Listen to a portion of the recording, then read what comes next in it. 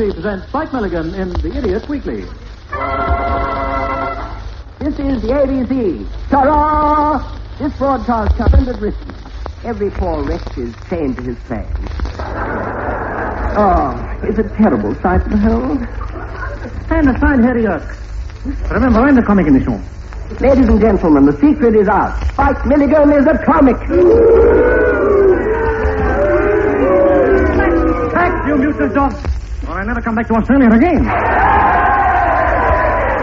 Stop! I thought that would make you change your mind. Don't arouse them. It's not dangerous. I just found out what those mounds outside the camp are. What? That's another mound. So they are. They're dead sergeants. Dead sergeant. Yes.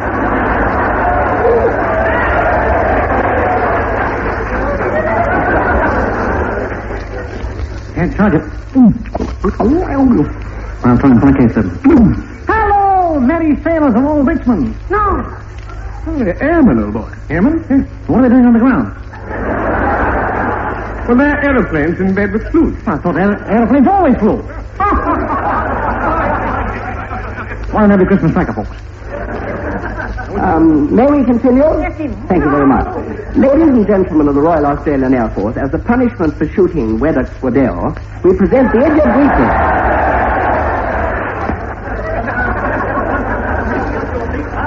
Page one, readers, write in. Harry, sir, my wife has just made a pancake 35 foot round. Is this a record? I don't know. Try playing on a gramophone. Next. How can I get out of the infantry? Hold up your foot. Next. Headline. What? Headline. Headline. Lines on the head. Headline. Footnote. Great idiot film star flies back from Hollywood. What? All gotta go sometime, folks. Yes, I was making some short cowboy film. Now, what part did you play? The short cowboy. Who's the leading lady? Oh, Rita Hayworth. Did you marry her? No, but I put my name down. Also off the plane was the heavyweight champion of Rose Street, Kid Whiskers Pierce.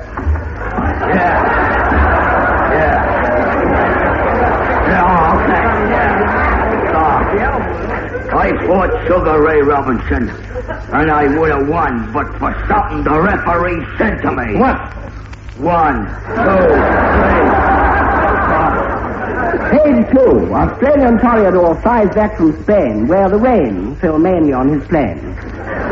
Yes, tell us of your big bullfight. It was in the Arena del Toro, Valencia, and I was there.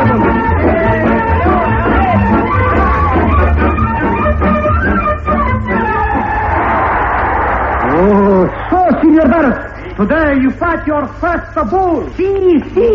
Wait a minute. Ray Barrett was just playing this part. He'd do anything for money. So, Senor Barrett, nay, brutal. You look magnificent in your steaming Johnny Dog kilt and old army boots. Oh, me old army boots, I always wear them. Oh, what's wrong? I can't get them off. You've been long, fellas. Okay. Hold your foot out. Next, please. It is me, you naughty man. All kinds of bad. Allow me to introduce the most beautiful senorita in Hut 294A. Senorita Cascara. Her name's Cascara? See. I find that hard to swallow. Don't we all? Senor Pluto. You're not fooling anybody, Barrett. Thank you. I don't know, though. Senor Pluto, I have admired you from afar. My favorite distance. Come, let me kiss the most attractive part of you. Your wallet, your checkbook, your etc. Oh, you're beautiful. I bet you say that to all the girls. Well, it's no good saying it to all the boys. And strong and hairy. Oh, you think I'm a big and strong, Cece? Yes, I think you're a big and strong, Cece. Pardon me, but your mush is showing, huh? What's the matter? The bull is roaring in the chicken house. Come to Sanguerino. I don't like the look of that bull. Neither do I. But please, what is he putting that black armband on for? He's got a sense of drama. Now remember, senor, if the bull charges to the right, you run for the matador. Yes. If he charges to the left, then you run for the picador. But if he charges straight towards you, Yes? you run for the pecador. Geblungen, Gesundheit in Spanish. Here he comes now. You've come back, Milligan. Yes, senorita. I couldn't kill that bull, you see. I'm a vegetarian. So I killed the carrot instead. And here to prove it are its ears and tails. My ears! Yes, that was zero, folks. That was the end of the story. That film finished. Oh, what a happy ending, folks. And here with a smile on a song and a pair of reconditioned teeth, he's Jimmy Parkinson.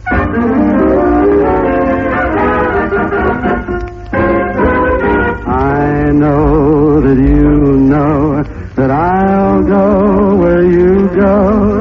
I choose you, won't lose you. I wish you knew how much I long to hold you in my arms. This time is my time, so soon be goodbye time. Then in the starlight, hold me tight. With one more little kiss, say nighty-night.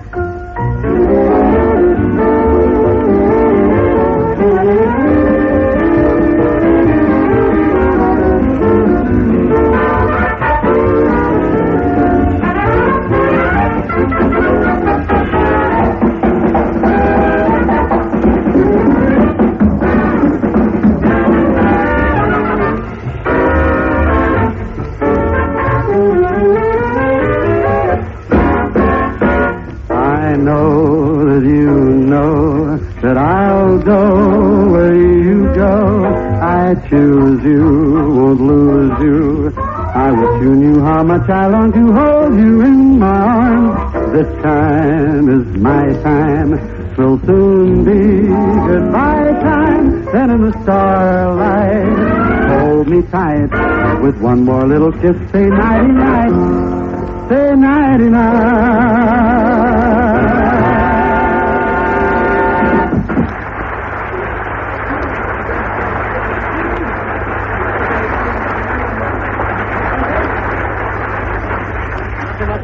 Tar. Oh, yes, that was Michael Eisel saying tar. Tar again. Now we will play you a recording made of a visit by BBC reporters to the Richmond Air Base. Hello. This is Percival Twist here, speaking from outside the great RWS camp at Richmond. It's evening time, and all is silent, save for some of the measured tread of deserters slipping away. Now, There's a young deserter over there, Jim. certainly, yes. And I'll walk towards the main entrance here. Who goes there? Who goes there? Friend of all! Friend! I don't trust anybody.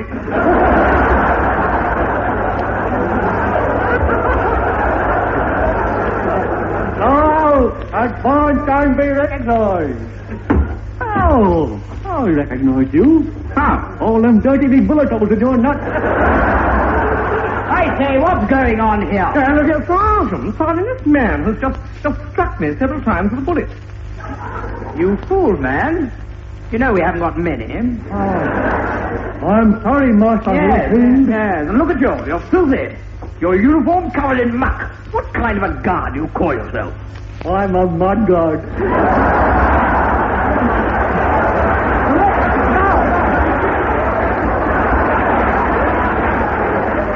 How well you carry it off. I say, you're from the BBC, aren't you?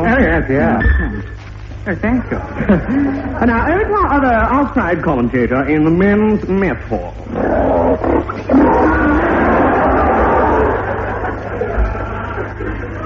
Hello, Australia. This is Tom Pitt here. And I'm speaking from the great men's mess hall. Aye, right, orderly officer! Any complaints? Yeah, these peas are hard. Hard? Peas hard? Yeah. Let me try one.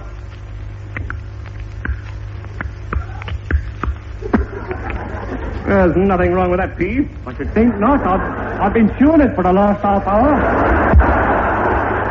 Hi, Joe. Good man. You'll get promotion for this, you know.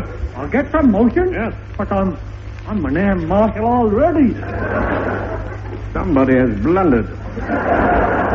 Dieball will have to go. Now, put your foot out. Ow! Next. Pardon me, I'm from the BBC. Could you tell me your name? Well, I'm not supposed to. It's military secret. Oh, jolly. Flight Lieutenant Gladys Baum, dear sir, MC. Ah, so you're an MC? Yes, listen. Ladies and gentlemen, take your partners for the leader. By Jove, there's heroism for you.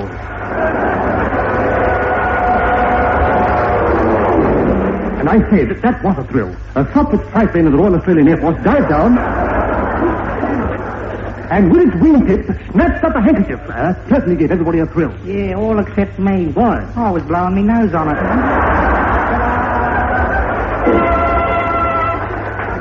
Now, the story of through the sonic barrier in an ordinary airing cupboard. But first, Poust and Peace, the story of how Australia went through the sound barrier.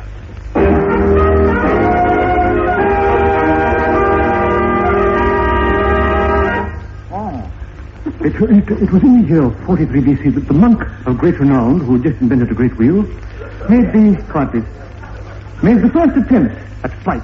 Yes, it's true. It was Friar Bolton. One evening he strapped on a pair of feathered wings, you see, and climbed on a high tower. He leapt into space, flapping his wings. It was a great day for aviation. That night, a new word came into our language. Compound fracture.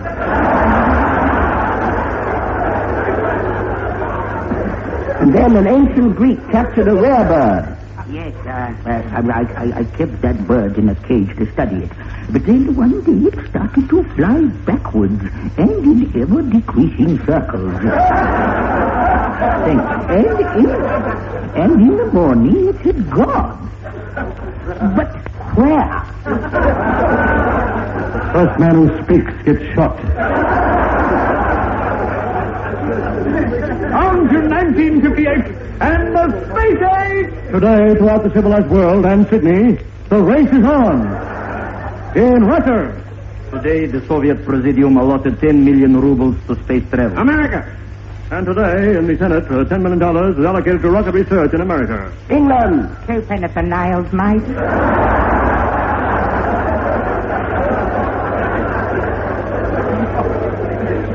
And what was Australia doing? Exactly.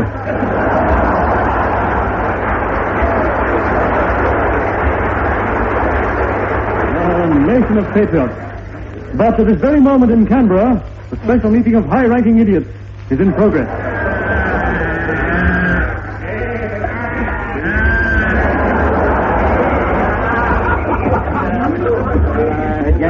Gentlemen, thank you for your support. I will always wear it.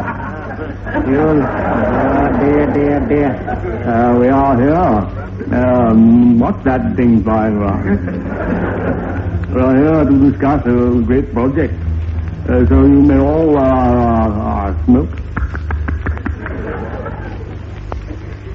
You! Put that cigarette out and into my pocket.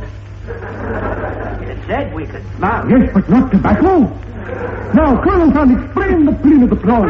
Australia is to build a jet fighter made of finest Australian wool. Yes, at this very moment, Rolls-Royce of China are knitting the engine. Splendid. You! Put that horse out. But you said we could smoke. Not horses. But he's corked it. So I see. Here comes the next part of the ship. Whoa, back there! Oh, Stars. I've ridden 3 leagues to get here. The toughest 3 leagues I've ever ridden. Oh, and why? Have you tried riding a horse with 3 leagues? Only underwater. Now, what is it, lad? I've come from Canberra with good news. Sounds like good news from Canberra. Aye.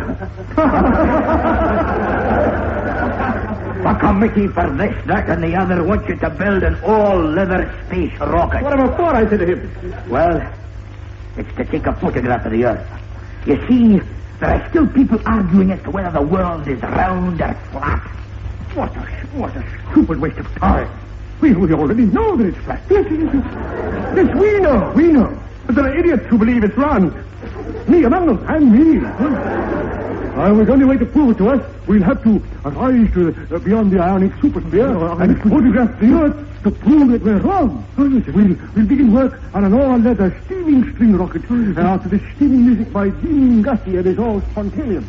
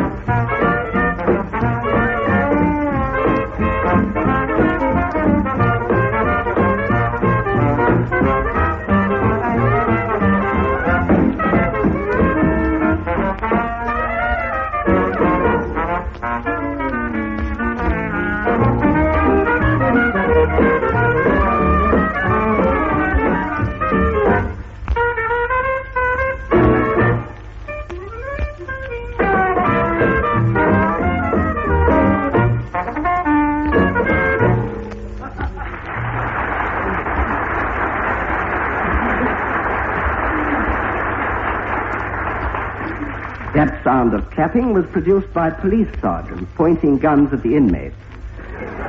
And now the All-Australian Leather Rockets, Part 2! And soon 2 parties were on their way to the rocket base. That's very fine flight. My brother had a nosebleed, and I had to have an oxygen mask.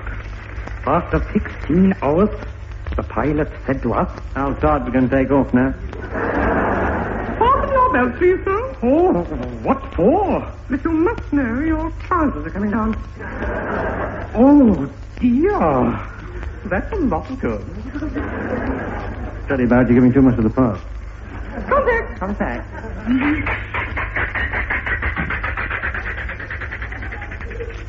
I'll kill that mechanic. And by Jove, he did. Meantime, we joined the RAAF party, who were coming by train. I knew when they were faithful.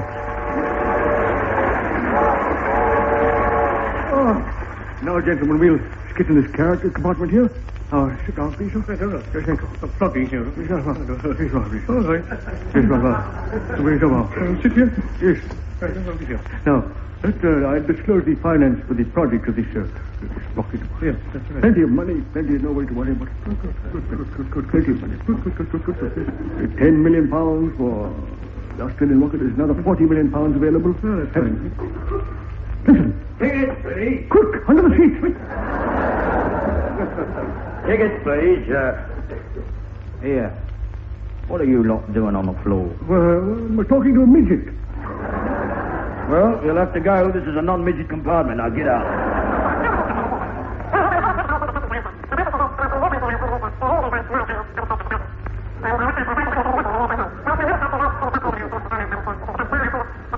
Not when the train is standing in the station.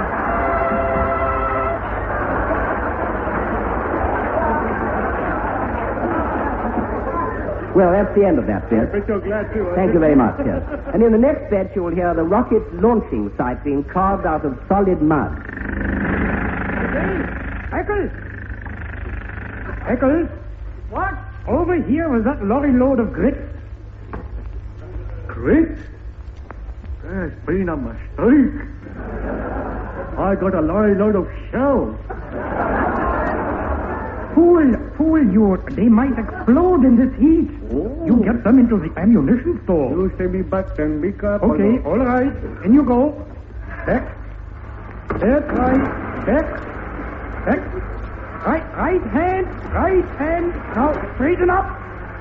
Now, straight back as you are. And you're okay.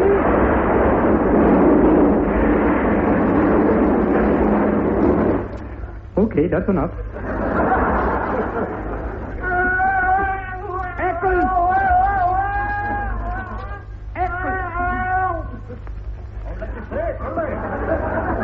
Eccles, you fool, you come out of that tree. You don't know where it's been.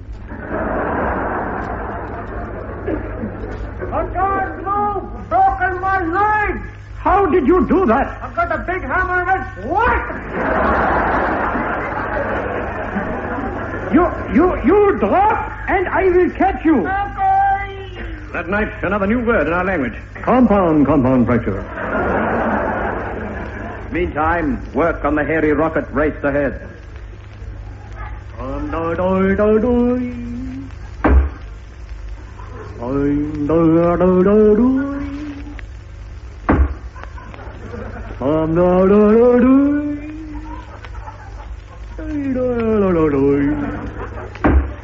Here, let me show you how, Eccles.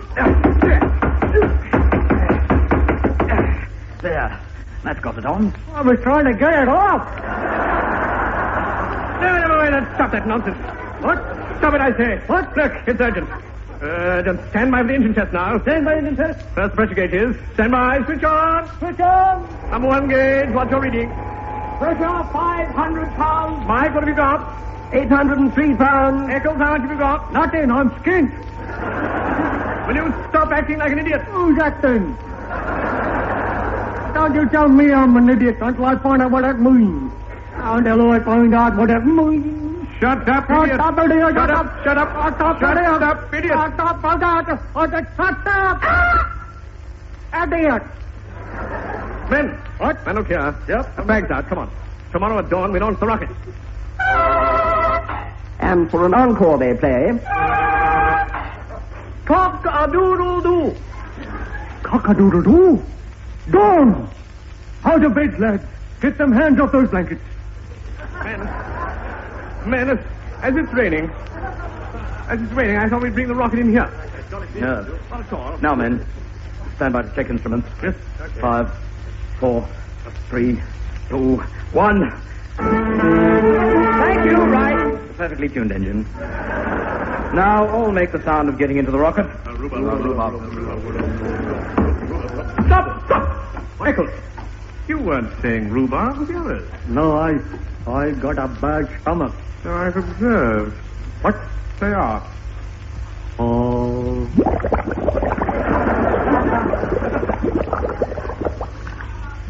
Heavens, man, what have you been eating? It's bean soup. Never mind what it's been. What is it now?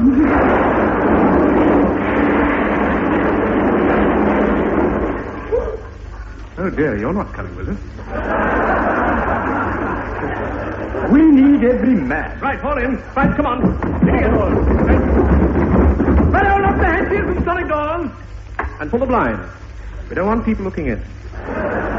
All ready to take off, sir. Right, men, crash helmets. Right, men, crash helmets on. Shock straps in position. Right, Heisel, you watch the red gauges. Aye, sir. Eccles, you keep your eye on the green gauges. Why? They're for dinner. Oh. Rocket starts and boosters ready in 5 from now. Right, monocle's out, come on. Stand by, Jeb. Here we are. Don't panic, huh? Come on. Synchronize what, huh? And then 5 from now, huh? Uh-huh. 5, 4, 3, 2, from 1. Fire!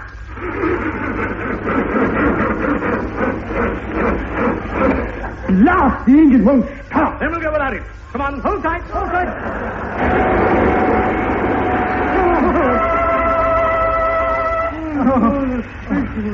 All right, Captain. Relax. We're 160 miles above the Earth's crust. Right. Well, you can take your socks off now. Right, I got the question. Here! Look! Down there through the clouds! I just saw the Earth! Did it look round? Yeah, but I don't think it saw me.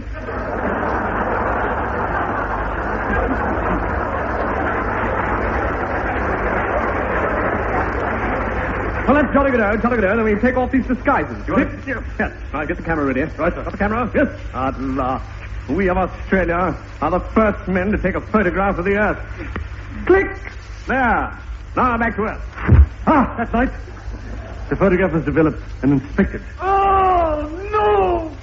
The Earth photo! It's ruined! Why? Somebody moved! No, the Earth! Right here! The end.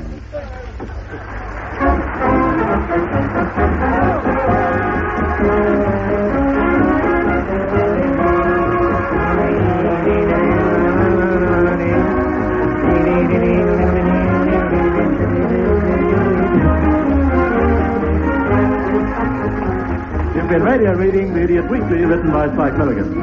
Cartoons were by Ray Barrett and John Bluthorpe. Headlines by Michael Eisel. Musical illustration by Jimmy Parkinson and Tim Guthrie and the ABC Dance Orchestra. Sub-editor, Max Green.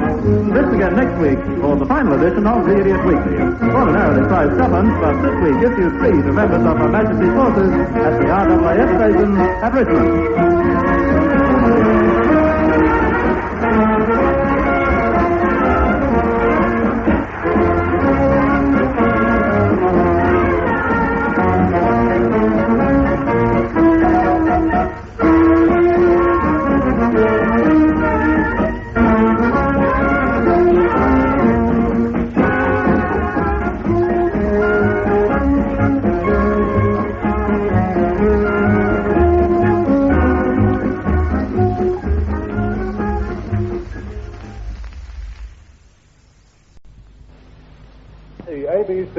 Last stronghold of good English and bad wages. Well said. I now hand you over to lovely Michael Eisel.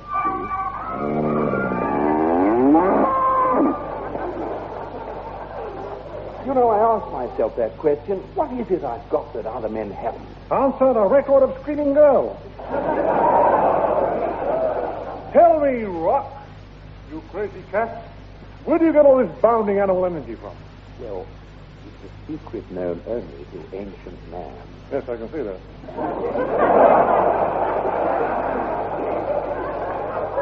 Tonight we present the story of high adventure, one that will blaze its way across the long length and length of Australia. Here, then, is the story of the world's last great adventure. Better than Beethoven's Fifth, bigger than Liz Taylor's Sixth and Seventh, taller than Kip Rafferty's transparent Tahitian nightshirt. All due to Foto, the Wonder Boot Exploder. The scene is set.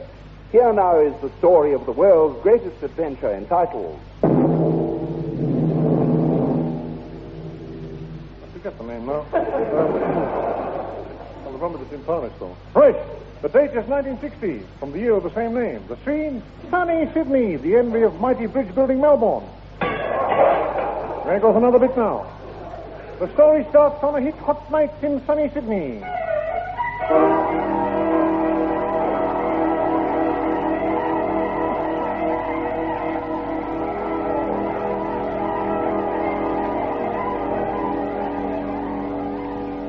It was a hot day in Sydney. It was the hottest heat it had ever had over here. Very hot. Oh, yes. It's very, very hot, I'd say. You're in the spring. Oh, my word, hot, very hot. Oh, I agree. It's hot. Very, very hot. I saw the spring. It itches like... You did the passer. I bet he wasn't very pleased. It was very hot. Very hot. I agree. It's very, very hot. Oh, dear. It's very hot. Very hot. Oh, it's very, very hot in Sydney. Very hot. Very, very hot. It is very hot. Yes, very hot. I'm freezing.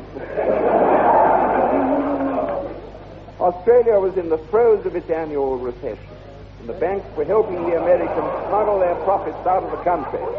But there's no but to a part, has he? But, folks, one man was trying to raise Australia's morale to its normal low level.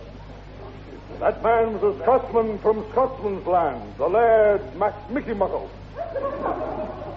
Well, one day, during the recession, I was watching the government workmen pulling down a statue of Eric Balmy.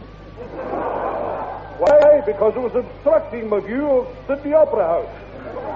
Very hot eye. Well, suddenly, I felt a twinge of conscience. Ooh, just below the knee. I decided to spend some money on giving Australia a boost. So I phoned a famous English adventurer in Twit at Woy Woy, who lived 3 chords away in the key of C.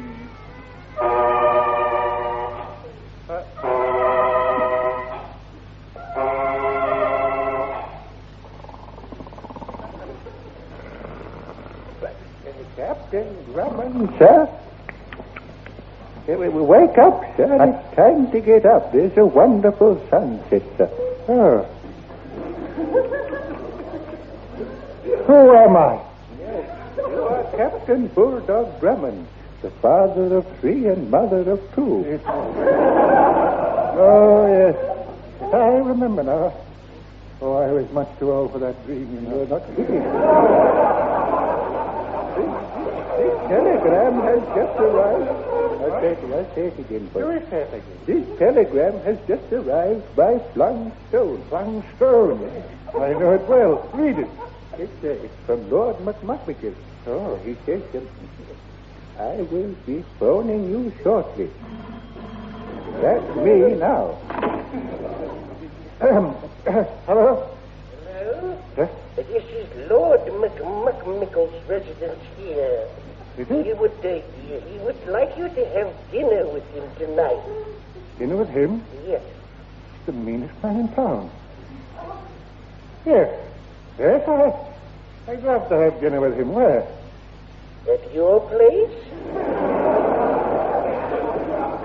I'm sorry, it's my dinner's night off. Oh.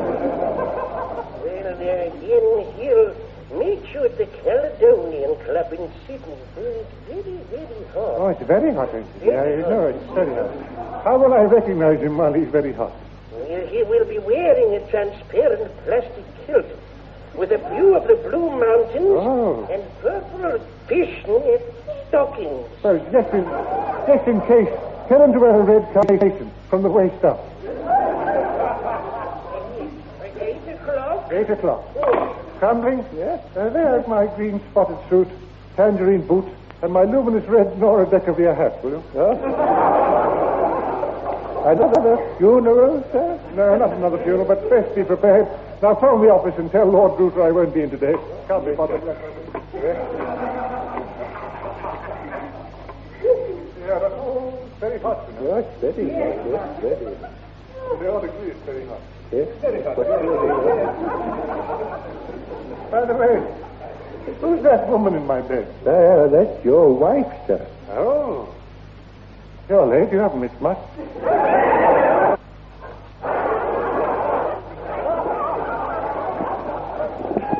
Well, when she wakes up, tell her that, will you? I don't want her to worry too much. Hello. This is Captain Drummond's new residence here. Captain Drummond's compliments, sir, but he won't be in this week. What? Oh, right, sir. I'll tell him. Well? You're fired, sir. Me fired? Oh, dear. Formal collapse, what me, huh? I can't. Me fired, oh, dear. Man. Mark my words, Crumley, you'll never get another lift boy like me. Never. That's what he said, sir. I never want another lift boy.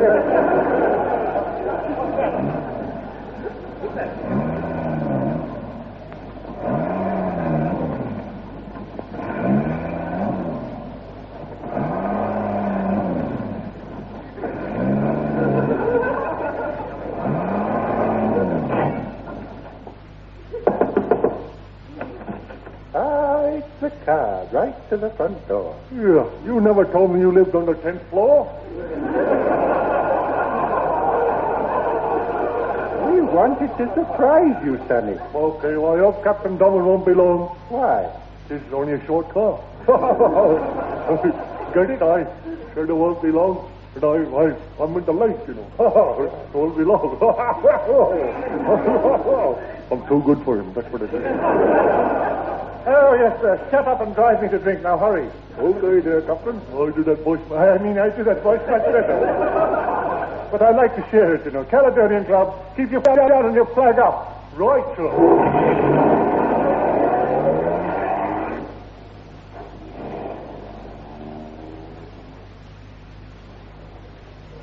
He's going to look silly when he gets there. Captain Drummond arrived at the Caledonian Club in Sydney, where it was very hot. Oh, yes. Well, he arrived just in time to hear the cabaret by Miss Patricia Ridgway, who was also very hot.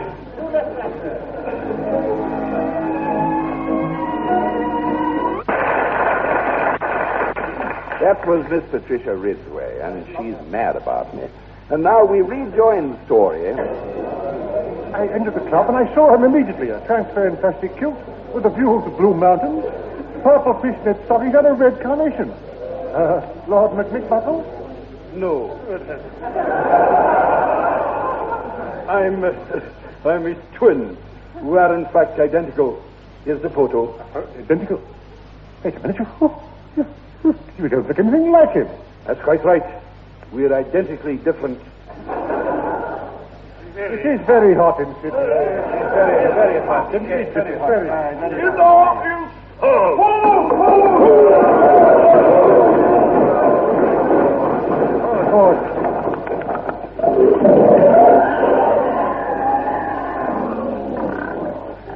At the conclusion, the laird made known the reason for the occasion. Friends, I have decided that I want an Australian team to be the first to climb Mount Everest. And are you joking, sir? Everest has been climbed before. Climbed? Yes. Who did the dirty, low, sneaking trick? It's where Sir Edmund Hillary and his brother Tiger Tenzing in Everest 1954. I've got even with them for this. What's that number? Everest 1954. I'll phone them later. This is a black day for Australia. Every man will wear his kilt at half-mast.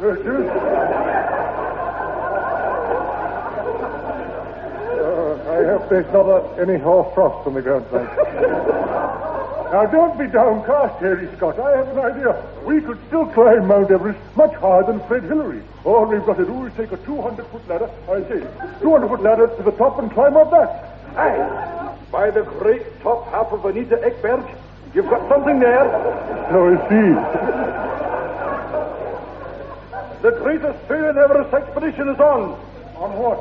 Eh? Aye. On who? I don't know. One of these nights. As I said, I'll finance the whole thing, lads. Have you enough money, Harry Scott? Enough, aye. Money, eh? I'll show you. I'll just show you how much money I've got. Now, just turn your backs while I undo my money belt. Aye. Oh, the money bag. Stop, look, boys.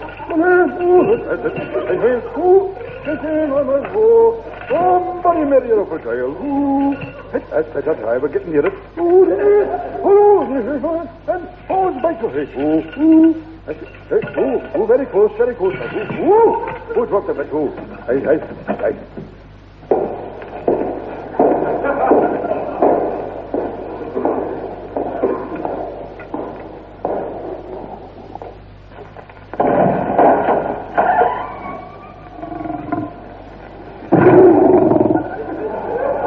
No.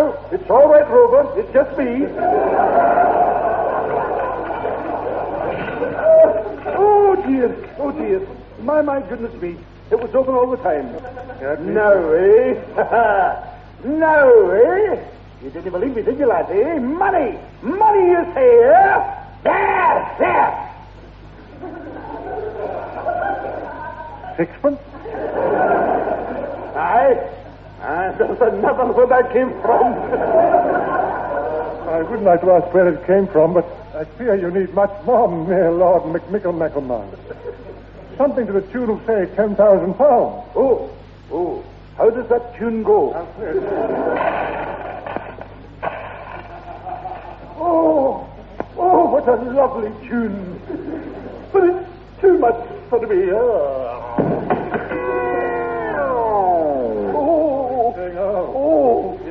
Hand him with this bank statement. I'll restore the circulation in his arms by putting this pen in his hand and running it slightly over this blank check of mine. There. Where am I? In the red. Fortunately, this check is sufficient to cover a successful expedition and your bank up. Just a box of... What-o! The Wonder Boot Exploder. Thank you. The federal government expressed interest in the proposed Australian expedition and not having any money themselves, passed a special federal bill permitting a series of state-controlled, government-sponsored robberies on well-known wall states. 3 well-known criminals were especially released from the police force to commit the crime.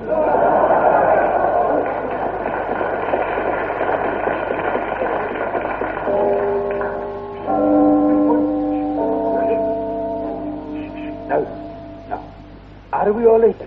I'm not. Hey, do not make the noise. I'm trying to open this Commonwealth safe. I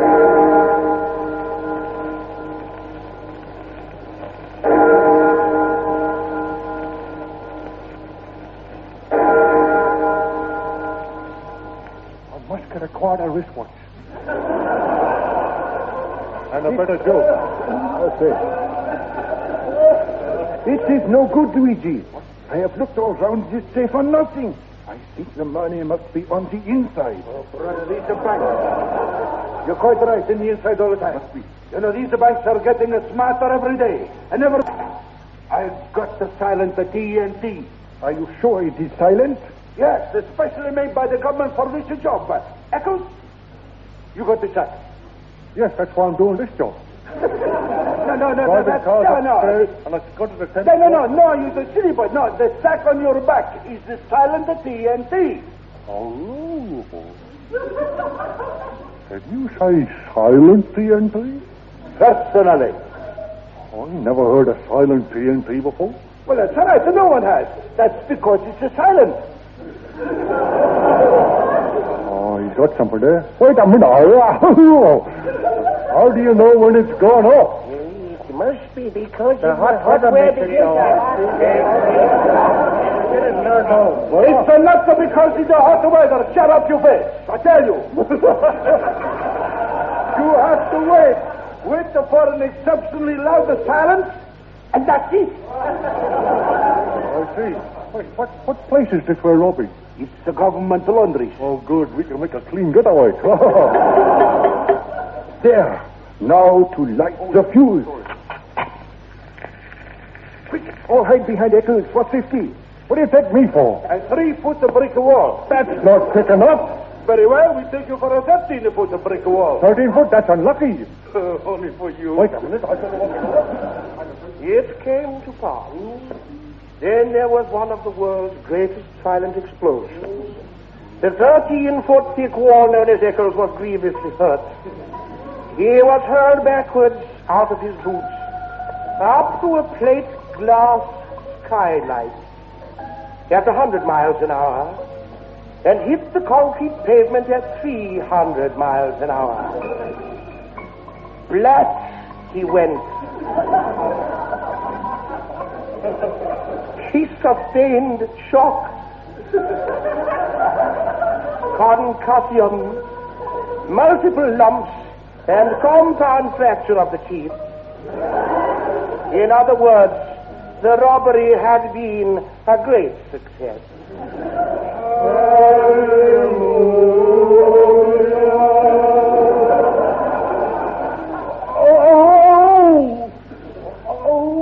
etc. There. Oh! There. Swallow this cheap imitation Japanese finesse from aspirin. Here, where am I? At Mrs. Tucker's hospital for sick cats. What have you done to me?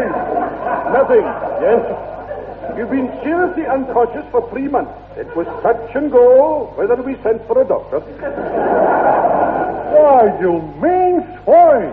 No, I mean doctor. Yes, come, Mr. Eccles. I just want to take the plaster off that broken leg. Steady now, steady. There.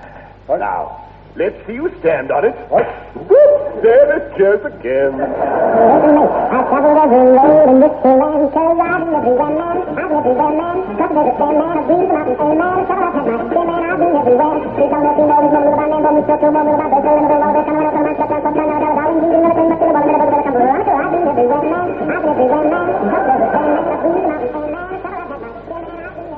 Tar. As that music suggests, the scene is now an informal meeting of the Federal Parliament in the Prime Minister's bathroom. Now, pay attention. I have here the secret plans of the Everest ladder. What kind of ladder will this be? Whoop. All right, then. What kind of ladder would this be, then?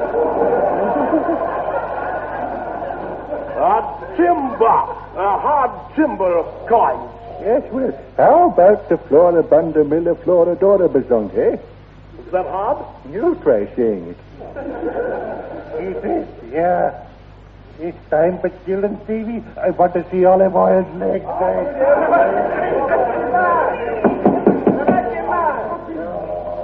Who is it? We're all in the bath. You don't know.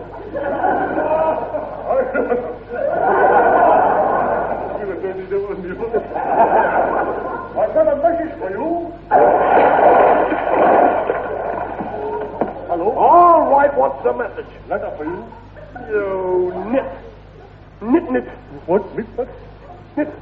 You made me get out of the bath when TV was about to stop. Oh, what's showing? Nothing with all the towels around us. Oh. Well, this message is the expedition leaves for India tomorrow.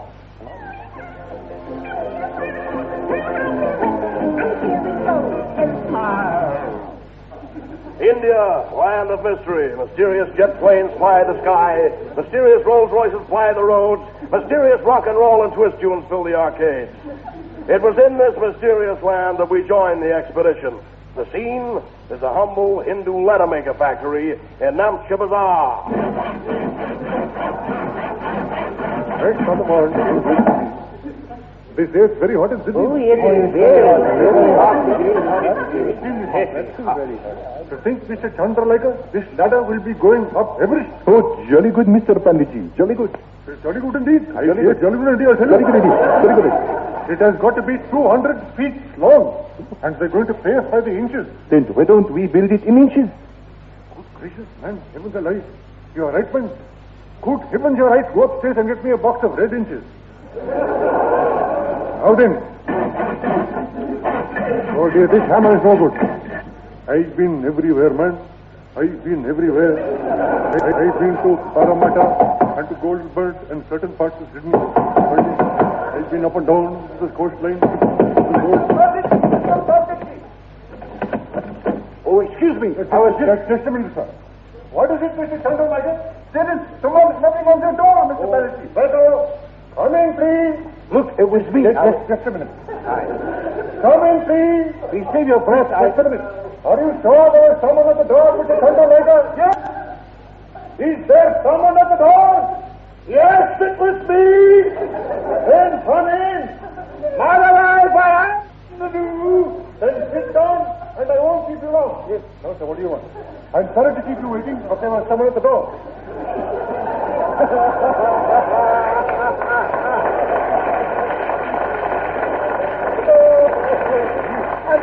You did hear somebody at the door. I'm trying to tell you, man. It was me. Oh, then what's the game with the other fellow? Are you still there? Yeah! He's still there. No, sir. You want a 200-foot ladder? Yes. Shall I wrap it up, or will you climb it here? That is a very popular Hindu show, hated by the Punjabis. Yes. Krishna Menon went to the I know. In the Khyber Pass and all that. All right. Yes. So I'll take it with me. the great expedition has arrived in Namdi Bazaar and has been welcomed to the home of 8th British mountaineer Alfred Delphus, incidentally now Lord Delphus. Oh, gentlemen, do come in. Come along and make yourself comfortable. Lord Delphus was a man in his early 30s and late 60s. He was also in his pajamas, which he shared with a friend called Clarence. You come now, come along. Sit down, sit down. Yes. Oh, it's a very embarrassing sofa. Yes, so my wife tells me. You must be tired. Yes, we seem to be very, very dusty, you know. Strange, we had them hoovered this morning. You do? I understand. Now, how about a nice drink, Whiskey? Gin tonic? No? Well, how about a nice rum and soda, Beer, then? Vermouth? Good heavens, haven't you brought anything?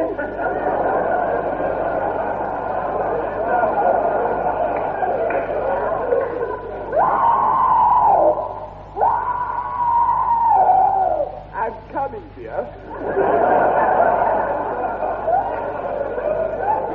Excuse me, my wife has trouble with the lodgers.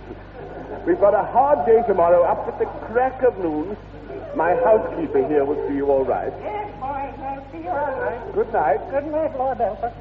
Now, boys, there's hot water bottles in each of your beds, and a jug of hot water on the stand, and if you want anything in the night, there it is. Good night, buddy. Good night. Very hot night. At dawn, the studio audience and the weather looked forbidding, but plans for the climb went ahead. Each man was issued with a tin of... Put on, the Wonderboot Exploder. Put on, Content. Now for touch it in. Why go around pussyfoot when for as little as 1,000 pounds you can walk around with exploding boots? Draw attention to your feet with put on.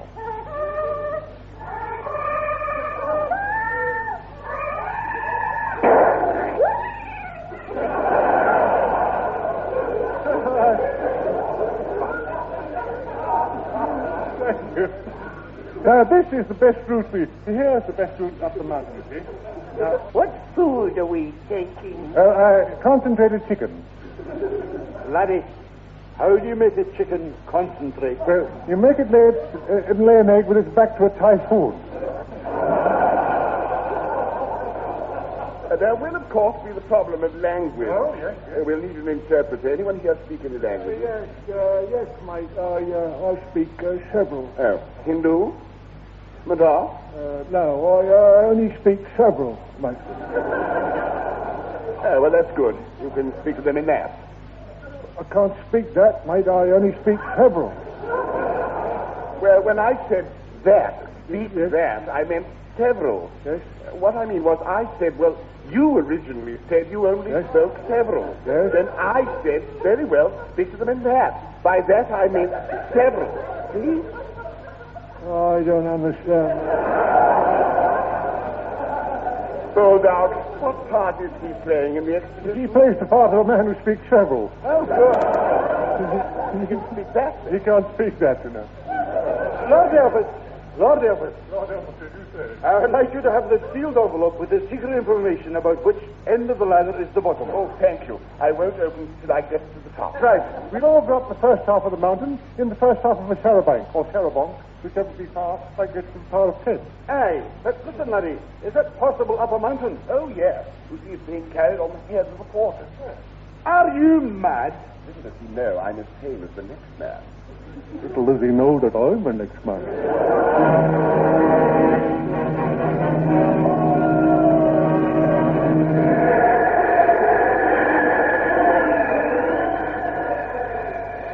Stop halt! I repeat, stop halt! Lads, we're here. This is the summit of Everest. Makes me look taller. Right the new. Before we climb the ladder to defeat Edmund Hillary, we will all sing the national anthem of Australia.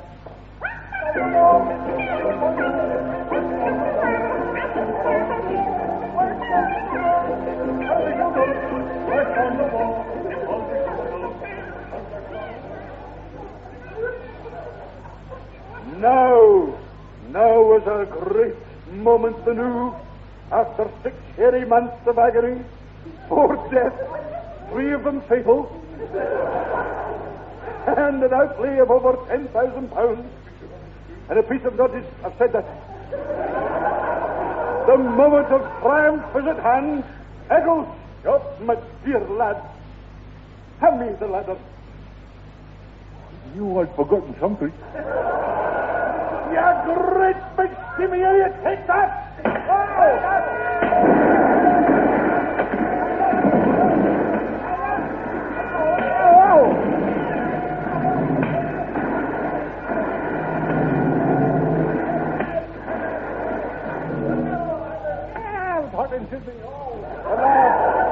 Alas, a failure? No. The survivors returned and told a lie. They said they'd climbed 20 feet higher than Hillary. And to this day, that remains the tallest story in the world and the worst payoff on record.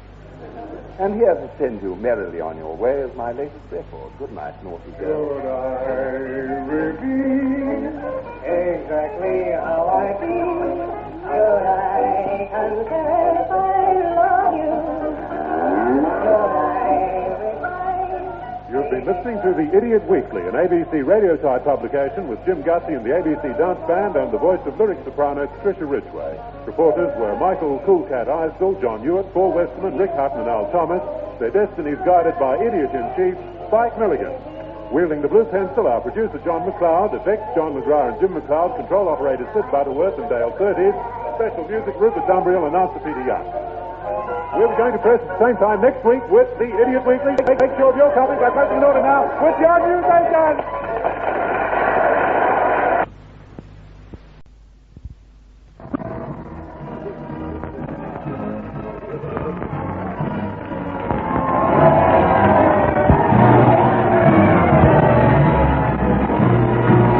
Not as popular as that, you know. Not at all. You come out of it. Oh, he's not as popular as that. Who? Oh, mind if I sit here and wait? Wait for what? For a few lines in the show.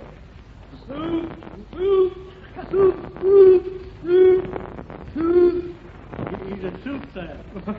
Silent steaming cobber comic from Van Diemen's Land.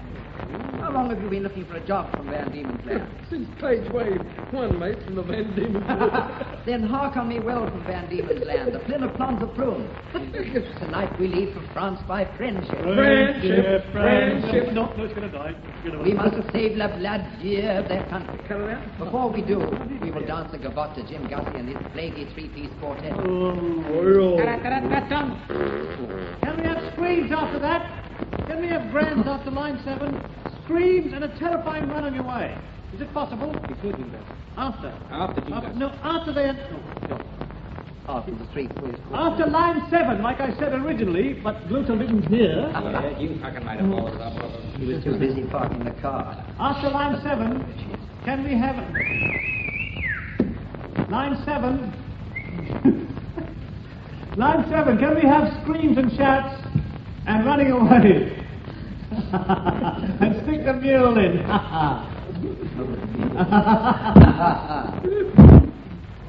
Don't tell Jim Gussie. Don't tell him. Just let it happen, right? Join outfitters and all different ships, even pity, general to Canada. What? Oh, dear. Well, he's setting up the near Earth. By Jupiter, a perfect quintuple. Oh, where's that C sound and three Line here. By Jupiter, a quint. I'll give you a line. By Jupiter, a 12 of ones in it. By Jupiter, and a 12 of ones in the quint. Here, it's a 12 of ones in it. On board the good ship Milligan, heading to the Canada. To the Canada. To the Canada. Which is on the eastern side of the Maria Canada. By Jupiter and cook, squats and sponge of wings. This ship tosses and twists so much, me stomach is in me mouth. As long as I don't get no further. As long as I don't get no further, lad, it's still your call. How did you get in? I brought your dinner up. You're right, freak. Now, hello with a cocoa mallet. Get in. The storm is too much. Is it? I can't. How long will this ship be before it gets to France? 360 feet. Oh, Look up there. An albatross on the mast. is it unlucky? Now. Oh, God. Oh, I've had about 4 washes. Pardon me, Captain, are you responsible for I never knew you were on board. Mr. Mead, I'm not a tourist, you know. Purity, that don't matter. Get away from me. Put that delay down. Purity, cabin boy. Are you responsible for berths on this ship? Not all of my life. What do you mean? Not all of them, man.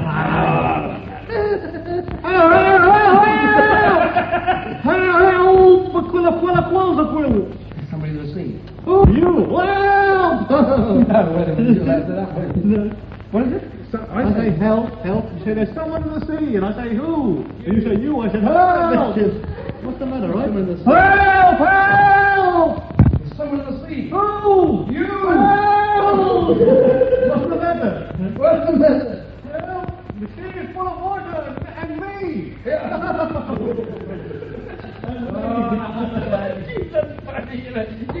No, because the sea is full of water, and me.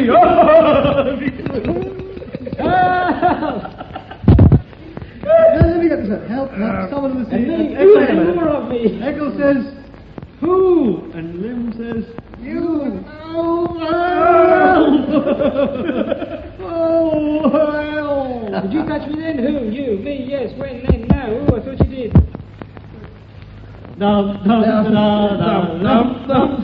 You're the voice of Pluto. I think we better switch over. Australia's greatest comic. I think we better switch over. You! Try that help. Try line 10. Help! Someone in the sea. Who? You! Help! What's the matter? The sea is full of water. And me. Here, grab my hand on the end of this pole. This isn't the pole.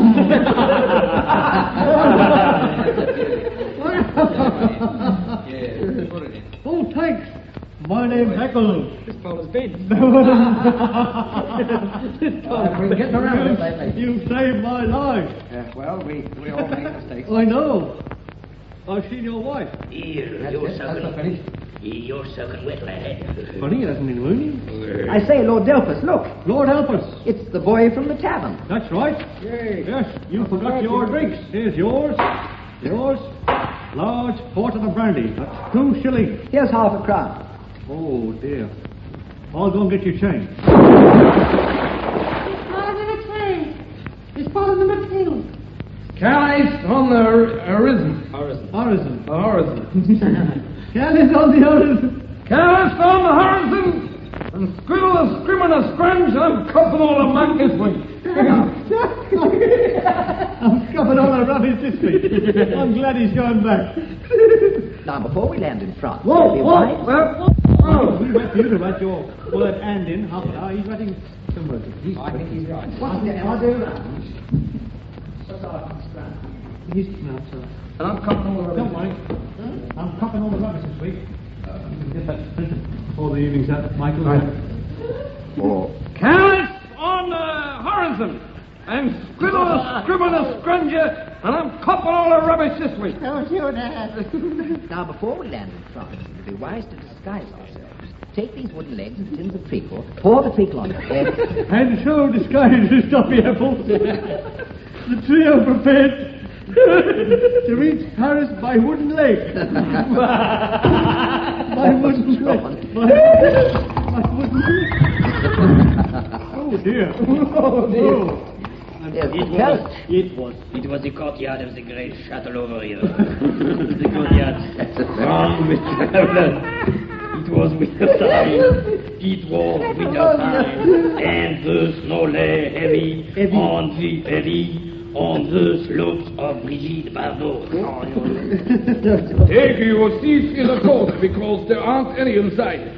Why, Shani, pardon me, Shani. My lady friend and I just traveled up from a hotel in the south of France. Nice? Well, that's what she read you. Sorry, Shani. That's all right. Why, Shani, no, Shani. Well, look, you take line 1 and then see how we I'll make get mine. out. I don't want to be personal, but Is her beard real? No, son. She only wears it to make herself attractive. Why, is that not so, Don? Yes, mon darling. There, that's all right. There. I saw her at the medical inspection. I got news for you. Everybody in the country is holding tight, especially to your wallet. Get the up. Oh, where can I go? God help us. Help. Oh, that's lovely. No, that is marvelous. That and you know, the trumpet call finishes too quick, and the bloody horse is let. Help! God help! You know, very fast. Oh, good. Well, Lord Delvin, so far, so good. Yes, well, the orchestra appears to be done.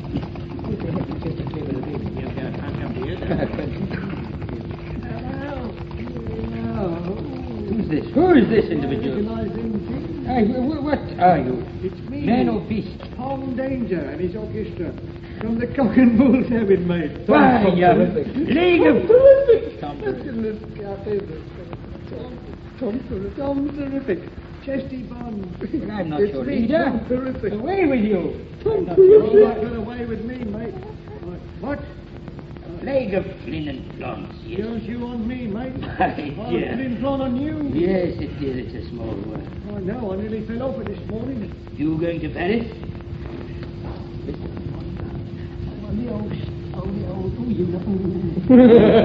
No honeymoon. The old steam, you know. Yes. You know the fancy Jarvis with the name and all that, and the rose on the pillow.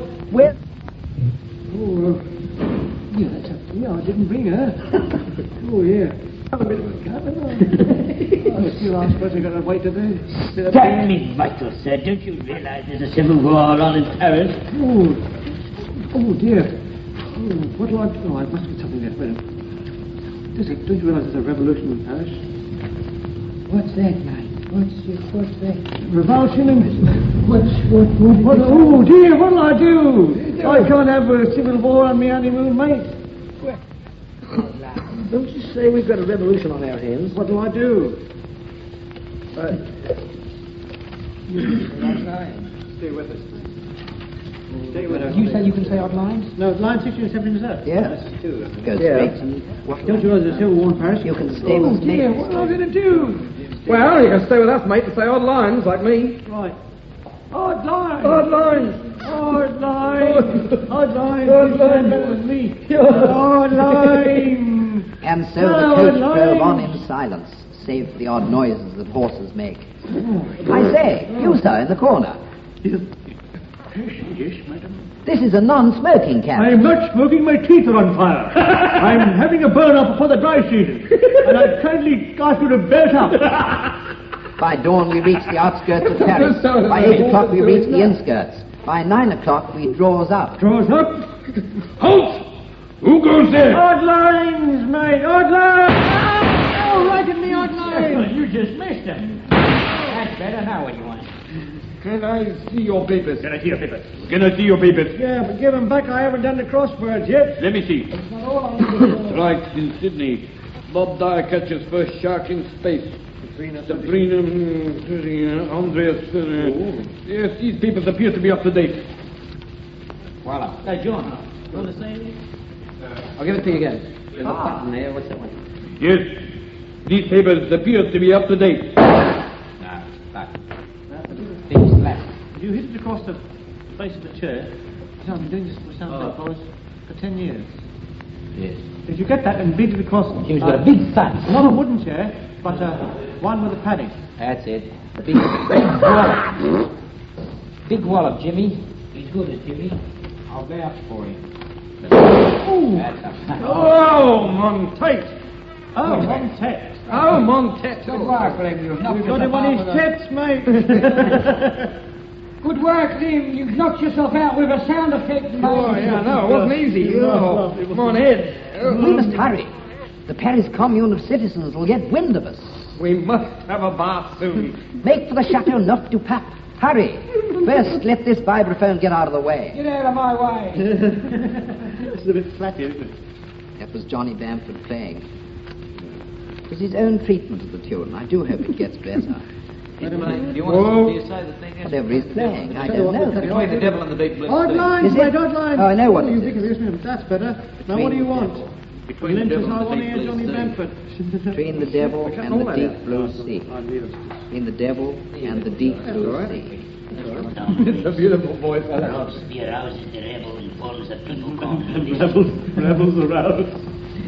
Rouses the rebels. Rouses the rebels. And rebels aroused. He then formed the People's Commune. And rebels. They were desperate for one. The rebels, the rouses. Rebels, the rouses. Rebels, the rouses. And rebels, the rouses performs people's communes. Communes, whatever it is. And forms people's communities. Citizens and money. Citizens, men, and members of the commune. Citizens, the time has come. The time has come! 20 past 4. Now gather on this statue of me. Now gather on this statue of a map of a map. This is a dull script. Never mind. Yes, it is. We must storm the Bastille before it escapes. Russell. This is my plan of attack. It looks like a nail. It is attack. Yes? Have television been invented yet? Of course not. Last I wasted trouble. No. When we capture the Shadowgate. When we have captured the aristocrats, we must have now, when we have captured the aristocrats, we must have le guillotine. Must have a guillotine. Yeah. Have a guillotine. Have a guillotine. Have a guillotine. Has anybody got guillotine? Yeah, but he's not very sharp. It will only give you a nick. Nicotine. Yeah. What about this woman, Madame du Barry? Found me at Ashes tonight. What about it? Well, we'll go back. Wait a minute. Nicotine. Bang. Ah, the nicotine. Bang. You get it Right in the credentials. Right? The old favorite. Who says that? Wolfen. I'll say right in the communes. Right in the what? That's rather What have they mentioned? Camagnola is very popular song.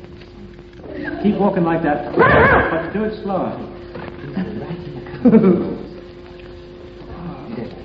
Well, they don't know. Right in the communes. Right in the credentials. The old favorite. Credentials. Oh, what about this woman? What about this woman, Madam? What about this woman, Dashit? What, Dashit? What about this woman? What about this woman, Madame du Barry? What about this chap Lynn with this stupid accent? Don't worry, bear. I have certain little things for her. She'll be taken care of, mother. Now they got a power of me. Namtalin, in your role as revolutionary, ride and tell all the men, Robespierre, matches tonight.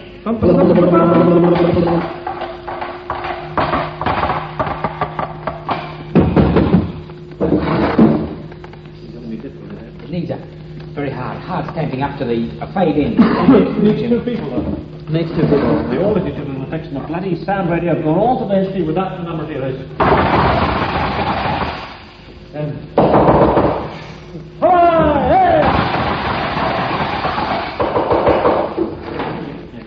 That's the effect. You've got to bloody well make it bigger than life. Because these people are smaller than life. Okay? And right. Right and say! Robespierre is trying to march tonight!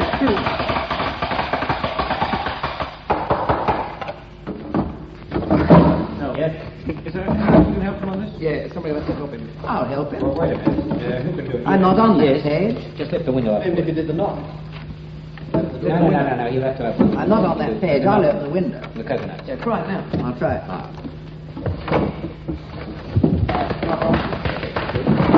Hail Silver! A blinding flash of light is steaming afro, and hail the steaming ranger! A lone ranger rides tonight! Right.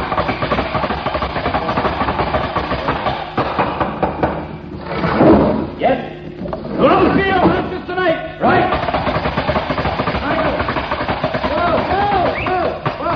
Whoa! Somebody just Shut the window, Mike. Who shut it? I opened it. But so who put it down? The point is, You don't have to... You just open it, that's all. Yes, leave it. And then when you want to open If we it record it, we can play it in, but you got any objections? Let's make sure it is absolutely right. Nothing discussed better than this. Why? Can you record it? I mean, it's a pretty tricky thing. It is a tricky Anything thing. good. Can we record it? Can we record this? Wait a minute, no. If you record it, you've got the spaces in between. Yeah. Oh, you've got to record the whole lot. No, you can't. Nah. It kills the audience. You get an audience Oh, here, yeah, you see. there it is. Michael's all right. Michael, Try it again. Yeah, Let me right. explain it again, right? Michael, don't try and make any sound other than the one required. In Gallop, this is the exact mechanism of it all. First, right, half an hour. Yes, Robespierre marches tonight. Same again after the 4 last years. And then the same again. And then the same again. Just the same right again. You know what, Graham? Did you get your script? Perhaps Conley could do it. We've got to... Oh, yeah, there's a better. That's Graham Conley can do that. No, we can't keep changing. Well, I've only just... No, you're right. We'll start again then. Conley can do it. Right, you explain to Conley. Right? Page 11. I don't think Connolly has the right metabolism to do it at the right speed. I think he can do it himself. Have you do it yourself? Right, let it as I go. We'll give it an audition. Hey.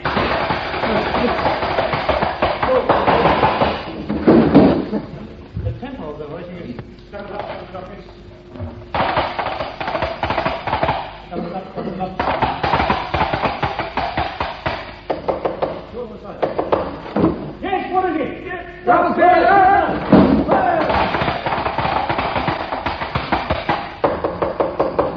What do you want? Robespierre, right to the light! Get back. He can do it by himself, really fine. Hey, hard, right.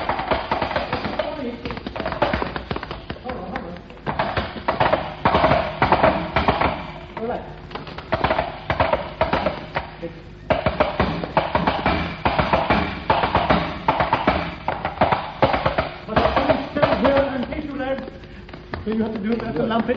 He's good. We'll have to lump it. He's good, Jimmy. Right, can we do it again then? Right, and... Robespierre marches tonight! No. Carry on. That's it. Yes? Robespierre marches tonight! Right. Oh, it's got to stop up. Stop. Stop.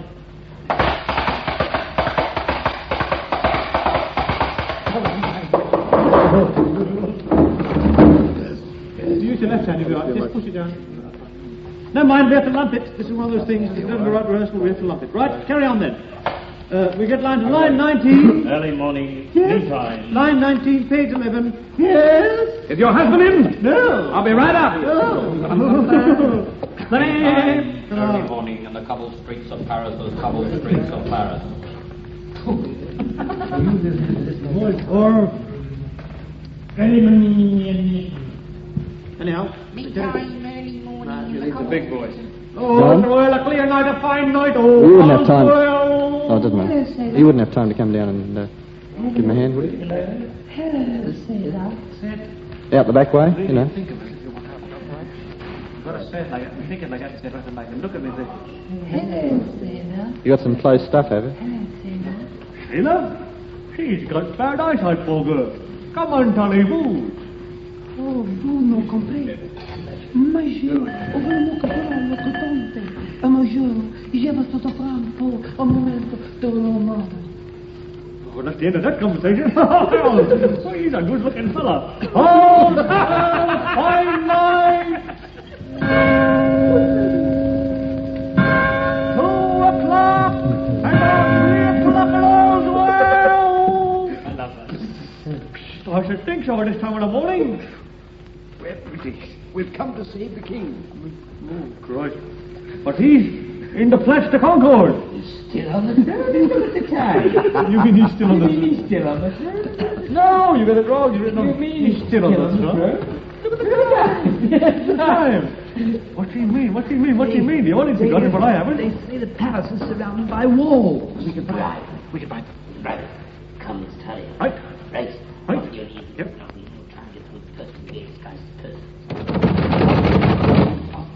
engaged disguise as copper. Shut on both sides. Blast it, shut on both sides. Blast it, shut on both sides. Over the wall, then. Okay, get on my back. Right? Oh, that's on my back. Right. Brutal. Right. Now you get on my back. Right. I know. You on my back? Oh, right. I say, what's this on my back? Me. Then who's at the bottom holding us up?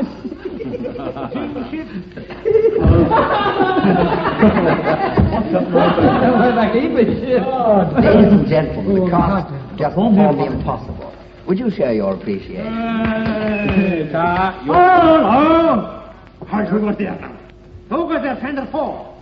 Friend? Bang, bang. I don't trust anybody. Short line. Line, dear. Shut me, Fool! You fool, we're friends of the king and Eric Baum. Friend of the king. We're friend of the king And Eric Baum. That's a fact. That's a fact. King Louis and I went to the King Louis and I went to the same school, and I say that with no animosity. I haven't got it. No. I've had lots of letters from me complaining about the rumors that have been rife about my relationship with the royal family France, and people have accused me of spending far too much time abroad. Right.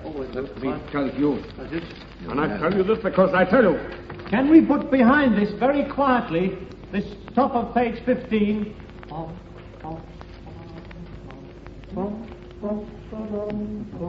John, can you hear that?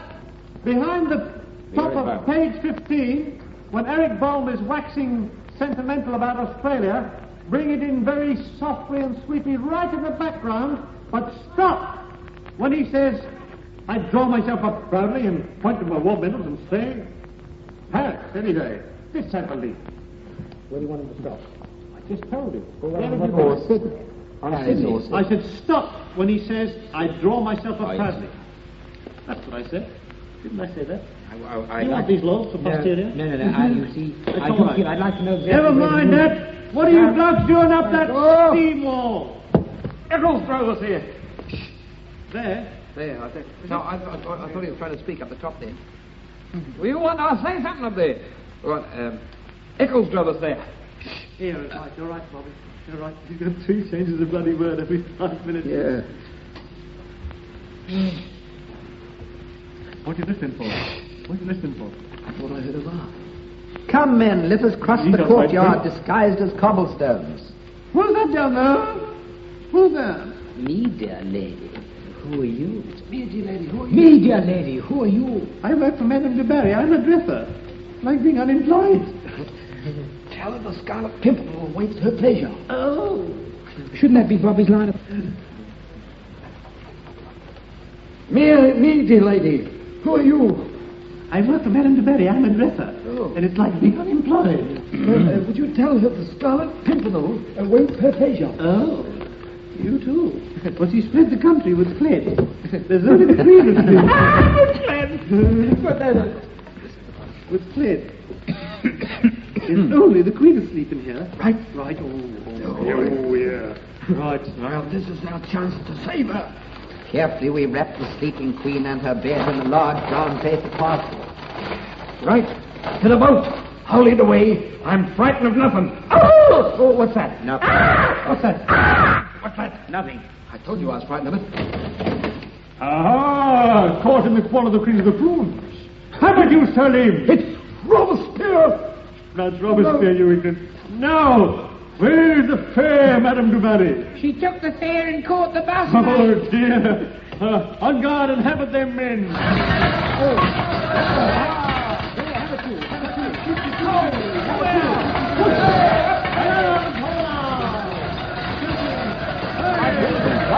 The Frenchman overpowered us. The door open the passage to Lady Queen Marie Antoinette. Oh, you. You are Marie Antoinette. Yes, mate. Good. So these history books tell lies. Say, that's enough. That's enough for number 13. Good enough, Tom. Thank you. Oh. What note is leaving the country with a bad taste in your mouth. King Matilda. No. Yes, he asked me to play the emphasis on the ears. Oh, yes.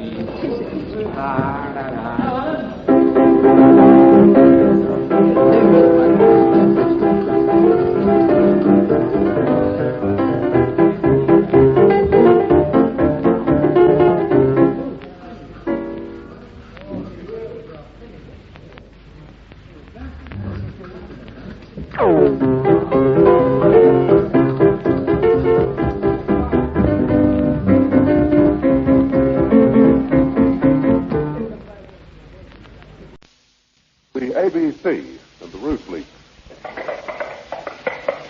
Oh, steaming beauty. Mr. Thomas, what are you doing on that horse? It makes me look taller. So, Al, you're worried about your height. Wouldn't you be? Yes. I go 6'6", and I'm 5 foot. When we meet, we look silly. Why don't you meet on the side of a hill? Now then, which one of you steaming over wants to read the next line? Me.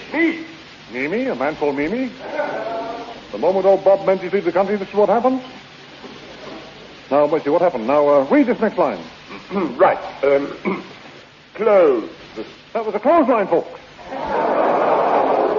Tonight, the ABC, D, F, H, G, and I, and by I mean myself personally, presents a story found embedded in the sole of a Sydney dustman's sock entitled King's Cross, East Berlin of Australia.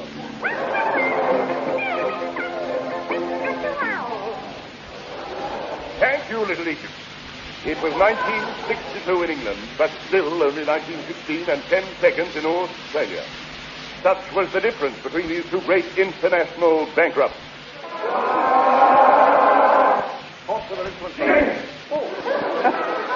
Yes, to ease the tension, the Australian government had just passed a bill extending the hours of drinking to 6'3".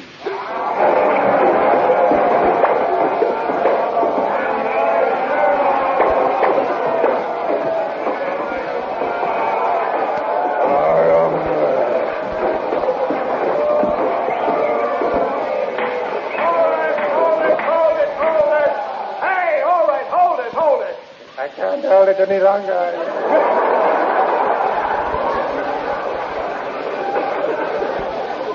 Mr. Speaker, I suggest we continue with the business on hand. So be it. The Prime Monster will now answer questions.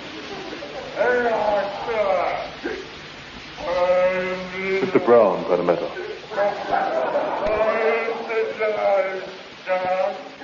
Yeah, well, I'll answer that a little bit later, if I may. Any more?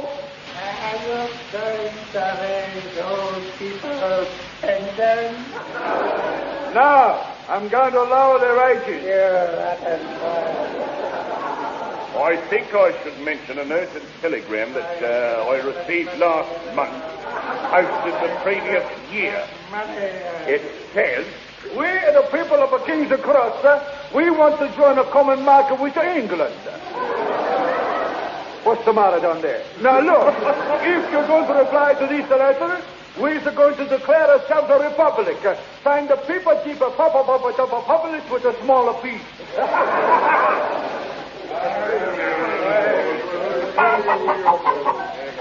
Who's in charge of this new republic? No one, it appears, eh? if it gets around that people can do without politicians, we'll all be out of a job.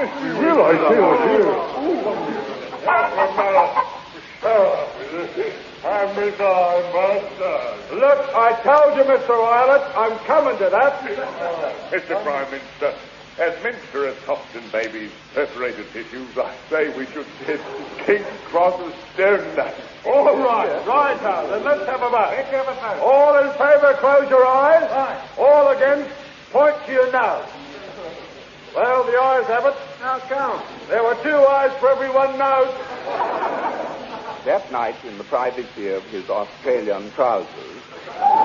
The Prime Monster made a vital state-assisted 4-penny telephone call to the Cross, where their foreign secretary was studying important letters. Hey?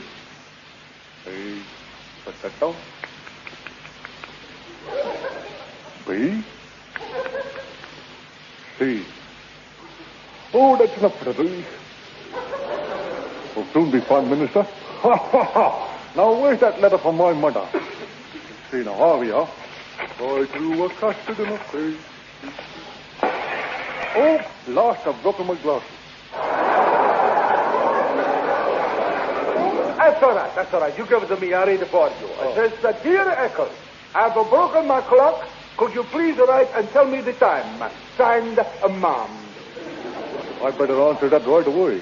Dear Mother, the time is exactly 3 o'clock. Hey, look, what's the matter? You mad? How do you know that letter will get to her at 3 o'clock? P.S. Do not open this letter until 3 o'clock. There. Oh, that's fine. Answer that phone. Which phone? That one. Oh, hello? Are you BX 079?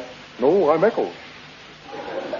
Foreign Secretary of King's Cross. Nice day for a diplomatic bag. Hello? This is the Prime Minister of the New South Wales speaking. He usually is. Who's your Prime Minister? Oh, we change him every day, you know. It keeps him fresh. Now, it's for you. Oh, hello. It's the Prime Minister of People Papa Double with a small B still. Hello. Good. I want you to listen very carefully. I'm all ears. No, it is perfect. Unless you revert to Australian mandate, we're going to send you an ultimatum. Echo. What?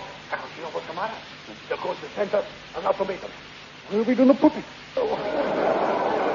Next to the older one. Oh, a two-seater. Hello? Where do we send it? You send it to me. How do you spell that? M-E. M-G. No. What's the matter, you? M for Mary, G for Gordon. Mary Gordon. That's a funny name for a man. Not in the King's Cross. Eccles. What? Eccles. Yep. Before Australia declares war, we must blow up a Parliament House in the Canberra. Blow up Canberra. We'll get them right in the middle of the recess. That's a good idea, yes. Now, what we need is another, a Guy Fox. I know a fellow called Knivesen. Knivesen Fox. Knivesen. What a splendid name. And what a lousy part. Hey, Billy, love. All right, come. We go see him, huh? Right. It wasn't far. Hello, Eccles. What's cooking? Nothing. I always smell like this. Hey, are you Mr. Knivesen Fox, the terrible pun? Yes, come in. You must excuse the mess. Only we got the Liberals in. Oh. Do you want to blow up a federal parliament? Right. Now, the best time to blow it up is when they're all asleep. That's the daytime. I'll put a small contact bomb under the speaker seat. When he sits down, the 2 points make contact. Canberra, here I come, and there you go. Got the mystery music.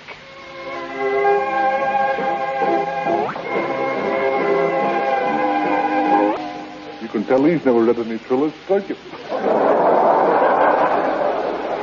Despite a cloak of secrecy and a pair of anonymous trousers, the Australian Secret Service managed to get wind of something.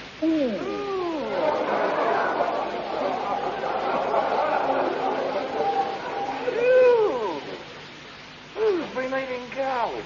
No one's eating it. We've just captured a piece of it near King's Cross. Down. That sounds ferocious. Oh, yes, it is. The Cross send out packs of wild garlic at night, you know. It's hell, I tell you, folks. They go and hide in the bushes, and young courting couples infect each other. Let me go! This way, you devilish King's Croffians. Take your dirty hand off my filthy arm! Get away! Silence when you speak to me. Turtle! I caught this man listening at the keyhole of my handcuff. Let me go, or I'll say rude words. Bloomers! Old ladies' knees! Long, stringy drawers! High socks and low ankles! Oh, behave and other certain things.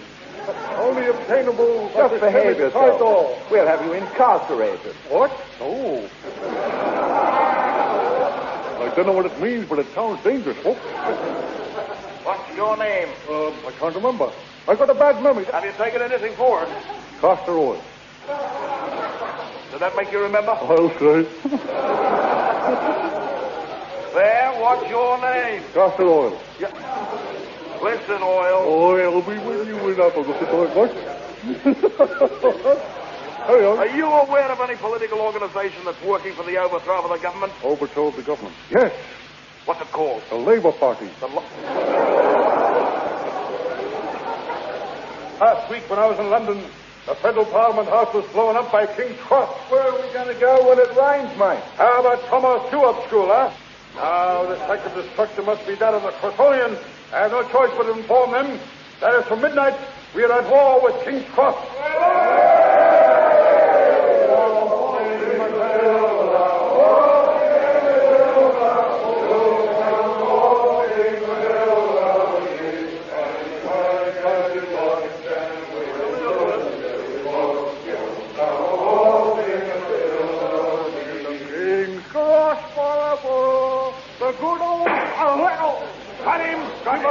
a spy.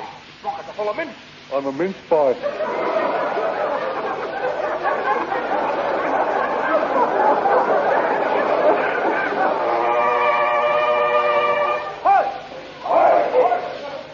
And run off white flag of truce, Eccles accompanied the Australian ambassador through the crossing tram line. Mr. Prime Minister, oh dearie me. Eccles and the Australian ambassador have just arrived by bus. I have been asked to hand you this note. Whereas from midnight, the King's Pomp and Pomp of Australia is at war with King's Cross. The King's Pomp and Pomp? That will be in 7 Prime Ministers' time. Right. Let's synchronize flying ministers. At once. In 3 seconds, there will be exactly Bob Menzies. Oh, that's strange. I make it in 2 Prime Ministers' time past Winston Churchill. My Prime Minister must be slow. Then you'd better get a new one. Oh, dearie me. End of speech and unquote. Goodbye. Look, how can we fight Australia? We only got the 3,000 men under one rifle. We can take turns.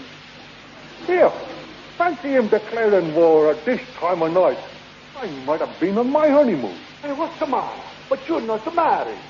Oh, do you have to be?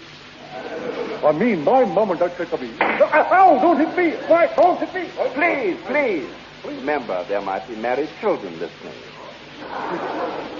Now, will you all take your prearranged positions for the King's Cross crisis for Patang?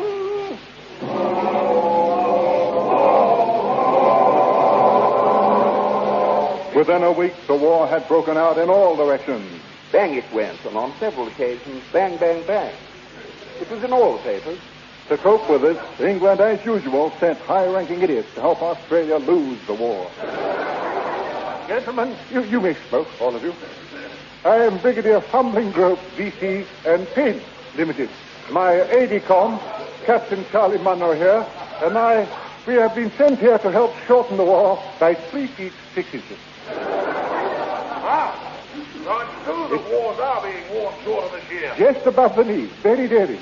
My dear fellow, short wars are all the rage. It appears that the King's Crossing's raid on Sydney are endangering the roof of the Sydney Opera House with certain seagulls. Let them come, sir. Yes. England, you have sensibly to let the 4 corners of the earth come, and we will shock them. Once more into your breeches, dear friends, or wall is fill up with our English studs. In truth, there's nothing so common as a man's dullness before Patonga. England, my island home. Kaboom! Captain Parson, I'm putting you under arrest. Overacting. Captain Haley McSpocklock, tell the people all. Aye, sir. Gentlemen of sunny Australia, I want you all to listen to this military record.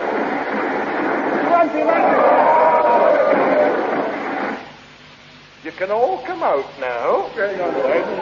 What you heard was a recording of the Battle of Tobruk. You mean they actually recorded a battle? Aye. Not one, but every battle that the Australians have had.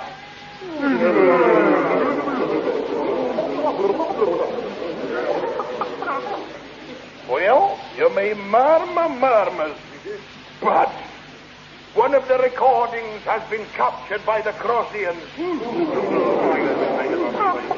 Yes. Unfortunately, it's the record of the only defeat Australia has ever suffered. Oh, yes. It's the Eureka talking. Aye.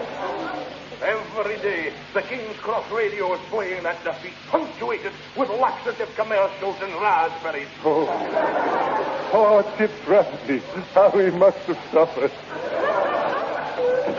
Sir, it's a man saying sir. Sir. And it's strapped to the leg of a carrier pigeon. Message in pigeon English, sir. Yes. Let me see. Oh, yes. Oh, yes. No. Never.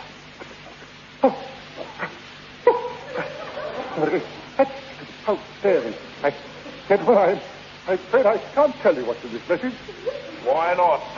I can't read.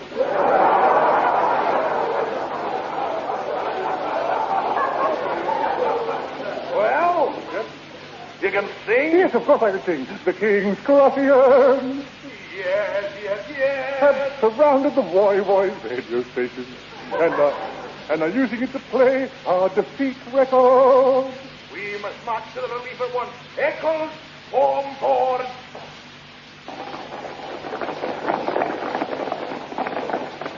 Let's see him do that on television. From the right number. Nobody look at me. I can't count. What? Just say one. One. Is that counted? Aye. Fancy that I can count. One. My goodness. This'll make my bank manager at Woy look up. I'll go in there tomorrow morning and I'll say, Hello, my man. I'll say, what do you want, Cobra? You say to me. Okay, Mr. Manager, I'll say, I want to draw a certain money. How much you say? One, I'll say. I want one money.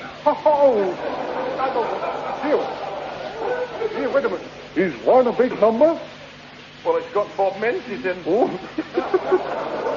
Echoes, big flat. Right.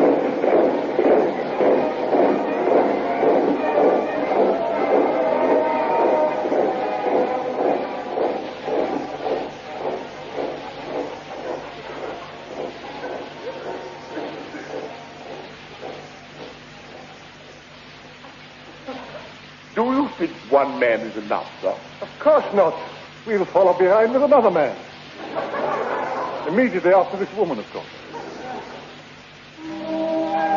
And for my next song. Thank you, Mr. Isway. I'll arrange your treatment later. Now, Part 7. We join the 3rd Australian Peace Regiment under its Colonel Eric Bohm as they march up Hawkesbury Bridge. This he believes. Yes, we marched into the railway tunnel to cut the King's Crossing supply line. Let's...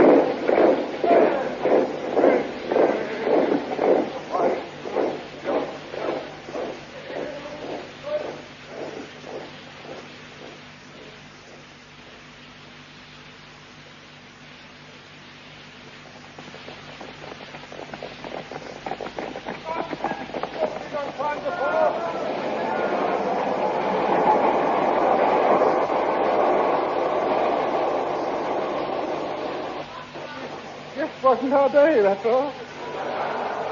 Or our evening, for that matter. Never mind, men. We have here a large photograph of a large gramophone needle. Yes. What we have here, the actual needle used by the Crossians to broadcast our defeat record. It was photographed by reconnaissance planes. How did they get so low? They walked. Men, that gramophone needle must be destroyed. I don't see the point. Oh, well, not from here, you can't. I want 3 volunteers named Eccles to destroy it. I can't go. I've got a broken leg. How'd you do that? I got a big hammer and I went whack!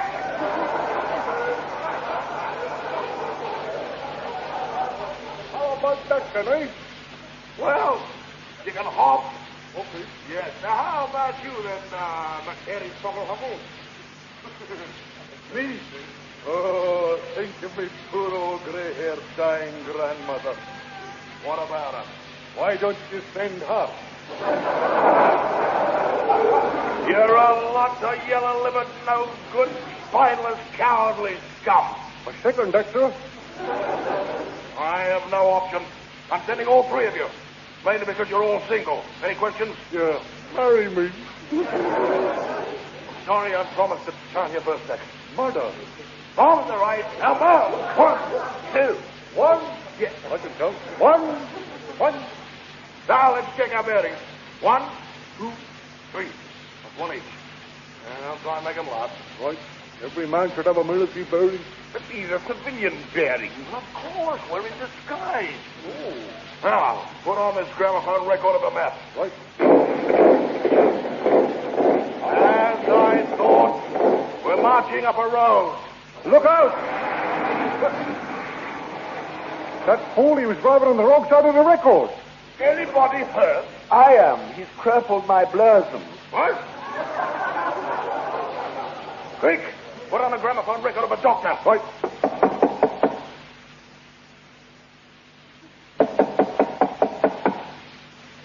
It's not in. He must be aware of another record. Never mind. I think we're within a stone's throw of the Courtier's radio station. We've got a drunken sentry up on the wall. Where's my umbrella?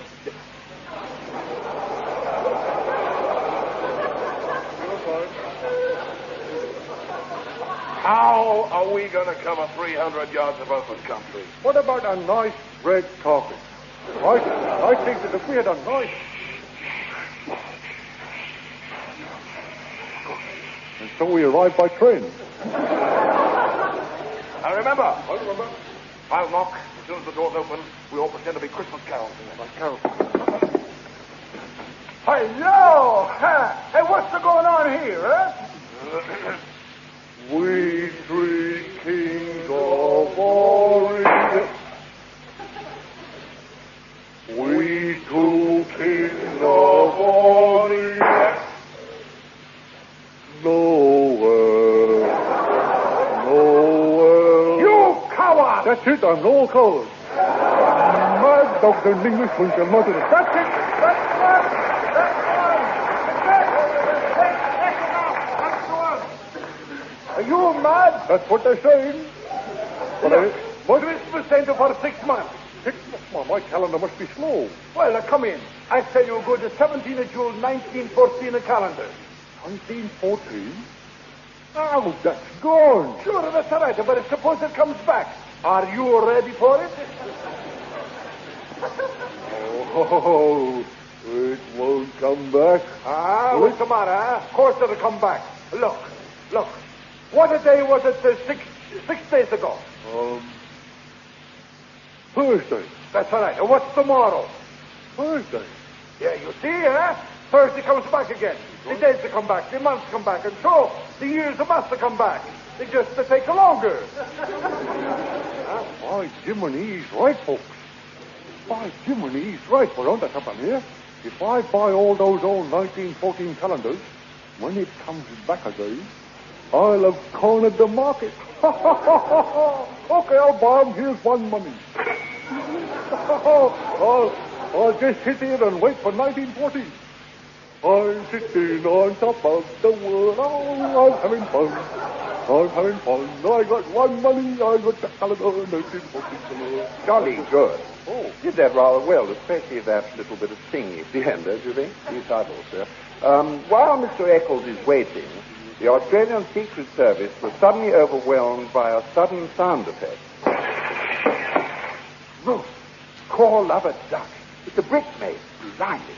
Of course, this is all character stuff.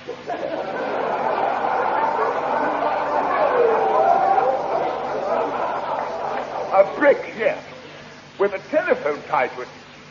Hello? Hello? This is Agent X3 here, mate. I managed to smuggle myself into the bedroom with the prime monster of King's Cross. Look, how did you manage to get into the bedroom? I disguised myself as a sheepdog. Good heavens. Your disguise must be nearly perfect. It's a little too perfect, mate. Why? They're taking me to the vets tomorrow. At dawn, after that laughter, the Australians marched on King's Cross.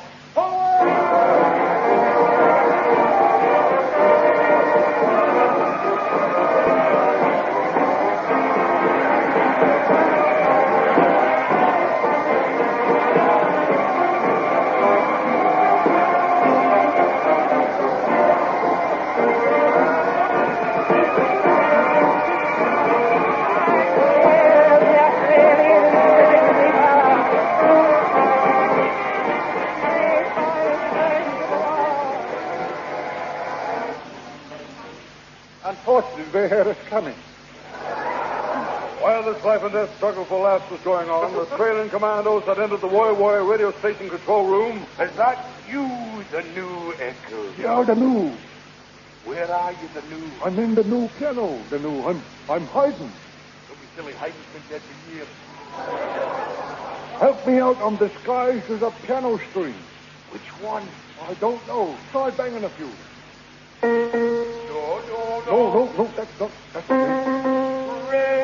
No, that's not me. No, that's not me. That's me. Grab hold and pull. That's better. Oh, And see the dynamite. That's here. Now, stuff it up this gramophone. my needle. Like this. That's it. Someone's coming. Quick. Ladies and gentlemen, this is the Prime Minister of Australia. I'm here to tell you that this radio station has been liberated by the Australians. The war is over. Now will you all stand while I play this record of the national anthem?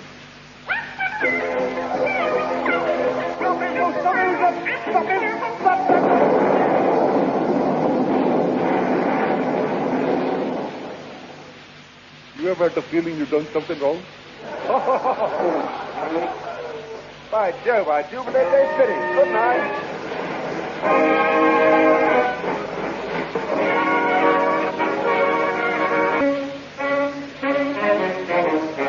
An ABC radio type publication with Jim Gussie and the ABC Dance Band and the voice of lyric soprano Patricia Ridgway.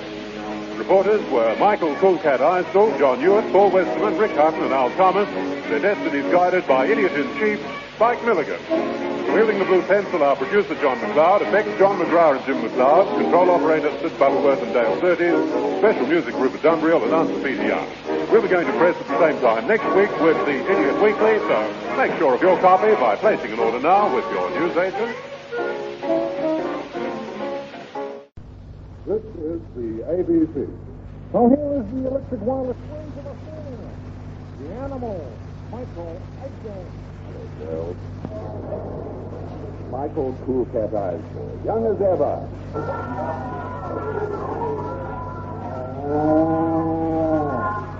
Yeah, that Milligan, they're mad for me. I don't know how you do it.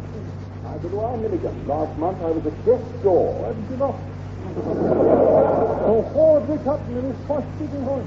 Soon an Australian yacht, the Gretel, will deliver a rest from the USA, the most treasured yachting trophy in the world, the American Cup. What about the saucer? Oh! Time and time again. That's twice. Oh! Yachtsmen from the least statesman launch of Europe have failed to regain the trophy. Not to mention Bazonka. Bazonka? I told you not to mention that.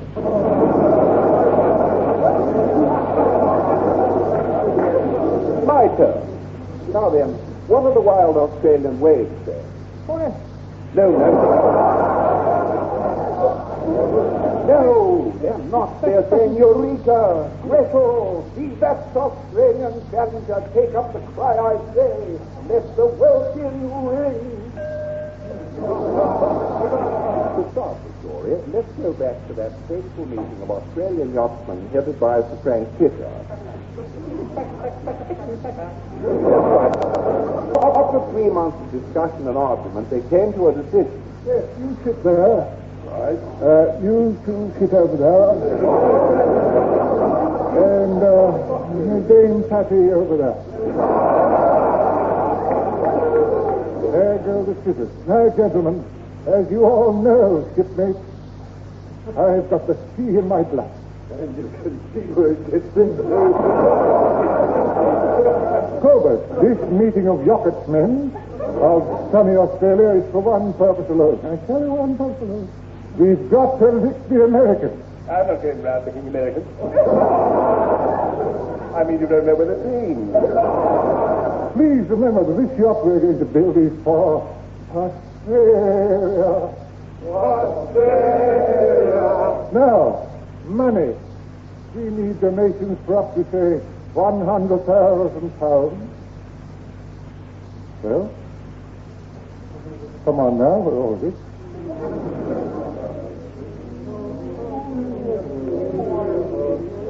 Come, gentlemen. A nice tune, but Lord Rothschild, you've got money. I'm afraid it's all tied up. Where? In the corner of my handkerchief. Oh, see. Well, Let's try a money lender. so we tried a money lender, and he said, Money? Never. so we got it on the never. Not to mention Bazonka. Bazonka? I told you not to mention that. My name is Jim Shoes. I'm applying for the job as designer. Yeah, I have done dozens and dozens of good designs. Have you any on you? Yes, I've got an anchor on my chest. I love Pappy on my back. And if you hold me grounded... Yes. Now we believe you. What did you have in mind for a salary? Money. It's like a hard bargain. How much a week? £500. 500? I'm afraid you can only afford 4. I accept. Right, £4 a week. Now then, Captain McTagnarchy, see that applicant over there, will you please? Aye. Now, what's your name, lad? I had it on the tip of my tongue this morning. Well, what job are you applying for? The carpenter. I'm pretty good with the soil. But this job you'll have to watch at sea. See, I'll use a seesaw. Meantime, young Jim Shoes was pondering on the design of a new revolutionary yacht.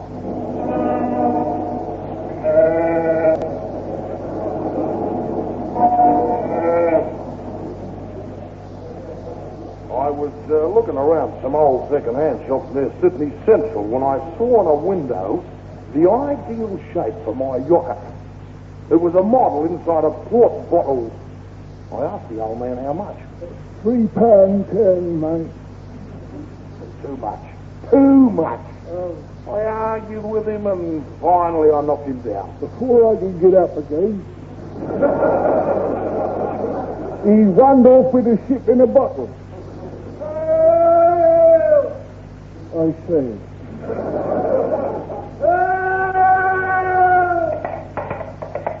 What's it? Whoa, back here! Can't hear me. So it's a Northwest mounted policeman from Canada. You shouted pretty loud, son. Oh.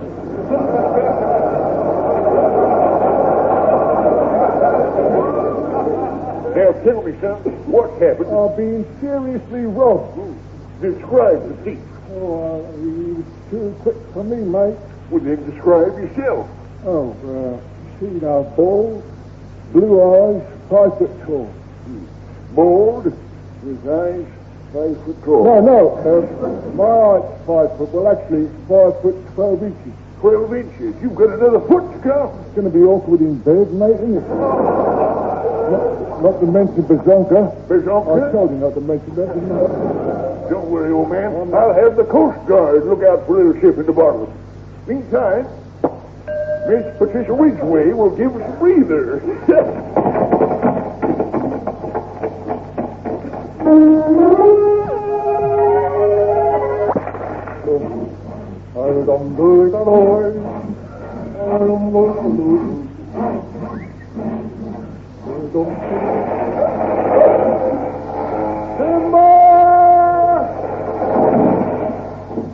Oh, there. That's going to be the master of yacht. Hey, what's the matter, you idiot? That was a telegraph pole. Wait a minute, how do you know? I was on the top of it to work. Well, I'll tell you what, help me get it on this spot.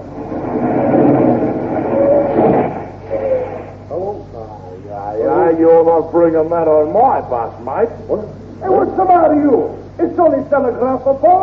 I'm not talking about the pole. I'm talking about him. What?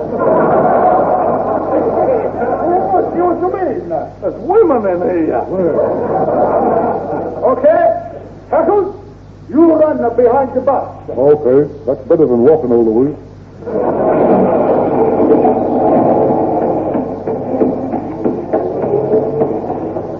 Good job I ain't running down the taxis. It'll be more expensive.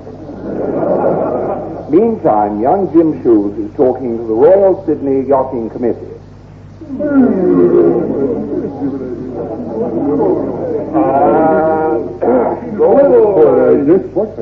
The little yoker in this quart bottle is the ideal design. I intend to build a replica 40 foot long. Where are we going to get a bottle that big to put it in? How do you get so stupid? It's clean living that does it. What color are we going to paint, Pop? Well, I suggest a nice brown. Won't show the dirt. I suggest a nice blue. It won't show the sea. No. There's only one color. White. Keep Australian yacht white. I say let's paint her green. It won't show the grass. No, I just want to call the juice one.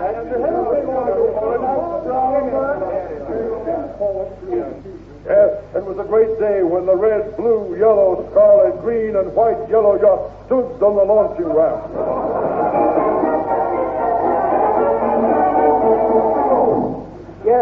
Yes, indeed, it's a great day here at Palm Beach. The mayor, the mayoress, city councillors, civic dignitaries, and all the other traditional great hangers-on. The mayor is raising the champagne bottle and... I named the ship the Gretel. May all who sail on her knock the living daylight out of the American sea.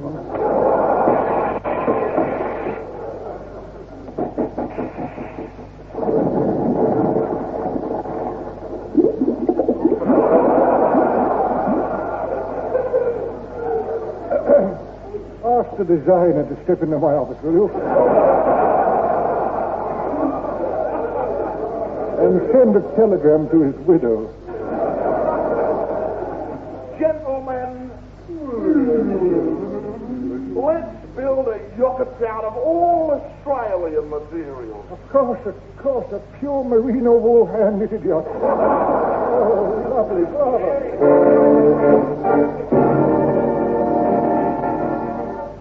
This time, to prevent a repetition of the first disaster in the harbour, the government stepped in.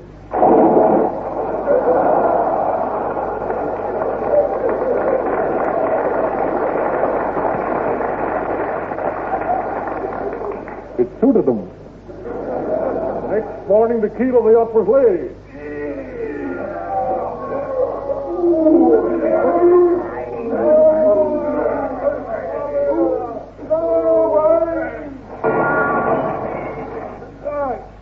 I'm afraid you have to go 2 inches to the right.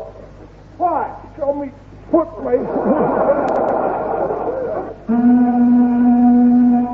Lunch? That's like a lunch whistle. That's a tugboat. Oh, I wondered why I've been having 20 lunch breaks a day.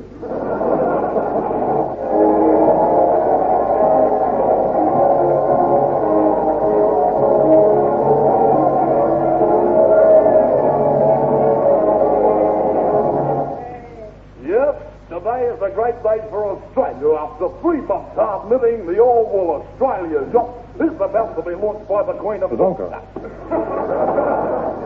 My husband and I. Don't get on.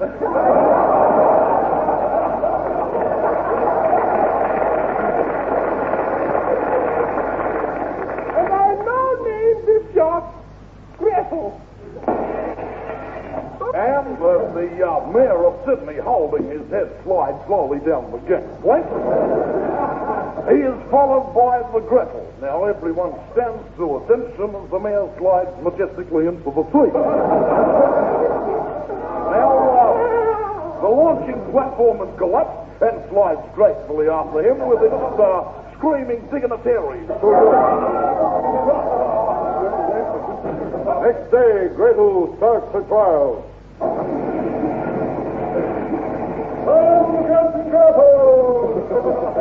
Log of the Gretel, September the 1st, letting water badly. September the 2nd, found a hole in the ship, so I bunged it up. September 3rd. Who's bunged up my porthole? September the 4th, I did. September the 5th, take it back. Oh! September the 6th, out. Stop joking, you two. We're in great danger. Never mind. Motion! Fire a red rocket! Meantime, let's see how the Americans are faring. And on the hern. Now, on the subject, it's been suggested that we all call our yacht the Jane Mansfield. Why? Because she can outstrip anything. Yes, Mr. Poe.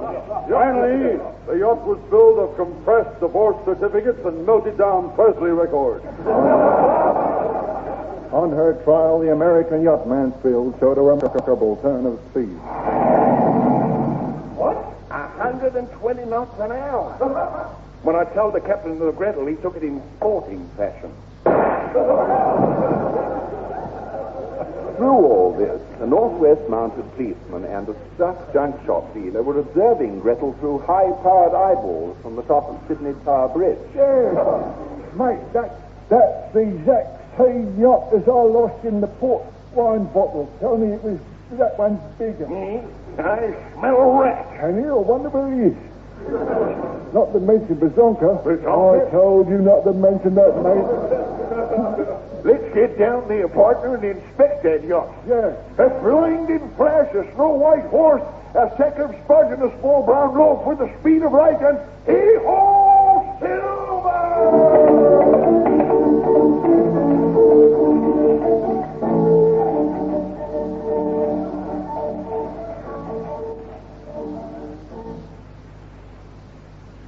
She waited for me.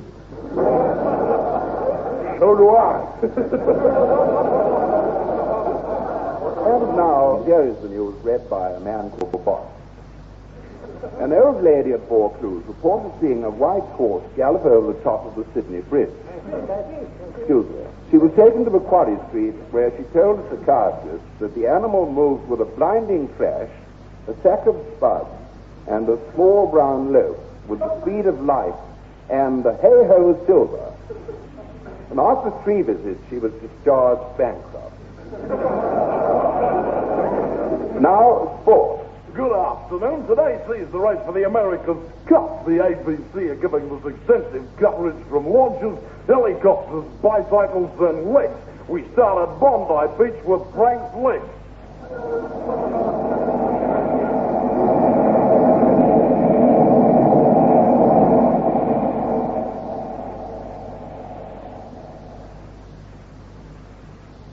Well, he doesn't appear to be ready, so until he is, here is the record. The Blue Danube by Kraut Hermann and his Deutsche Rundfunk Orchestra, and it's London to a brick.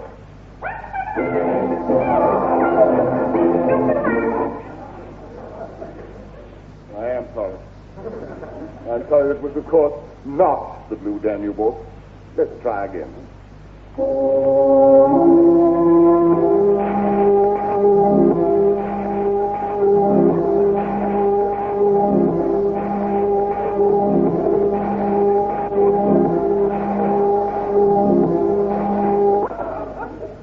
Hope you enjoyed it. Now over to Frank's leg. And here at Bondi, we've just seen an extraordinary sight. A riderless white horse followed by a Northwest mounted policeman shouting Bazonka. Now, standing by me are a dear old couple. Here, now, do you think that Australia or America will win? Yeah.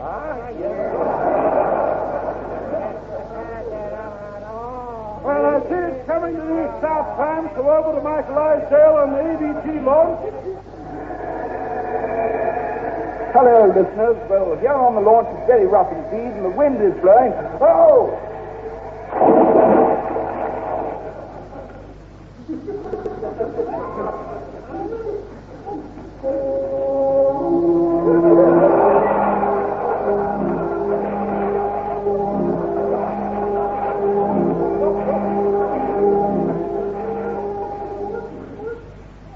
We're trying to get back to Michael Eisden as soon as we can.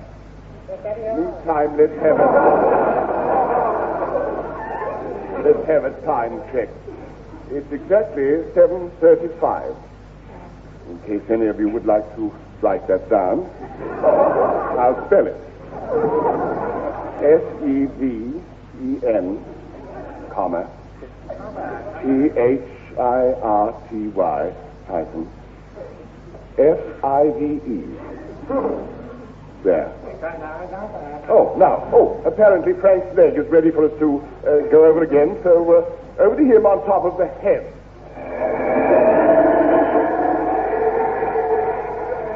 Holding this microphone, officer, and he pitched forward over the edge. I tried to grab him, and he said, "Bazong," and he disappeared.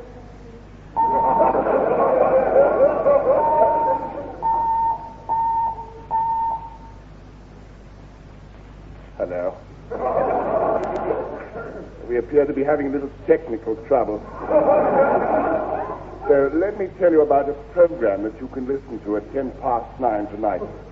It's a talk by Professor Hurling Bucher, authority on wildlife, and author of the book, My Wild Life. In it, he talks about traumatic conditions in lower lugworms of the Neolithic pre-Mezzanine period. So you and the family can look forward to a half an hour of tip-top entertainment. So, now over to the launch, and Michael Eisdell again.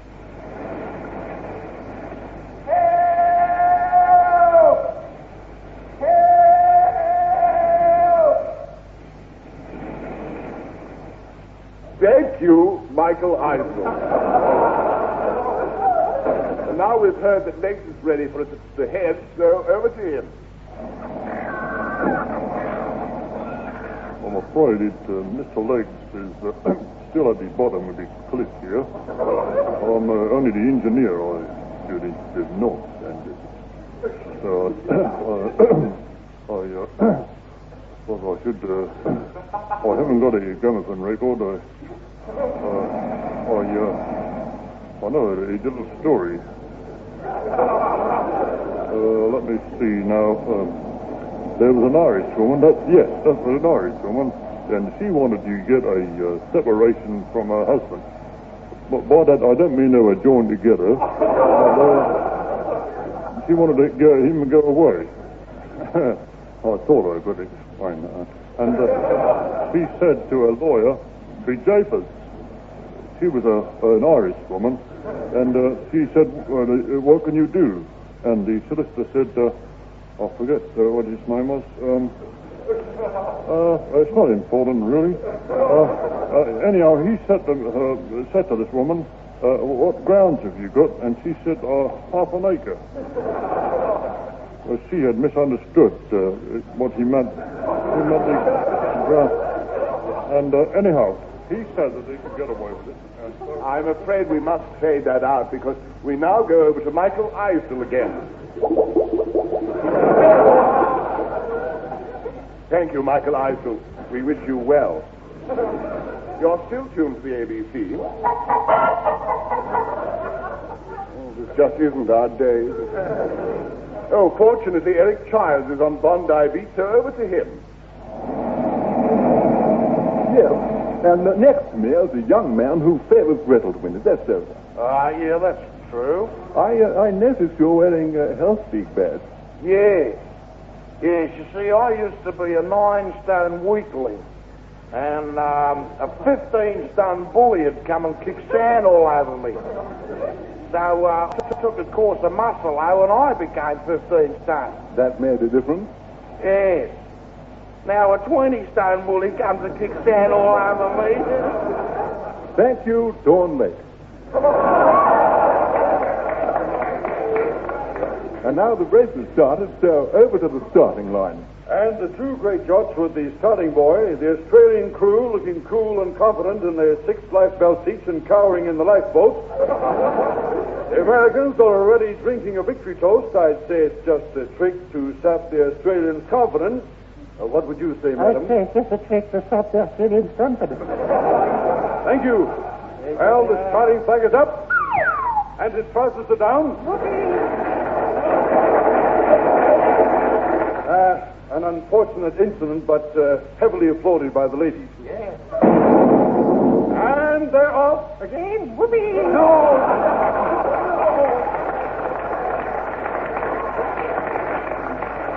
No, madam. Of course not. The yacht. The sailors are first away. So, for an on-the-spot report, over to Frank Lang. Solicitor said, has he ever been unfaithful to you, madam? And she said, "Bejapers, I think we got him there. I know for a fact he wasn't the father of my last child." I think that's the end of it, and I hope Frank back sooner. But on board the Cradle, all is going well. Now, over to our report. We're on board the Cradle, where apparently it's very rough.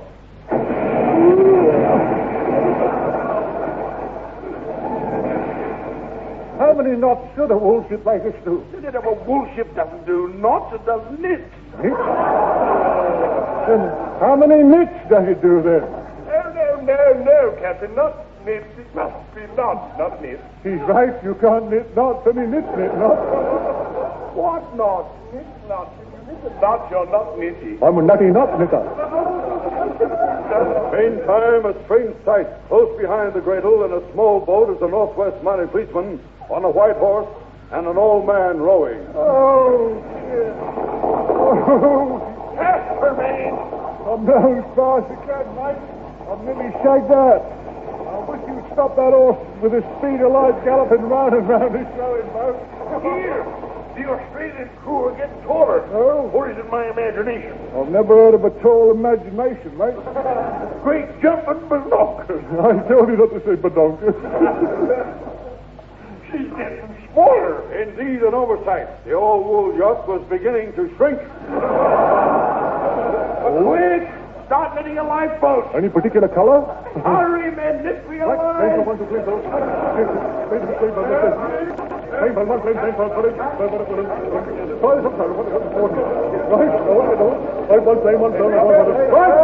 finished it. Your cast off. Oh, I'm going to start all over again now.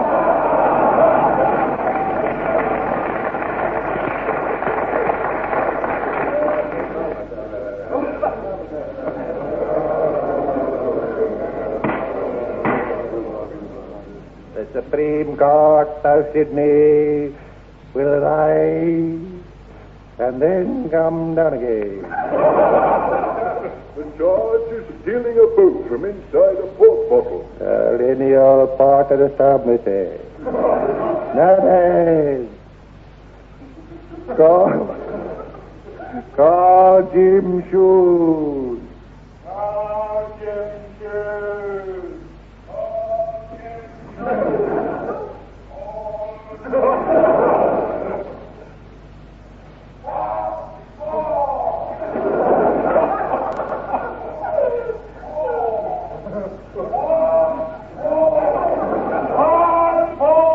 I'll give you a hot fire in a minute. Now then, is Jim Shoes in court? Yes, Your Honor. Right. Why did you steal that little bird in a bottle? For Australia. Now, Australia, raise your right leg, face east, and say, "I promise to tell the truth, the whole truth, and nothing but the truth."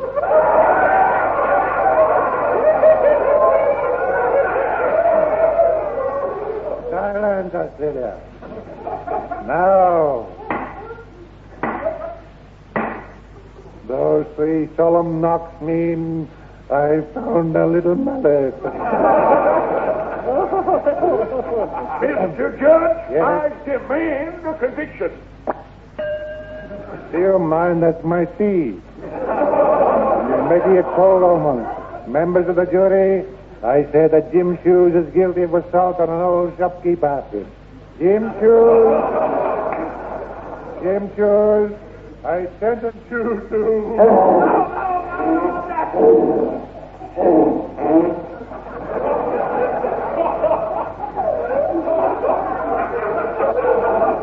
And may the Lord have mercy on your soul. Now, if you didn't like that ending, folks, how about this one?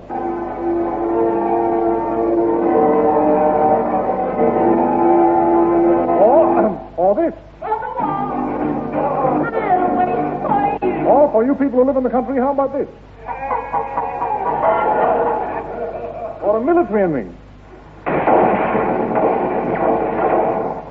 Or if you're Khrushchev or Kennedy, this is the best ending for them.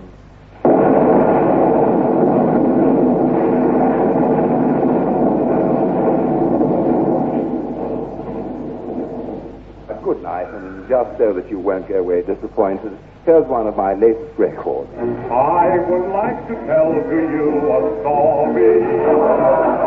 Of a brave I found the other day.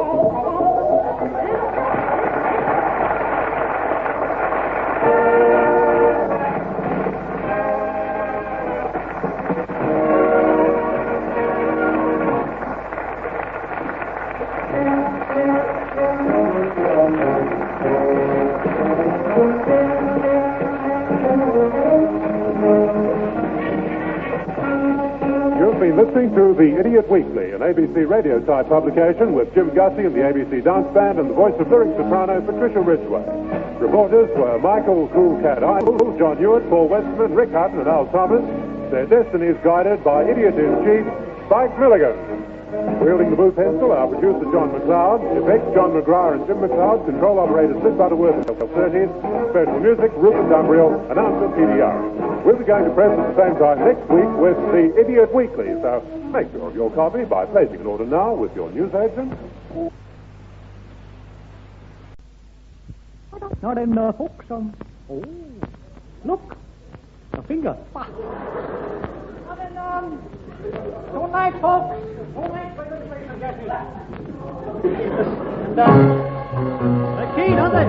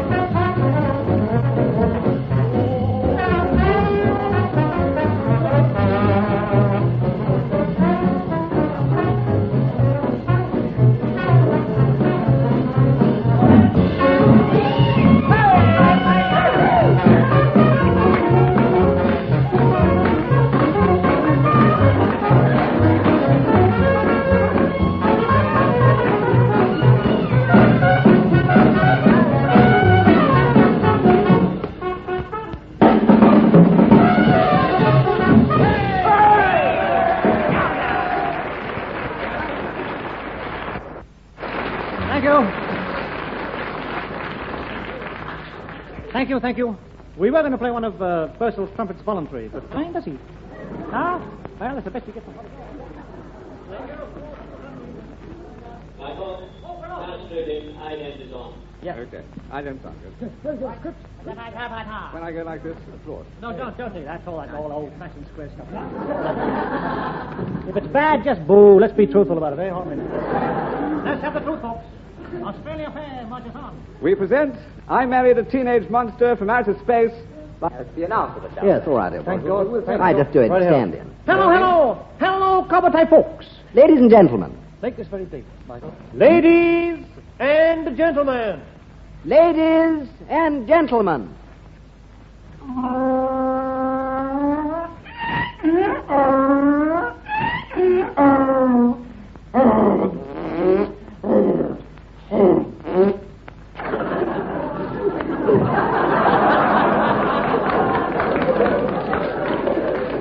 Keep concentrating. We're with you.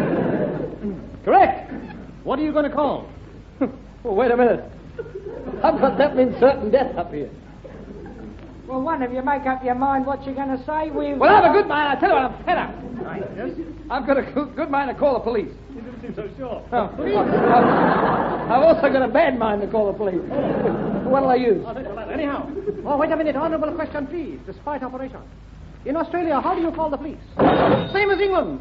Not it? And now, Commodore folks, scan your teeth, sing Rule Britannia, then train them with a new... Gentlemen! You're at the right place. Can't be so sure these days. Please stop these insults, or we'll get Mr. Lim to tell one of his jokes. That's a good idea. There was an Englishman, an Irishman, and a... Dead Australian comic.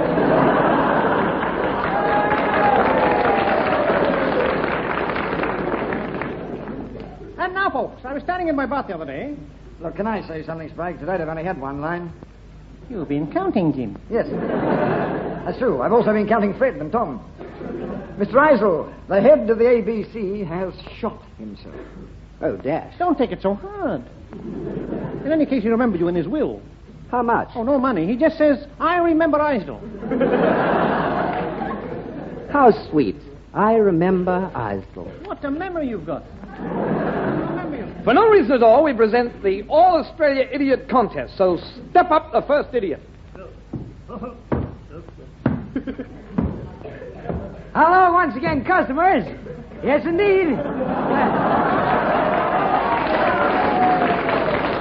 And the next contestant, here he is. He's a tall, handsome, cross-eyed man with acne. I won't bother with that word. It's not American anyway. Now, sir. Neither are you. First question. Come along here with the microphone, will you? That's right. Now, take it easy. Now, Bob. Come here's down. our first contestant, Bob. Just come down. That's right. You've only got 3 hours to answer it. Now, here it comes. Now, steady on. Just quiet there, please. What? Here it is. Easy. What is your name? Now, wait a minute. Come on. No, just think for a moment. No. Don't worry. We're right with you. That's right, customers. We're with him, aren't we? Yes, indeed. Right, That's funny. My wife called me about it this morning. Mister. That's right. Mister. Now, you're getting warm. Mister. Now, here we go. There's more. Yes. Oh, come on, Fred, you know. Fred! Yes, Fred! Fred, no, Mr. it's not... Fred. Mr. Fred. Come on. Now, easy. Not easy. Yes, I know. Wait, now, come on. I never went to school. Just the surname now. Now, don't be nervous. Fred. Squadger. Squadger! That's right!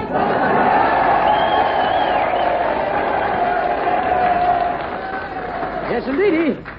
Mr. Squadger wins a free pair of explodable underpants. Now, you just try them on there. Oh, I can't go home in these. I've got news for you. They've already gone home, mate. I will now play a different part. Knock, knock, kiss, kiss. Postman's knock! Oh, perhaps you're right, folks. I know they are. I hate them. Back, Lim. This registered brazier just arrived by female.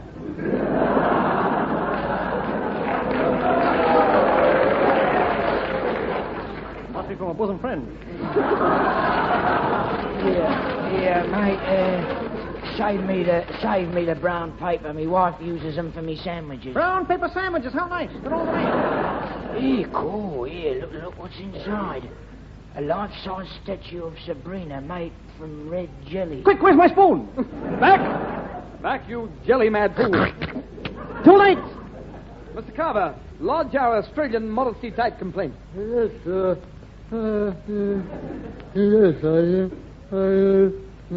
On behalf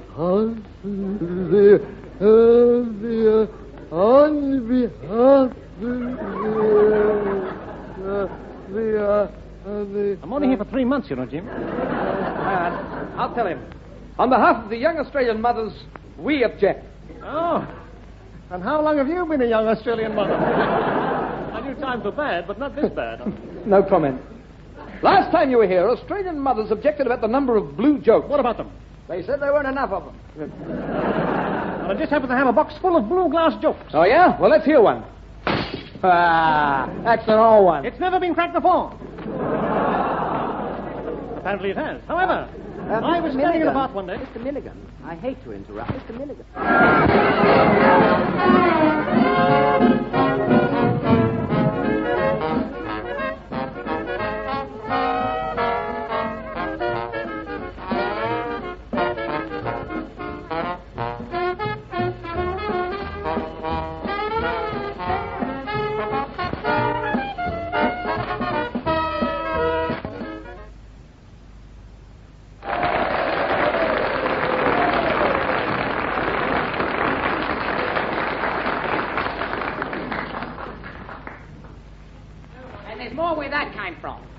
Thank you.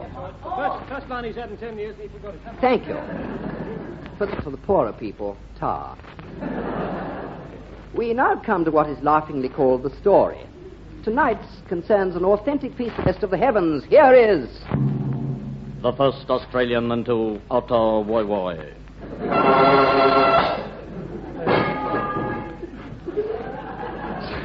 Somebody's one less. The scene is a God-forsaken, barren place, shunned by man and beast alike, known to us all as the hell hole, and to the outside world as... The Australian House of Representatives. Order, please. Parramatta.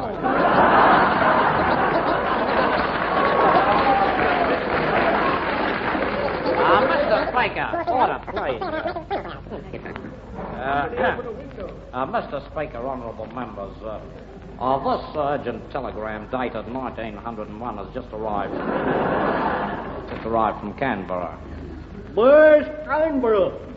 Someone tell Mr. Menzies where it is.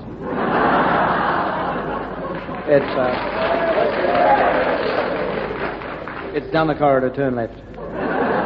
Oh, it's in this country. It must be one of ours. Well, I thought it was. The part of the Prime Minister was played by Mr. Eccles. Now this telegram, grave news. The Australian Atomic Commission have discovered that they've no information as to what would be the effect of an atom bomb on a nude Australian holding a rice pudding. Tell me, hold it. Tell me, wait a minute. One important point. Hold it. If you don't mind, I've had plenty of letters all over Australia from different people. And this is the major part of my discussion tonight. There's too much sea around Australia.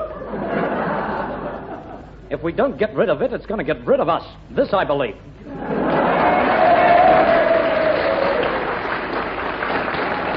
Yes, this and the nude Australian holding a rice pudding.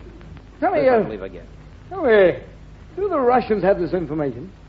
Oh, the way is clear for Australia to take the lead. Oh, good. Well, are there any nude Australians left in the country? Yes, but they're all in the bath, I see. So that's where they hide. Well, I've heard that underneath their clothes, all Australians are nude. That's right. I once looked up an Australian's trousers and he had bare legs. Steady on. If this gets out, we'll be the laughing stock of the Commonwealth. But who's going to pose naked holding a rice pudding? My dear friend, there are thousands of Australians just waiting to die for their country.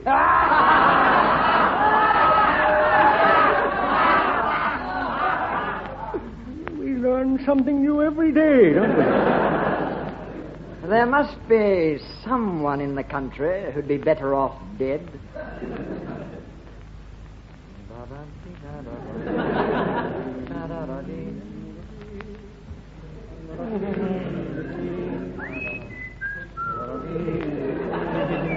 No, let me go. I don't want to be hit by an atom bomb. Fussy, eh? I don't want to die. But everybody's doing it, Jim. Yeah, but I got 15 kids. I'm a married man. You better be. Come on, old chap. Die for your country. You'll get a receipt for it. But I'm not Australian. That's good news for them for a start. Well, listen, and you for a start. But I'm Chinese. Checkers. Despite your dreaded attack of that, you don't really look Chinese. That's because both my parents were Australians, except my mother and father. That must have been some wedding. You should have been there. I hope you weren't.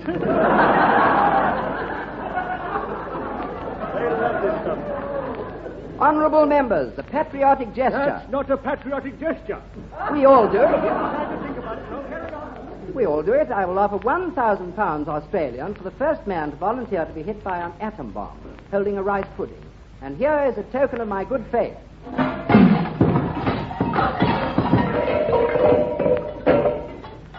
But this is tin. What's that? Rin tin tin. Well, it's the the old ones that get 'em, folks. Okay, you can leave right away, right? Ta-ra! With that joke dying on its feet, we move now to a plastic aborigine reserve in Macquarie Street. Inside a 28 pounds a week cupboard, 2 new Australians are unpacking a 3rd new Australia. Wait. Unpacking. Jabberwocky bei Louis Schultz-Carroll. Es ist brillig gewesen und die schliedigen Toren waren im Waben Geiren und Gimbeln. Ganz mimsige waren die Bohrergruben und die Momen raten ausgegräben geworden sein. Well, what a night to arrive in on Australian antipodes. What a night. What? Hans. Hans. Hans. Hans. You'll not believe. Oh, the deaf Schweinen. Can you hear me, Hans? Hans! Why don't you answer me? Because my name is Fritz.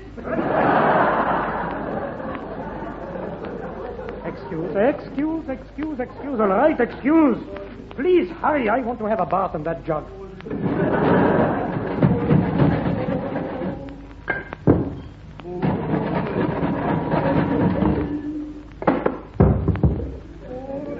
What are you doing? I'm cutting my toenails.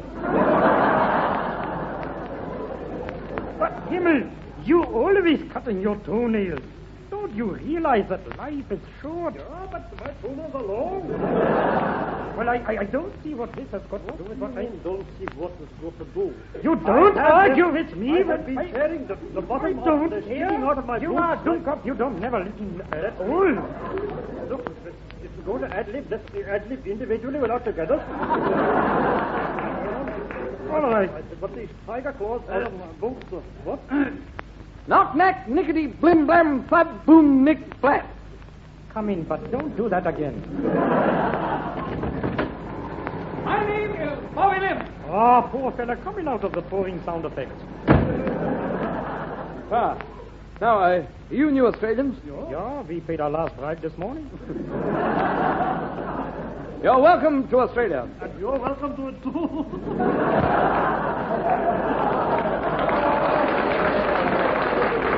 Sort of an immigration scheme. Steady now. Read this card. Thank you. What, indeed, all right?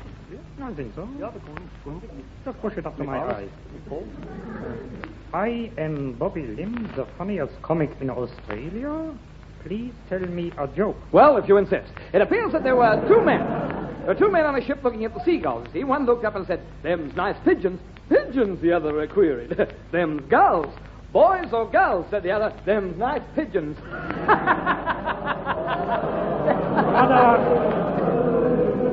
Don't unpack. We're not staying. No, don't go. I wasn't at my best. You never are. Eh?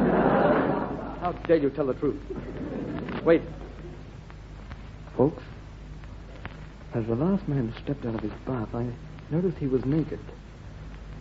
I'm very quick like that. My man! For £3, how would you like to hold a rice pudding and be hit by an A-bomb? Oh, it's against his beliefs. You see, he's a devout coward.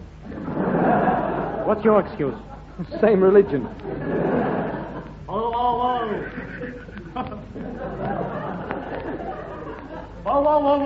Whoa. Oh, no, it can't be.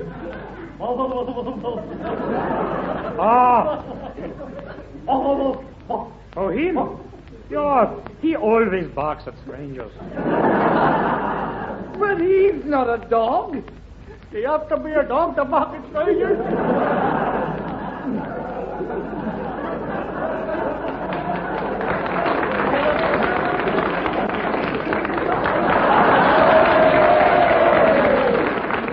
You don't have to be a dog, but it helps. Yeah. Well, he thinks he's a dog, but we haven't the heart, liver, or lungs to tell him. Whoa. Look, let me talk to him. Whoa. Eccles. Whoa. Put yourself together. The Australian government. Now, listen, Listen, Milligan, this may be a holiday to you, but it's bread and butter to us, mate. Here.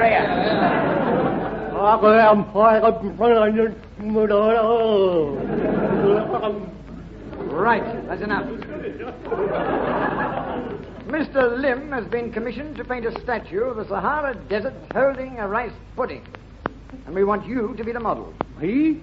Pose for the Sahara Desert, me? Of course, you're exactly the same shape. You've been looking. It was just one of those things. You happen to be lucky. But how long do I have to hold the pose for?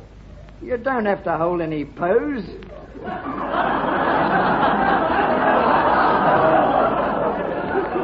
You can move at will. Hold that pause, Just move at will, as long as you keep still. Well, okay, as long as I can take this bit of mirror. Ah, always he carried that broken bit of mirror. What do you see in it? Me! Well, here, me. Sign this contract and we'll guarantee to pay you £1,000 and boiled eggs. Is this contract binding? Music, please.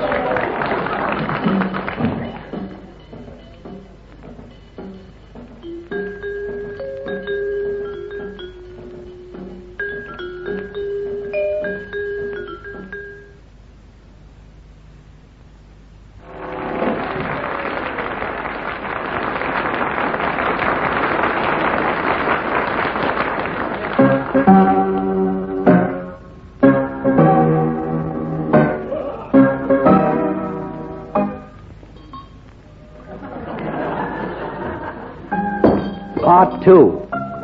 In this, Lim and Company have finally got the unsuspecting Eccles to the Sahara, where even now he is standing on the very spot where the bomb will fall. I say this is exciting. Right. Now, Eccles, hold this rice pudding. Off with his clothes! Oh, here.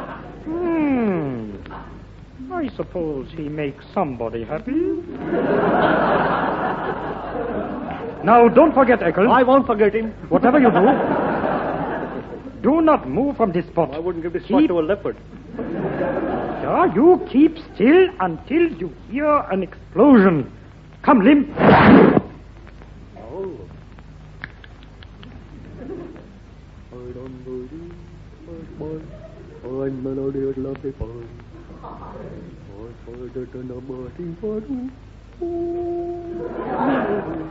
Dear listeners, as Mr. Eccles is in a state of undress, would the ladies please sit with their backs to the sets? Or you can drape a towel over the speaker. But wait! What's this approaching the Eccles?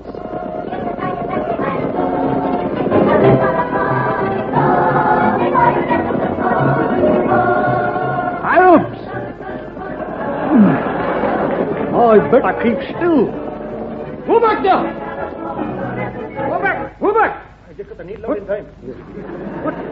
What is this? What is this? Heavens, it looks like a statue of a man. It is. It is, I know this. But it is I a agree statue with of an idiot with no clothes. Oh? He must be a friend of a laundryman. That is just what I need for my harem. Keep them happy till I get TV or more time. Come on, man, let's go. Get up. Come on there. Easy.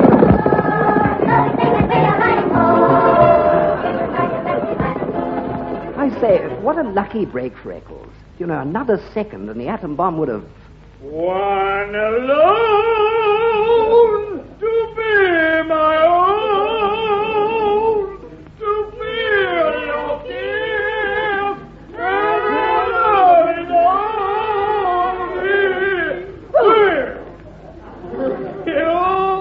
all. Good heavens! What's this approaching? Why, it's the long-lost number 2 touring company of the Desert Song. This will be a magic spell to me. To know your mind. Wait, look, my friends, look. Oh, a rice pudding left carelessly on the desert's hand. Is it still alive? But yes, still breathing. Good. I think I'll take my clothes off and hold it. It looks that tight. But first, let us finish the scene. And you and I and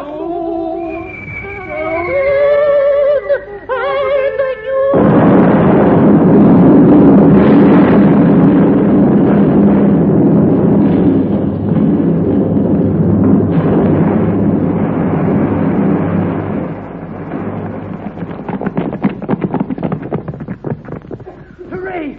A direct hit on a new Eccles. Come on, wake up, Eccles. It was only an atom bomb. Look, I'm good at jigsaws. See if I can put the bits together.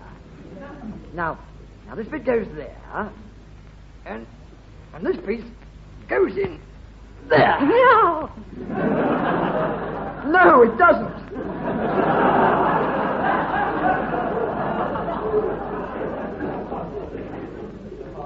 Wait.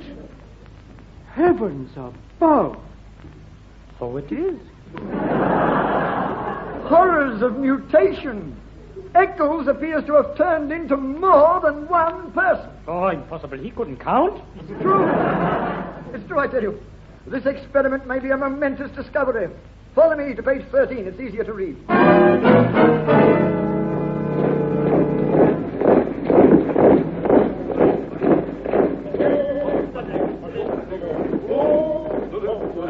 Hello. What you hearing is the Foreign Legion who are going to rescue Eccles from the Arabs. As we march, the sun is hot, the daughter is cold, and the father is lukewarm. Mon capitaine, look. Here comes the airy messenger. He looks half-starved. Oh, what does the other half look like? I don't know. He's got it covered up. Oh, that is because there are ladies present. Mon capitaine. Oh, c'est comme un paradis. Oh, c'est comme un paradis. C'est un paradis. Oh, c'est comme un paradis. C'est comme un paradis. Must speak English, you ignorant swine. Captain, Ziganik, see that port 3 inches away. Where are my binoculars? Here they are on this piano. Sacre bleu. Oui, yes, see that takken. That is where they have Fred Eccles prisoner in a harem. Oh, certain death. But what a way to go. Here, you lot of froggies down there. Get away on your mate's shoe. Or clat you on your nut, mate. Get out of there. Listen. An Arab speaking a fluent Cockney. There he is on the battlements waving a multicolored white flag. Do you think he's going to capitulate? I don't know, but stand back just in case he does.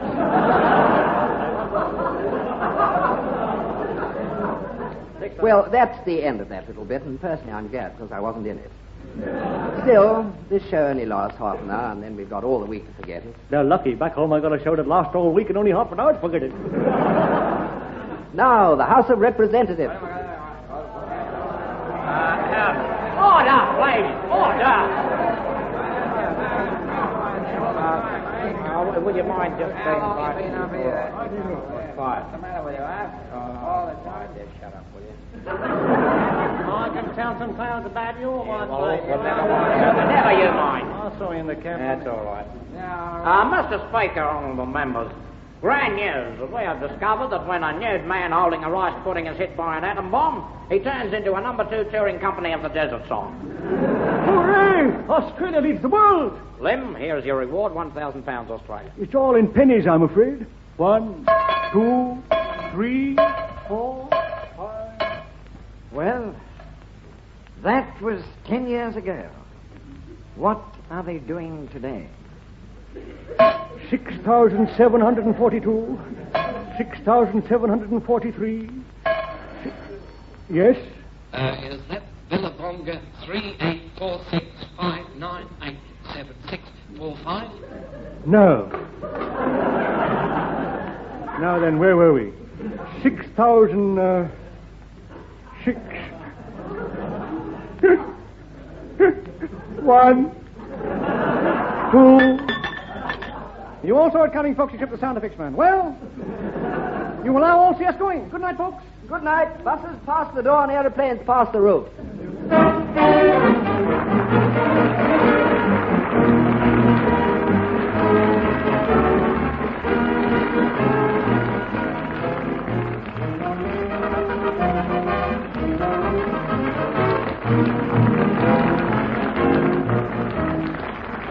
That was the Idiot Weekly, a Spike Milligan publication. Those involved were Spike Milligan, John Bluthal, Bobby Lim, Peter Carver, and Michael Eisthorpe. The vibes were played by Johnny Bamford. Music by Jim Gussie and the ABC Dance Band. Sound effects by Lance Dumbrell and John McGrath. Sub-editor John McLeod. This is Graham Connolly inviting you to listen next week for Idiot Weekly.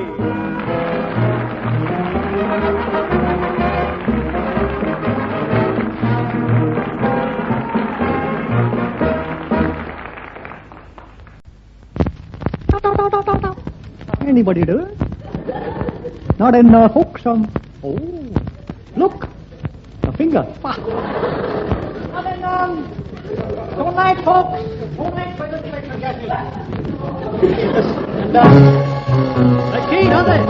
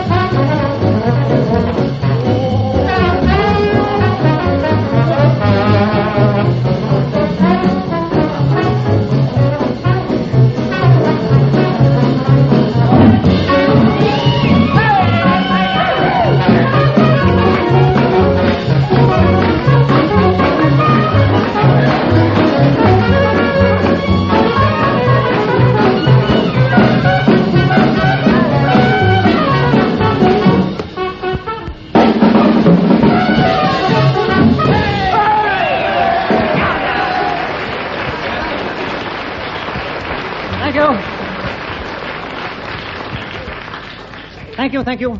We were going to play one of Purcell's trumpets voluntary, but I thought, why should I? He never plays any of mine, does he? Ah, well, it's the best you get from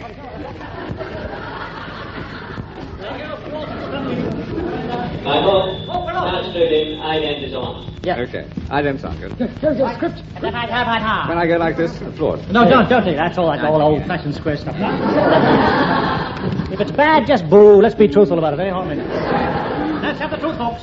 Australia Fair marches on. We present I Married a Teenage Monster from Outer Space by kind permission of the ABC. Oh.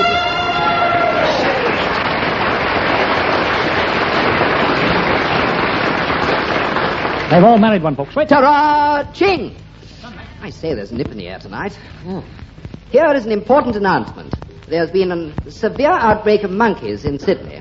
Citizens can obtain temporary immunity by saying, "Sing!" Sing! Who's he, then? He specializes in the saying of, "Sing!" Please. Sing! Let's try one? I'd love to. Yes. Try together, then. Let's try 10 together. One pin. 4 together. Sing! That's very good, isn't it? Yes. Ding! Try it again. Ding! Ding!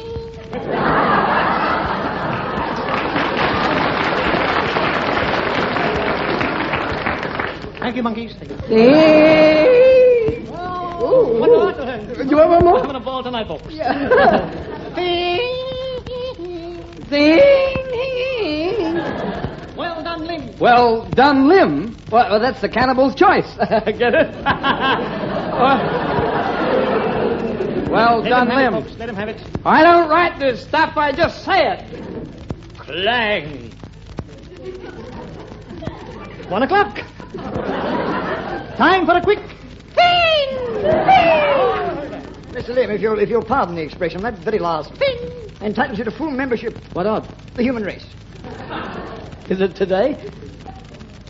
Yes! He hasn't got much to say, has he? He doesn't pay me as much as you do, Jim. Forward, Mademoiselle Grisel, the beauty of freedom. Todd! Oh. Mr. Lim, will you kindly read the inscription on the trailing edge of this fat lady's corsets? Roll up! Roll up! It's all the rage, folks. Whoa! Try again. Copper type, whoa! Took some stopping, folks, didn't he? Gad, it's John type brutal. You're a funny shape, lad. That's 'cause I'm an horse, mate. Riding is me hobby. I see, it's a hobby horse. Back to your bench, Owen. No? Safe from another attack of monkeys, folks. I say, Milligan, for no reason at all, take your boots off. Do you have to wear such large socks? Yes, I've got deaf feet. Look, folks, no ears, folks. Huh? And but here is a follow. Look at poor old steaming cow type Lim. He's only got 2 legs, folks. But everybody's only got 2 legs. Nonsense. Horses have 4. But the horses aren't people. Of course not. Otherwise they'd be a different shape, wouldn't they?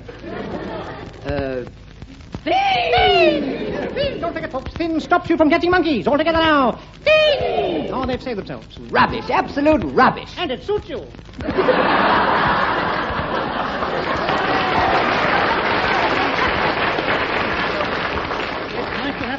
Ladies, what suits you? Yeah. Have you heard the latest in fashion? It's the new noise clothes. Yes, indeed, folks. It's the new noise clothes. Ladies, draw attention to yourself with a hat that goes...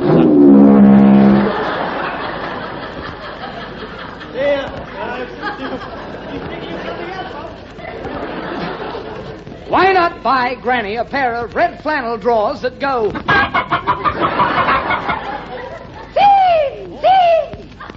Excuse me, I felt an attack of monkeys coming on. Now, part 1 of the new crime story by Ludwig van Beethoven. That's how he made his money, you know. From the secret military files found in phone boxes, we present a story of Australian insecurity entitled...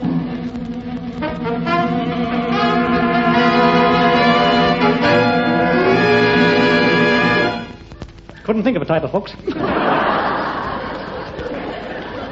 It all starts in Australia, the well-known maternity home. Australia, where the people live on top of surfboards and only come ashore to sleep. At the time of the time, I was head inspector of police. I also inspected legs, teeth, and knees. One evening, I was sitting at my official police piano, playing through a few fast criminal waltzes.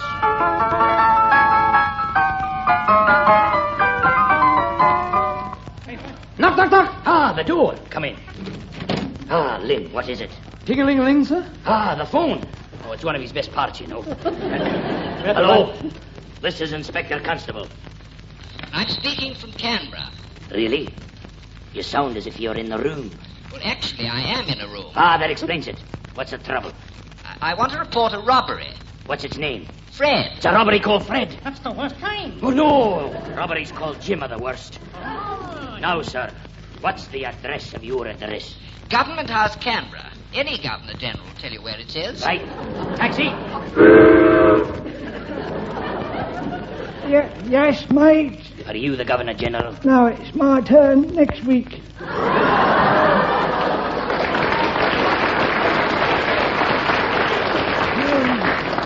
We've got the Liberals in tonight, haven't we? Well, you better run me to Canberra. Right, oh my hand. Meantime, in the debtor's prison in Warringah, Jim Gussie and his convicts are trying to play their way out, buddy.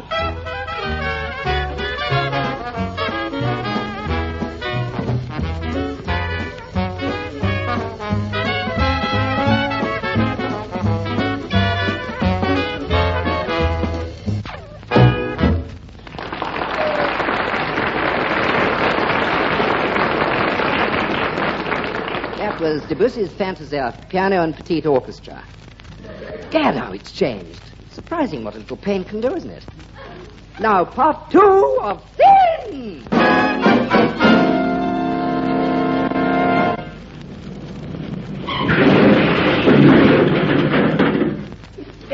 Master. Government House, Canberra. Sir, how much will that be? I don't think it's for sale, mate. There you are, Inspector. No, easy, Inspector, mate. I'm So I am. Inspector. Let's go over. Just saying, Jack Robinson, and before I could, you came. Do come in. Sir, Mr. Lim, your impression of a door opening, please. Creak. That's funny. He's usually well oiled. My name is Harper G. Tree. Harper G. Tree? What's the G for? Gum. Harper Gum Tree. Ha ha. Okay, I'll go home, folks. I'll go home. And now, gentlemen. Yes? I suppose you're all wondering why you're here. No. Well, last night, when he was in the bath, the Prime Minister's trousers were stolen. Badly? Yes, badly. Where is the Prime Minister now? Look, Bobby, you haven't said a line for a while. You take care, will you? You're not kidding. He's had a hard day. The Prime Minister's upstairs in bed suffering from exposure. That and the dreaded bare legs. Bare legs? I've heard of such things, but I didn't believe they existed. How did it happen? A hand came up through the plug hole and pulled his trousers off. That could have been dangerous. It was. We'll question the staff. Lim, send in the first staff. Whoa! Take me to your leader.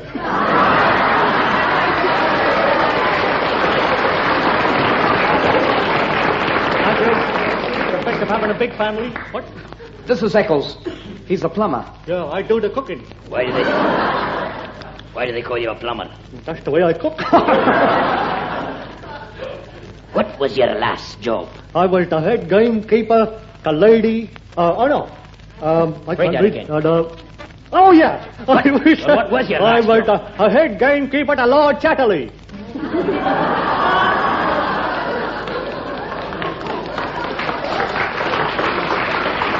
Right. Did he give you a reference? No, but his wife did. So it was you. Well, Right, Eccles. Just stand in this open grave and wait for the next death. you're a nice man. Now, who's next?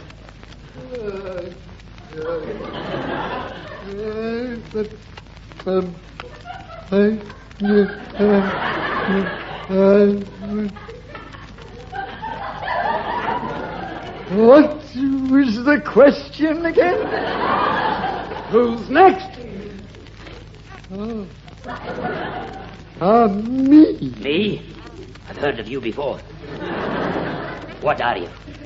I'm the footman. Footman, you look taller. What does your day consist of? Every morning I look in the obituary column. And if I'm not in it, I get up.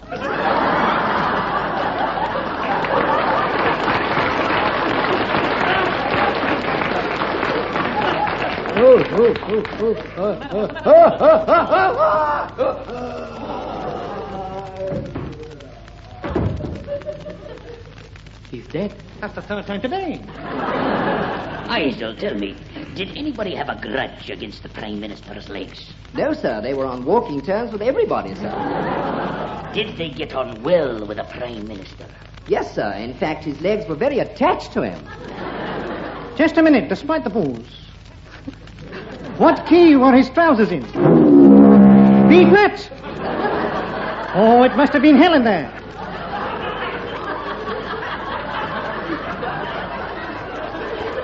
They won't get far. Jim Gussie tried. Look at him.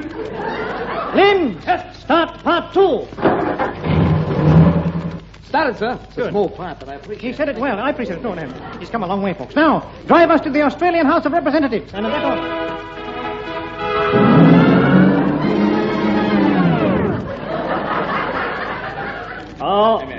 Mr. Speaker, on members, grave news.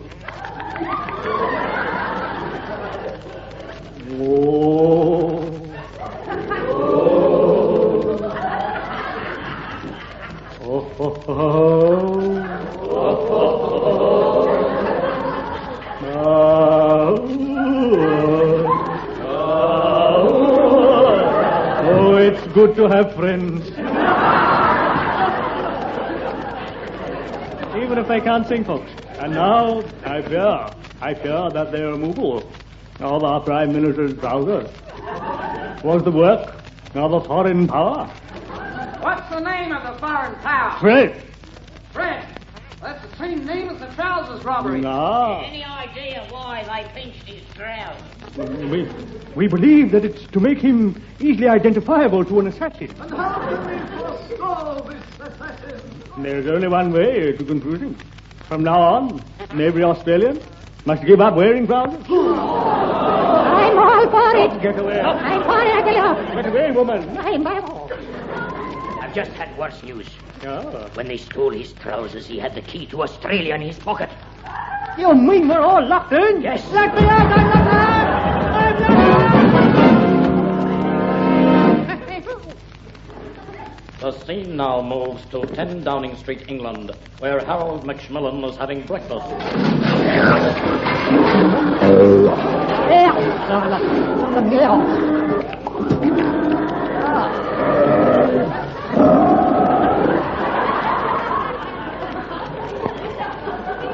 All gone.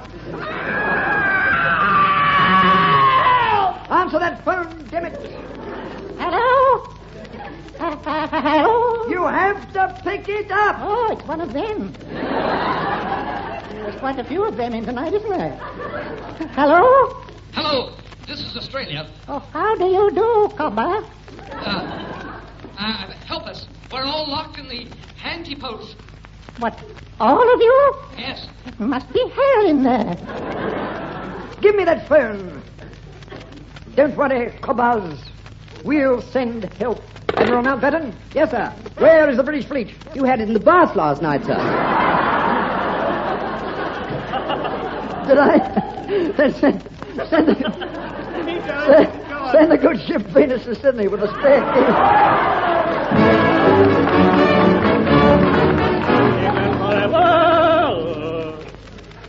The Missing Prime Minister's Trousers, Part 3. Japan declares war.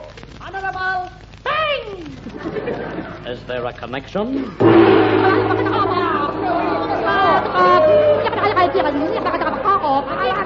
Silence, please. Silence, please. For Honorable Japanese Emperor, your friend and mine, Fred Fortine.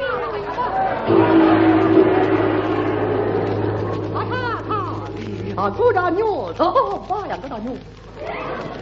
Our secret agent, Fred Fortine, in Sydney, have captured Australian Prime Minister's trousers. Alive. Good on you, Blue.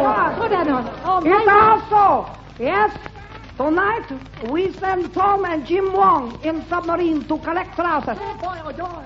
The two Wong brothers will be disguised as Europeans. Ah, but remember, two Wongs don't make a wife. It also gets storm of booze from audience. Not to worry. Pardon me. Not to worry.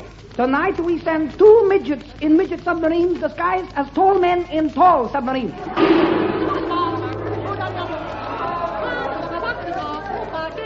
A short scene, but very colourful. It's surprising what a few coats of paint will do, isn't it? By the way, I'd like to point out that at the very last moment, Mr. Bluthwell's part was given to Mr. Bobby Lim, after what I might say was a rather nasty scene. And now Bruce Finley will play an old Bach chorale entitled Empty Saddles Inn.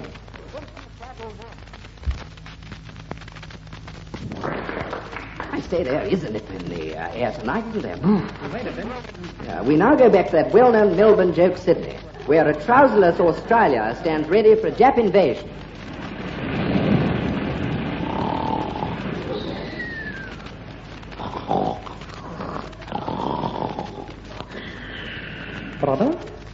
Brother? Yeah? Oh, are you asleep? No, I'm just practicing for when I am. What is up? That line is up, but I have been... Don't worry, we have seen better days. Not after this one. Have you been watching the radar screen? Ah, there must be something wrong with it. Why? I got Eric Bohm, and this I believe. Oh dear, were moments when I almost believed him. It's not important what you say or do, because you and I are the little men. And we've realized that this country's life is at stake as it were. The weather in this state is not good enough, and it'll have to improve. That's it, Bob. That's it.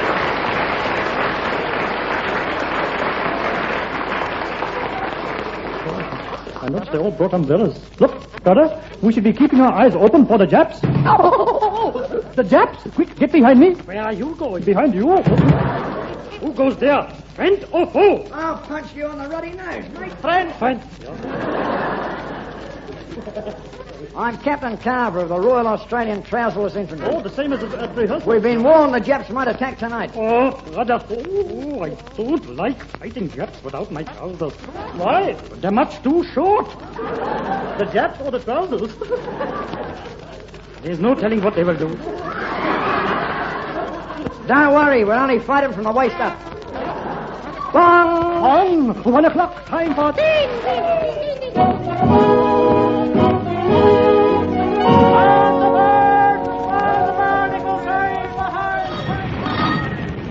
The sound you're hearing is the British battleship Venus approaching Australia with the deck stripped for action. More tea, Admiral.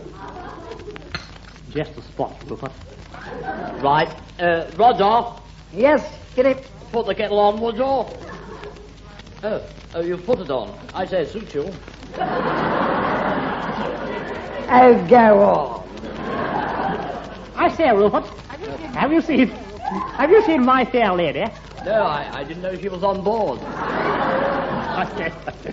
You devil. Oh, And we have milk. 1 lump or 2. 1, please. Thank you. I say, look, there's someone driving over the lawn on the poop deck. Yes, it's me at last. I nearly went home. We just spotted a bamboo Jap warship. Mr. Jim. It was the Japs. It takes time, folks. Wrap it up. They're firing at us. But damn it, we haven't been introduced. And all our washing is out. That last shell gave us a puncture in the bulwarks. Oh. We're sinking. Oh, lost. Full speed, upward.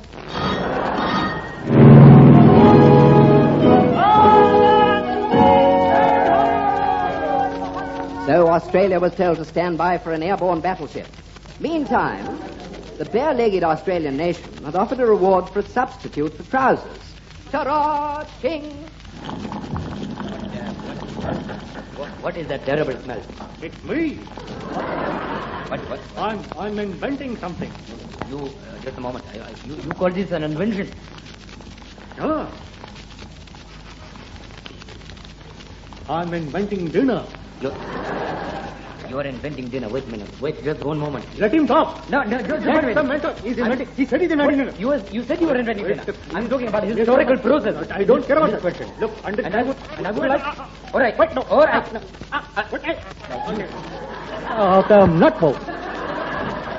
I got a word in. All right. I wanted to ask you. What? The dinner was invented thousands of years ago. But this dinner is very different. Yeah, well, how is this dinner different? I would like to know. Hasn't been eaten yet. All right, you will let me taste it, huh? Great, Gingy Patana. He's right. Eccles has invented the uneaten dinner. Now, Eccles, you just taste now what I have invented. Oh, really? It tastes, yellow. Correct, it's yellow paint. Oh. You see, this is trouser paint. Just give bare legs 3 coats and it will look like trousers. How can coats look like trousers? You go to my tailor, you'll see. Well, I gotta get a line somewhere. I gotta get a line. You're living all this time. Oh, no. I gotta get a line in here. I got the trousers for the line. You let me to my tailor. Fire! Now, you can see what's happened, can't you? You see, Eccles has mistaken the term 3 coats as a reference to garments, not 3 layers of paint, as was intended. It's surprising what a few coats of paint will do, isn't it? Say, there's a real nip in here tonight. Meantime, back at the ranch, Inspector Constable and Co. have followed a trail of Japanese legs, which has led them to the dreaded... Sydney Central Station. Now, men, we've got no time to waste. The show ends in 3 minutes. Look! They're in front of the ticket queue. The Japs. Pardon me, boy. Come on. 2 first-class tickets and 1 pair of trousers. Good on your blue. Them trousers under 14? Yeah. Tell me, do we have to change? Only if you have an accident. Hands up. Drop those trousers. Right. Not you, Lim. Oh, you'll do anything to get apart. Right. You Jap devils. Come on. Hand over those garments. Okay. Sergeant, play these on the trouser phone. Be flat. These are the Prime Ministers. I tell you, you'll never take me alive. Me blow myself up. By Jove, I was right. There is a nip in the air tonight. That's the bell, folks. Good night.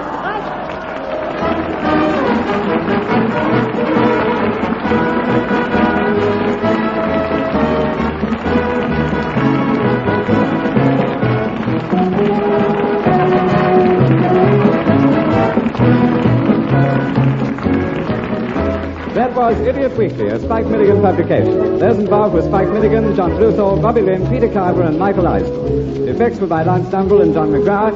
Sub-editor John McLeod. And this is Michael Charlton reminding you to listen again next week for Idiots Weekly.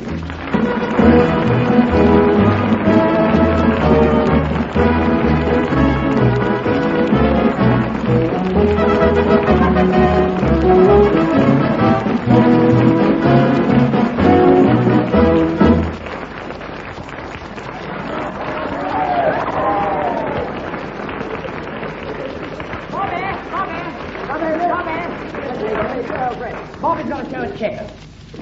He's gone. Bobby's gone. Poor Bobby. You remember Bobby? He's gone. Tell him it's the odd night. Right. Good night.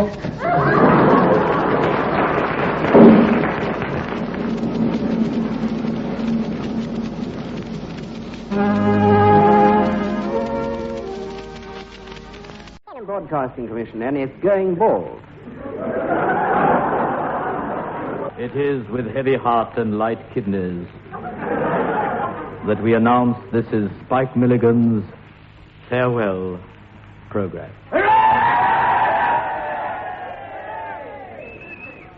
I know it's sad, folks. Wasn't that sad? But all good things must come to an end. A sticky end, too. So now...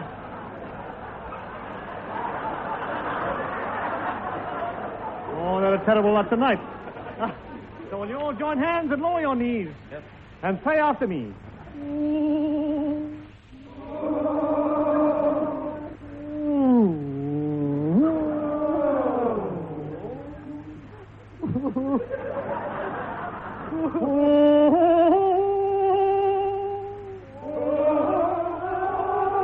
Oh, it's good to have friends, folks.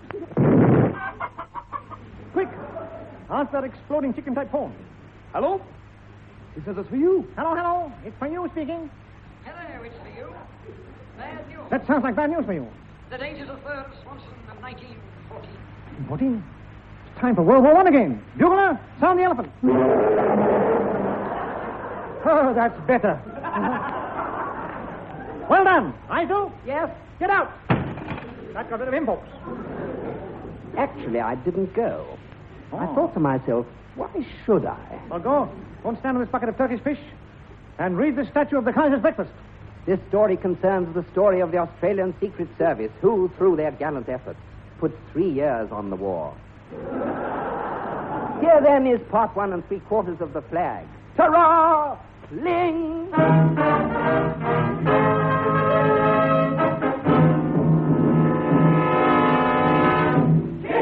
Knock. Who's that? Short man who can't reach the knocker.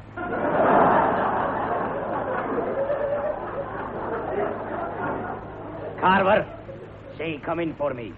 Come in for me. Ja. Good morning. Oh, I'm sorry. I didn't know you were in the bath. Oh, neither did I. Thanks for telling me. Do come in. I was told to deliver this letter to you.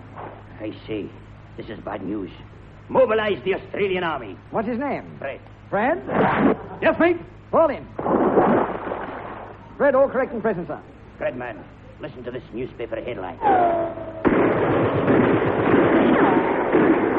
Sounds bad. Worse than that. Far, far worse than that. The Germans have captured the secret plans of the Australian flag. Oh, does this mean they could build one? Yes, we've got to stop them. Oh. But first, take your partners for the Jim Gussie Malingerers waltz. Oh, just as it was getting interesting, too.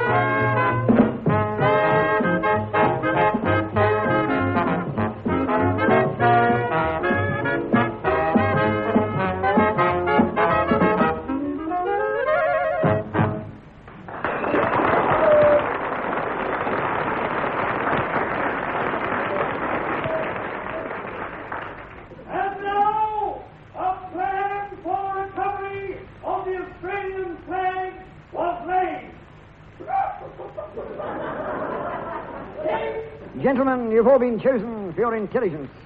You sure are good. Shut up, Echo. Shut up, Mamu. The newcomer was dressed in a battle dress of shredded string, with a bush hat made from a cornflake packet.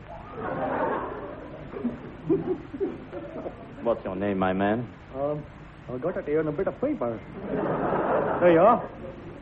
What do you mean, paper? This is an elephant. Anyone can make a mistake. Now, Eccles, just lay in this empty grave and wait. Oh. The rest of you gather round with shovels. Stop filling the grave in. I'm not dead. Blast, he knows the difference. For 3 months, these men trained to recover the plans of Cobber-type flag. But finally, they were taken to England and disguised as mounted horses. To them, Brigadier Spon revealed the plan. Ta-ra! Ting, crash, bang, bing! Very good. Gentlemen, be secret, preferably from the waist downwards. Tomorrow evening at dawn, we will cross the channel. At midnight, by electric watches. Right. All synchronized watches? Yes, sir. Right. It's now 1 o'clock. 4:25. 2:10. 10:30. Saturday. Gladys Swank. Perfect. What's this all about? Well, haven't you heard? No. At 3:20 this morning, Chinese laundry time, Germany declared war on Australia and Woi Woi. Eccles, I want you to volunteer for certain death. I don't like it.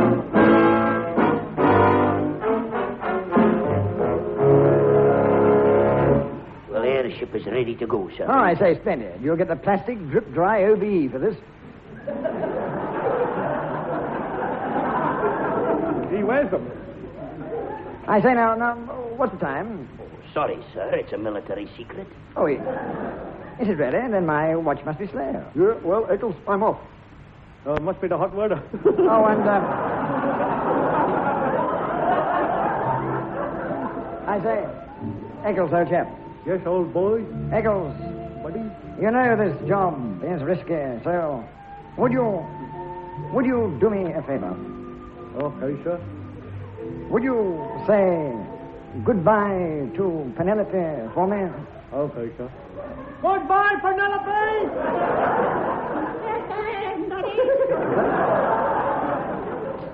Thank you. Well, goodbye, chap. Goodbye, sir. Goodbye, sir. Up you go. Cast off. Cast off! Got good weather for it, don't you?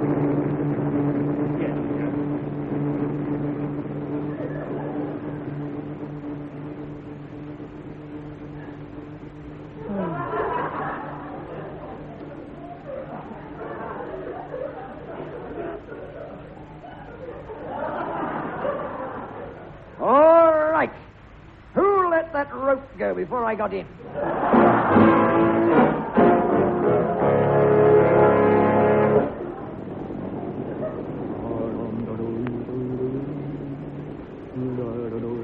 So Lieutenant Eccles, idiot and bar, is unaware that a female German spy has tunneled up through the floorboard of the airship and is now in the main lounge. At the moment, I'm hanging on an ABC rope ladder under the cross. I will now thrust the microphone up so that you can hear the next scene. Oh, what do you do with that thing? Eccles? Yeah? We're nearing the French-occupied coast of France, so keep your eyes open for girls.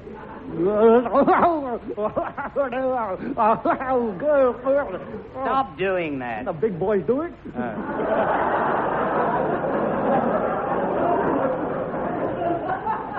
Right you are. I'll take the controls. You go and run my bar. Oh, aye, Captain.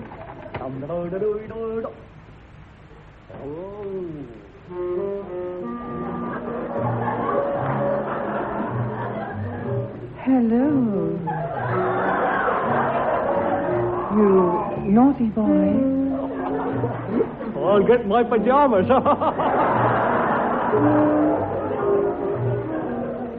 Come and sit here. What is your name? Eccles. No, Rock Hudson. That's it, Rock Hudson. Rock Hudson. Tell me, where is this silly old airship going? It's going. Stop! Stop that, you fool, Eccles. Don't tell her. This woman is a spy. Oh. Don't let her fool you, man. She may look beautiful, but underneath that false beard, bald head, wooden leg, and glass eye, she's quite plain. Oh. I couldn't answer that wrong, Sam. Hello, wrong sound effect. Airship Park, you two here? This is Herr von Richthofen. Oh, hello. I am flying on your tail in a Fokker tricycle. Hands up or I fire my bell. But I can't drive with my hands up. Ow! I'm learning, though. Look, no hands. Meanwhile, on board the HMAS boat, heading for France. Hello, chaps. This is the captain speaking. Oh, jolly good. Nice day for it, isn't it? Yes. Tom. Have you had tea? Attention all troops. This ship will be passing through fish-infested waters. Yes. Many of them sympathetic to the German cause. Yes. Any fish caught must be handed in to the security officer who will test its nationality. Ching! Right, men. Open the sealed orders. They weren't stuck down very well. Just as I thought. These sealed orders taste of whiskey. It also tastes as though Captain Nugent's string is to be parachuted into the attack area as a decoy. Sorry, Nugent. It's all right, John. Someone's got to do it, after all. Can't live forever. Goodbye, Nugent. Good luck. Goodbye, Rupert. Goodbye, dear.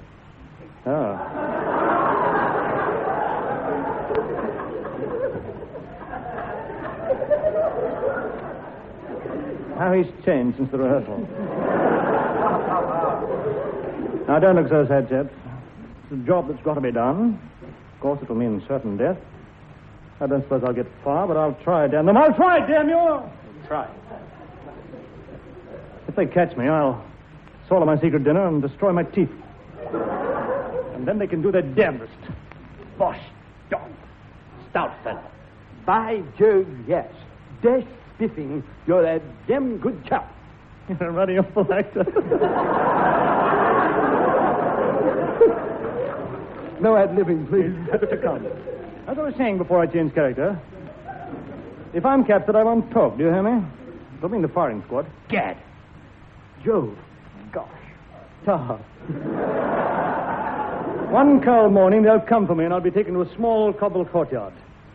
Blindfold, they'll say. No, damn you, I'll say. Now, light a cigarette. Cork-tipped, of course. Don't need lung trouble. Oh, you're so very wise. Thank you, Cynthia. Then the officer will raise his sword, and a defiant, steely smile will spread across my handsome, confident features. The rifles will come up. A volley will ring out. And I'll slump to the ground, smiling that enigmatic smile. And there I lay, Captain Nugent String, gentleman, hero, and adventurer. Dead. I don't want to go! Just for that, Bruce Finley. No, not. Meantime, back at the ranch.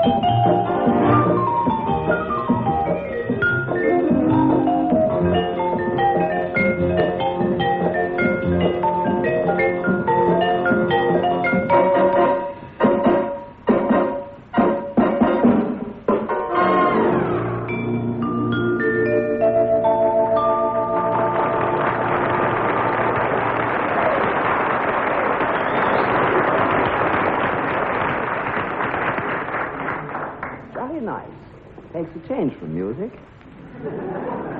Meantime, part 3 of the drama. Bobby Lim has volunteered to be parachuted into France on the one condition that he gets more lines to say in the show. Yes, but I must be given a free hand. We'll do better. We'll give you a free leg as well. Good, sir. You'll realize, little Larry Lim, that if you succeed in getting those plans back, it'll shorten the war by 3 foot 6 inches. So, walls are being worn shorter this year. Yes, just above the knee. Right now, gentlemen, my plan is very simple. I thought it would be. How would you like a punch up the throat? No, thanks, I'm driving. Now, 5 of us will row ashore in parachutes. There we will be contacted by a French agent, code name RU4. Lim, I must warn you.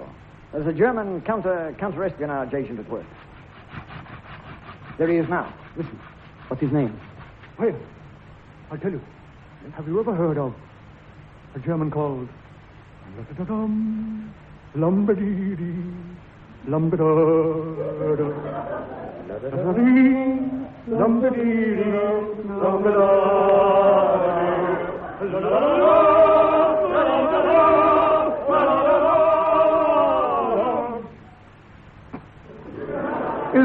Is he any relation to this old man He played one, he played knick-knack. They were both in the same hit parade together. Ooh. Well, he won't get far with a noisy name like that. I remember this. Remember this, folks. The password is, the wind is whistling up my grandmother's knees. Right. Men, follow me. Jump, count 10, and when you hit the water, pull the ripcord. Gad, that lad doesn't know the meaning of the word fear. You mean he's brave? No, he just doesn't know the meaning of the word fear.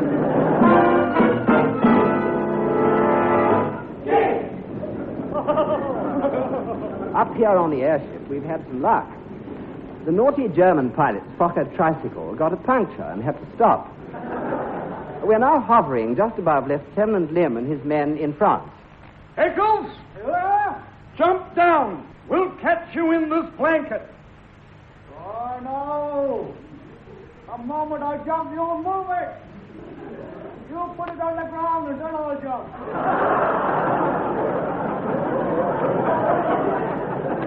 This I gotta see. Jump!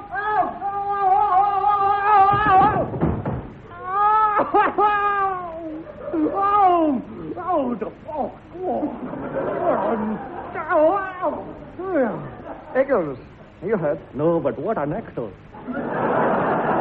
First time is better, folks, right?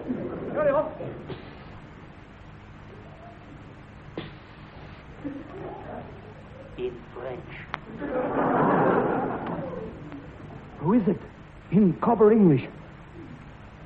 The wind is whistling up my grandmother's knees. He should wear on the drawers. Shut up, you idiot! Shut up, and we'll jump again. I've got a third foil to do. Is he on our side? Yes. Then it's going to be a long, hard war. Hurry! Swallow these full stomachs and follow me through the alimentary canal. We ran in French, which I ran fluently. At midnight, we arrived at an old, ruined, bald French chateau. In French. No sooner had he knocked with an oxen fence, there was the sound of boats being withdrawn.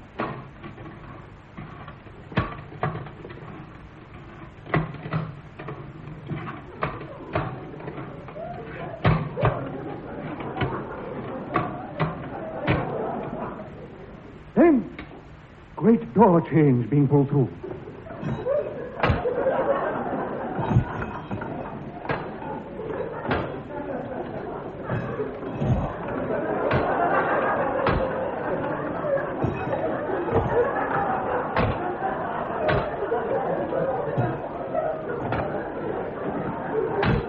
Yes.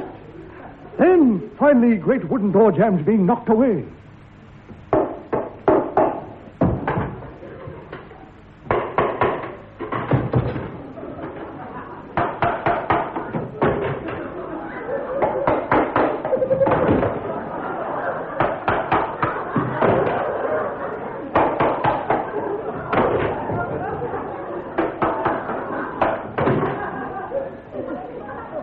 And then the door opened, and out stepped 3 sound effects men.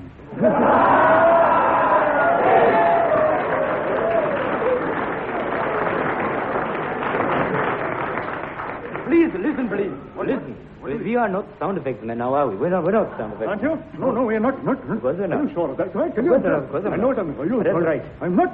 We are not. Let us. We are not. Well, the truth. No, listen. Please, Wait, I'll tell him who we are. Let me tell him who we are.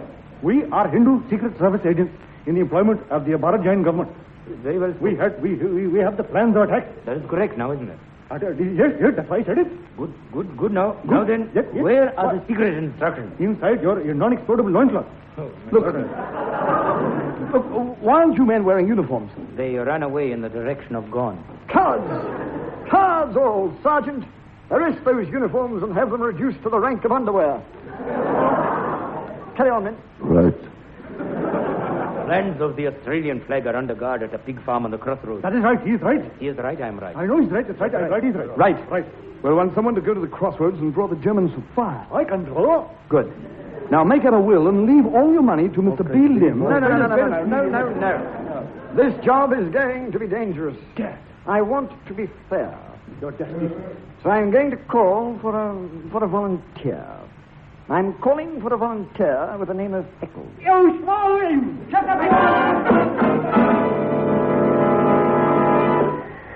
Lonely crossroad near the pig farm. German soldiers are on the alert. I play the part of a German officer in this scene, so it should be pretty good. Oh, Fritz, how long you think this war will last?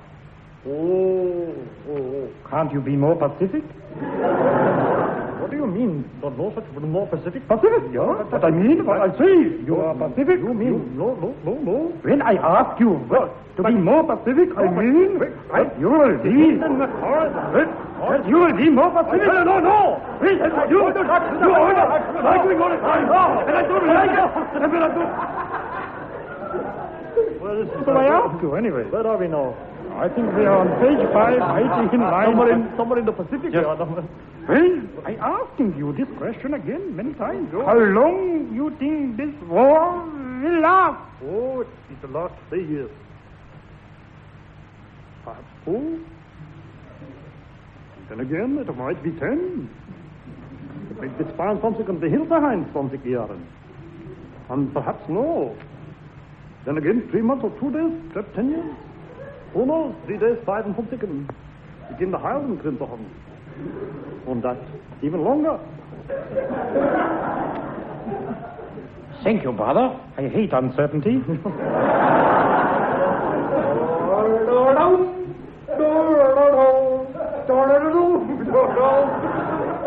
Listen, brother, there's a man over there doing the echo part while I'm here doing a German soldier part.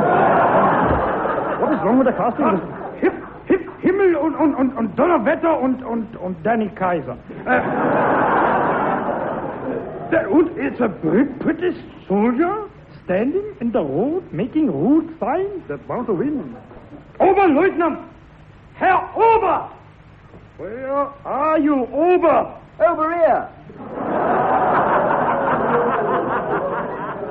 Not long now, folks. Was it mine, Sarge? Gefiel der Flutet Ball. This is the part I was telling you about. Actually, I sound quite convincing in the part. Oh. Everyone to his own opinion? Shh. Listen.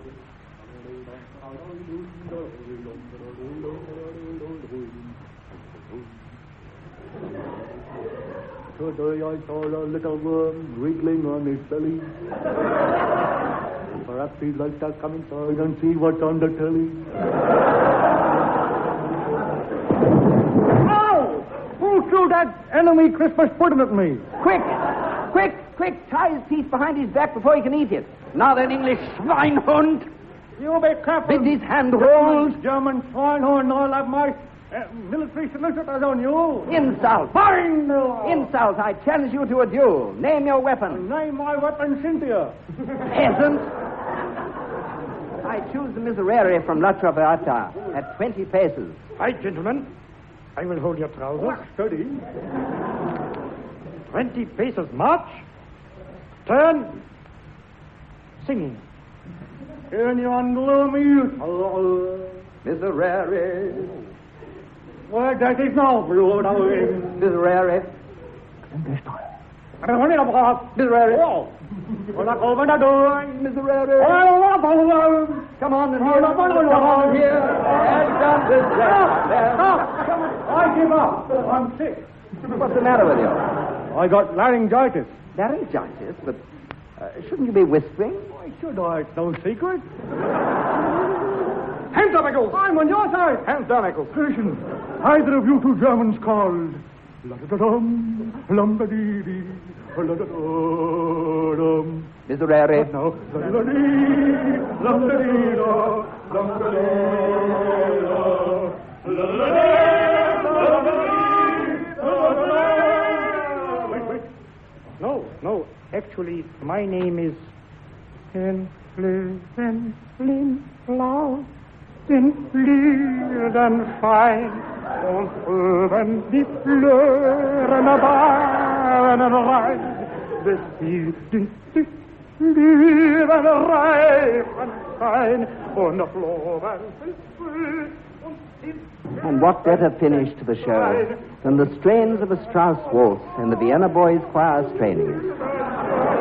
And so our feet ascend from old Vienna, 250 Pitt Street, Sydney.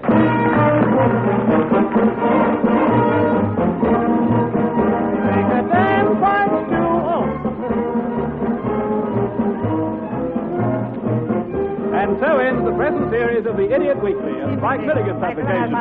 Those involved were Spike Milligan, John Bluthal, Bobby Lim, Michael Eisel, and Peter Carver. Sound effects were handled by Lance Dumble, John McGraw, and Jim McLeod. Jim Gussie as the ABC Dance Band, and Bruce Finley played Bart. Technical supervision throughout the series by Sid Butterworth. Brian Wallace and Peter Spenny. The sub-editor was John McLeod, and this is Graham Connolly saying, cheerio from the Idiot Weekly.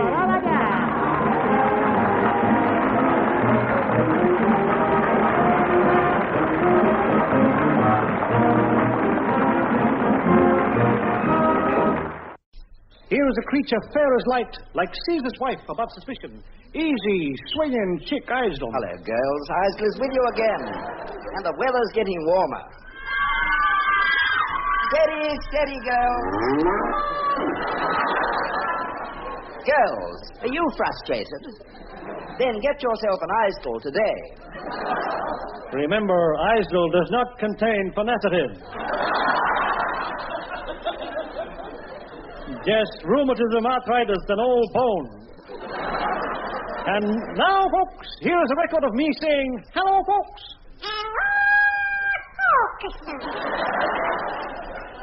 That was Mr. Spike Milligan saying, hello, folks. That was John McLeod saying that was Spike Milligan saying, hello, folks. And that was John Hewitt saying that was John McLeod saying that was Spike Milligan saying, hello, folks. I suppose the ABC do know what they're doing. We do it for the money. Yes, but money can't buy friends. No, but you get a better class of enemy.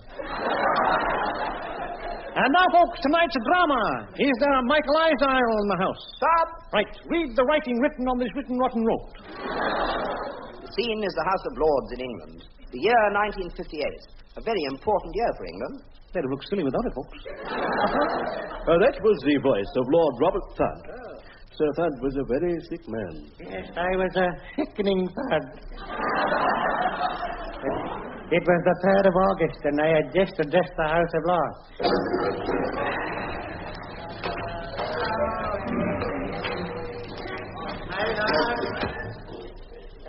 My lord, I have news that is 6 feet deep.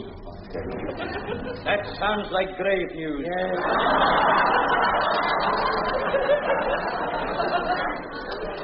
At 4:30 this afternoon is the crow flies on Lord's cricket ground. Australia won the Ashes. And worse still, there were women and children present. Oh, good heavens, no. Oh, the poor Duke.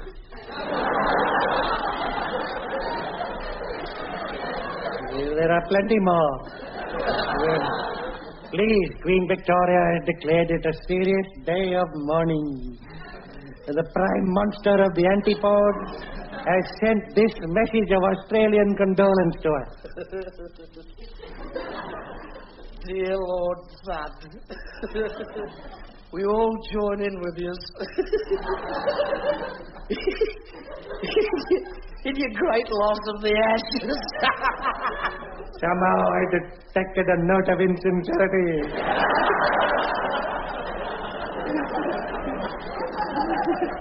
Look, are we the people of old England going to take this lying down? Only during the hours of darkness. Huh? I won. It's better be good. I won. You'll never last the honeymoon, I tell you that. I was going.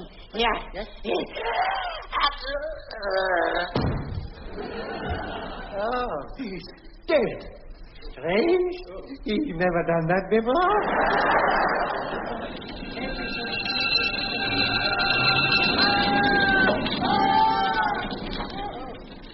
That night on Tower Hill, the English took their revenge. Ha ha ha! Yes, an effigy of Sir John Bradman was stuffed with cenopods and burnt. But Australia hit back. Oh, that night at the Royal Covent Garden Opera House, to show her disdain, Gladys Moncrief sang like this.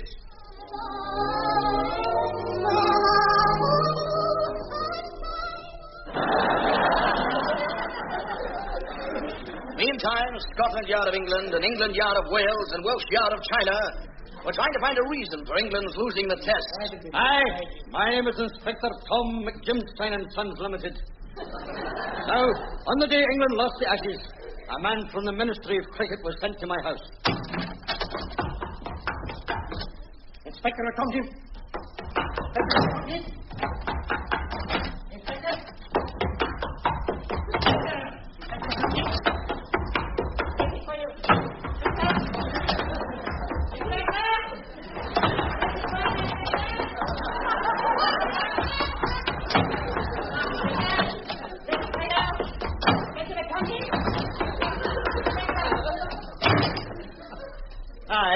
I was out.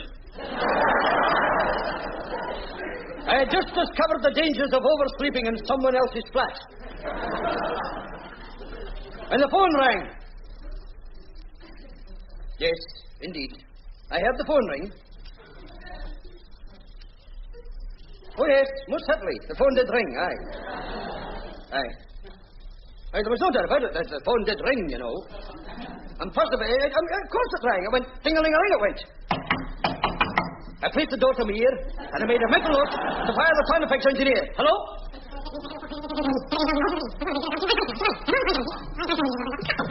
Speaking personally.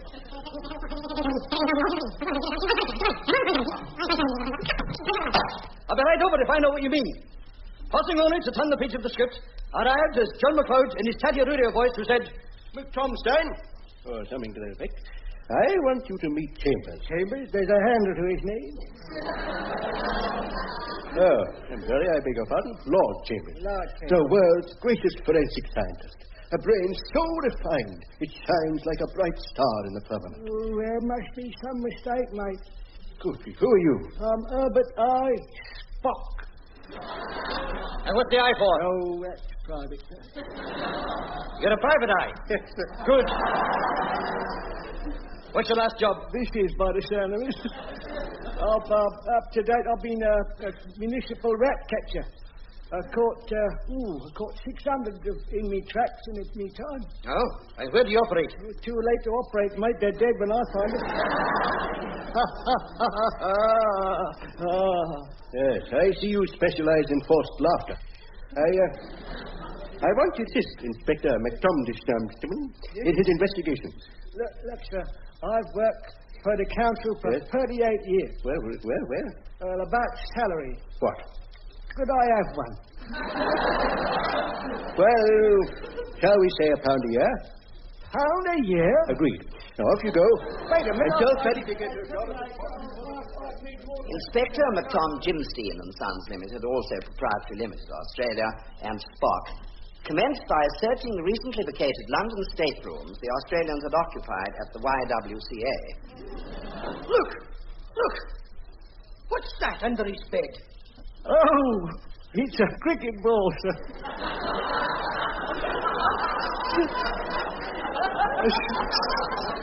a strange device. Yes. So, this is what a cricket ball looks like. Well, the secret is out. Here, this cricket ball sounds hollow. Yes, it does. Do you know what I'm going to do? I'm going to have a wee look inside.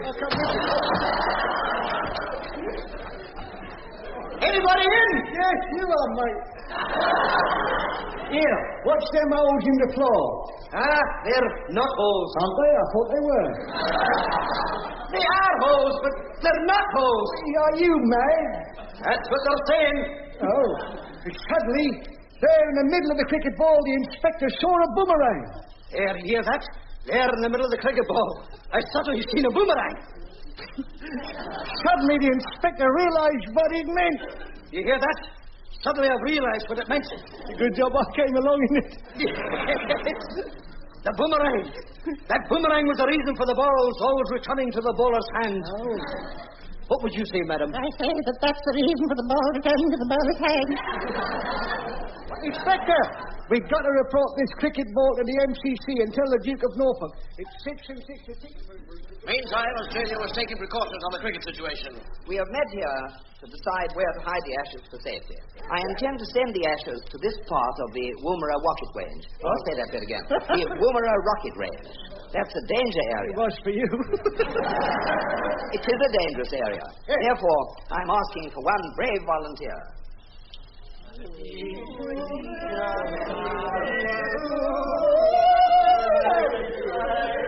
I've always known you. Very well. Very well, gentlemen. One brave singer.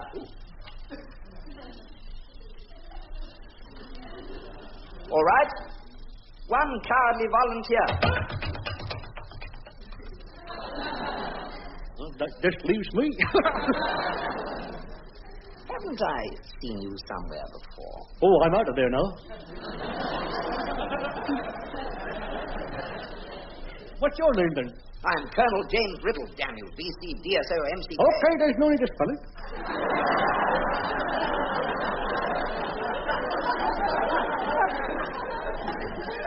Are you mad? That's what they're saying. Now, just sign your name on this form saying you're volunteering for certain death. Right. Wait a minute, I can't write. Well, just put an X there. How do you make an X? You get two straight lines and you rub them together. Meantime, in England, the Australian Secret Service had pulled off something important.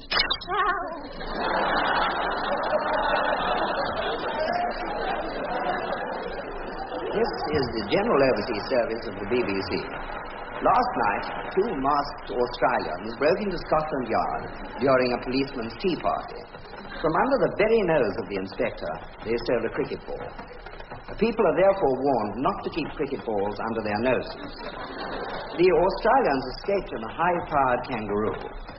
It is reported that as a reprisal, the British Navy will send the submarine surplus to try and bring the ashes back to England. Quick enough. Captain Stepson, what's our position? Well, we're 30 feet down and crossing the Great Australian Buck, which is much worse than a spike. I see. Right, up, periscope!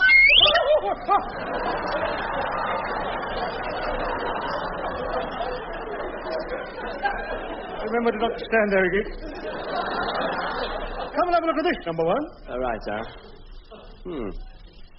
That's dashed strange. What did you say? It's A, B, C, nickel, 6 and 7/8. The idiot hung his hat over the periscope again. Tea's ready. Thank you, Cecil. Thank you. One lump or two, sir? I think just one lump for me.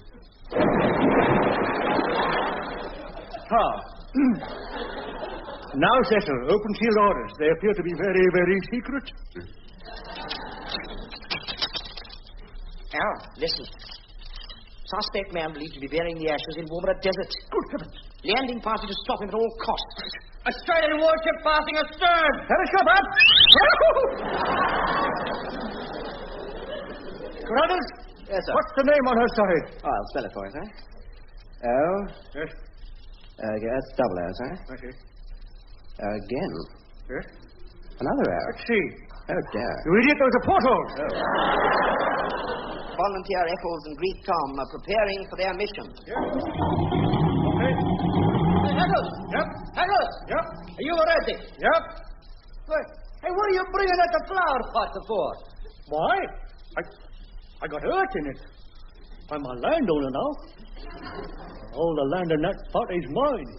I dug it out of French's forest. It's valuable land, man. All right. That's a good boy. But tell me something. What are you going to grow, huh? Grow? This is valuable building land. All right, all right. Well, what are you going to build? Flowers. Oh, back here. Hands up. Holy smokes. A bush ranger. In 1962? Hey, you, Greek Tom, hand over that biscuit tin. Over a mile, you're dead the body. Step over his dead body with the tin. There you are. No hard feelings, Ned. Right. Now, take this pistol. Right, take it. Point it at your head. Right. Now, if you make one false move after gone, right, pull the trigger. Okay, you got a drop in me. What Eccles and his partners don't know is that they are just decoys. See? We don't know that. We don't know that we're decoys. The location of the real ashes, however, is revealed from a host of representatives at 2 to 1. I have been asked to tell you the real location of the arson. They have been secreted in the linings of a certain Madam X's corsets in Palmer Street. The lady was very short-sighted. In fact, so short-sighted, she got into her grandfather clock to make a phone call. And she must be a very determined woman. Oh, why? She got through. It must have been Andrea. So the fate of the ashes hung by a suspender belt.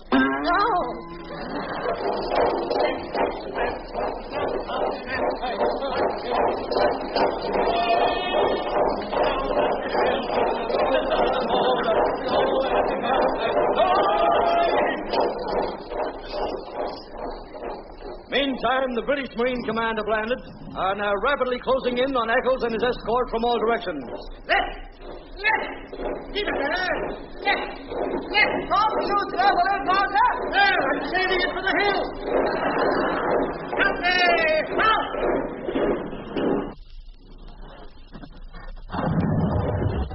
I say you'll have to give them a powder each. Now then, we'll camp here for the night, gentlemen. Put tents up for the men, and erect a 3-story Georgian manor for me. Nothing prodigious.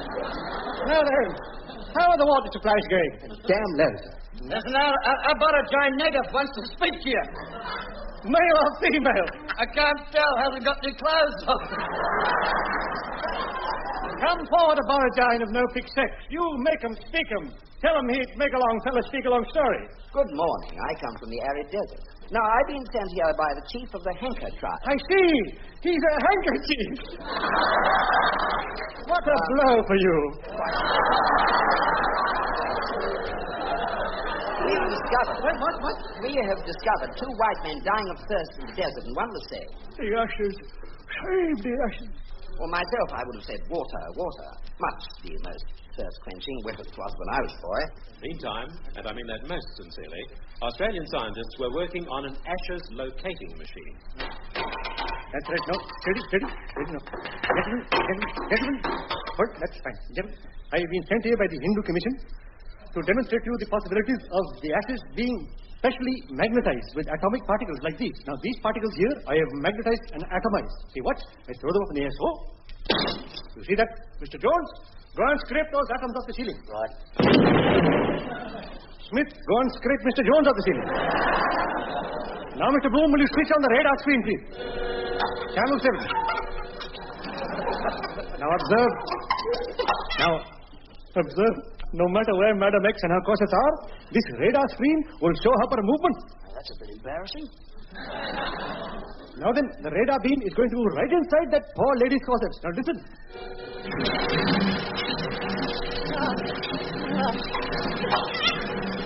Oh, dear. This is something we never bargained for. This radar says her corsets are in a washing machine in a Chinese laundry. What? Oh, Father, what's the number? Let me see now. RU4573. If our mother answers, don't hang up. You're still onto a good thing. Now, hurry.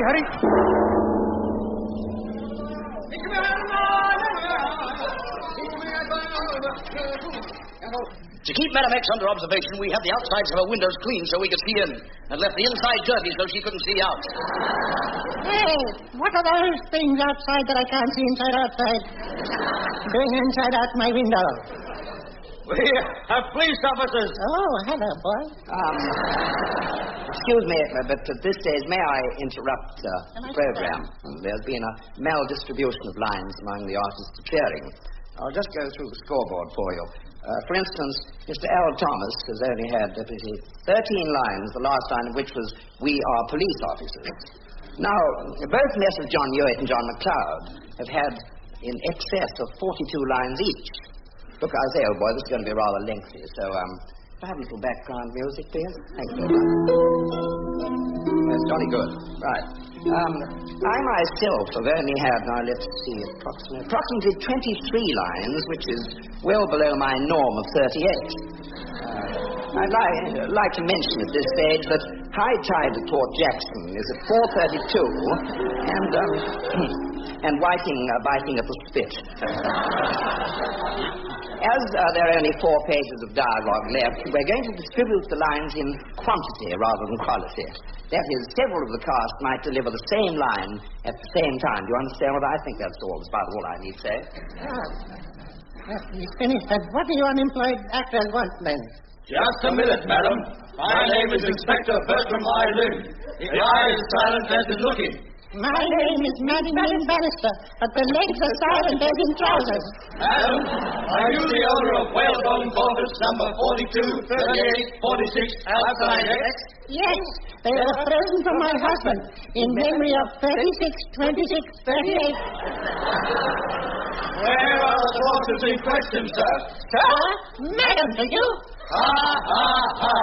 At your age, it doesn't really matter. Oh. What's the address of the laundry? The address is Street Street. Street Street? Well, that's only the name. The full title is Street Street Street. But the lover is silent as in wardrobe. Sergeant? Yes? Listen to me, lads. Surround the building. Alone? Try, dear. Now you all keep me covered with this tenure stuff while I knock on this door.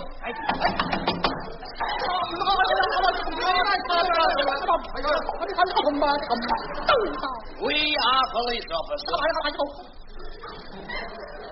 And I must warn you, anything you say will be taken down and used in the Bob Rogers show.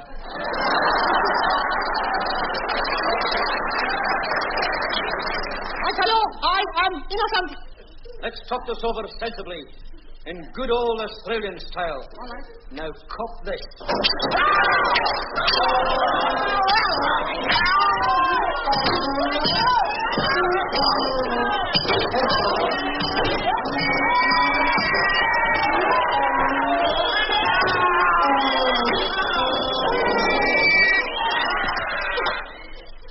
Finally, after friendly persuasion, some gentle talk, and a 4-hour bashing with an iron bar, the Chinaman gave up the garment and the ghost.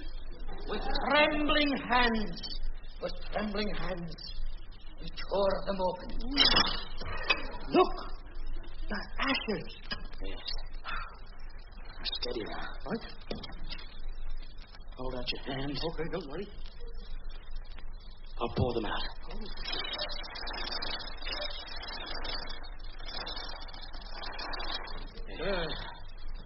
Safe at last. You idiot!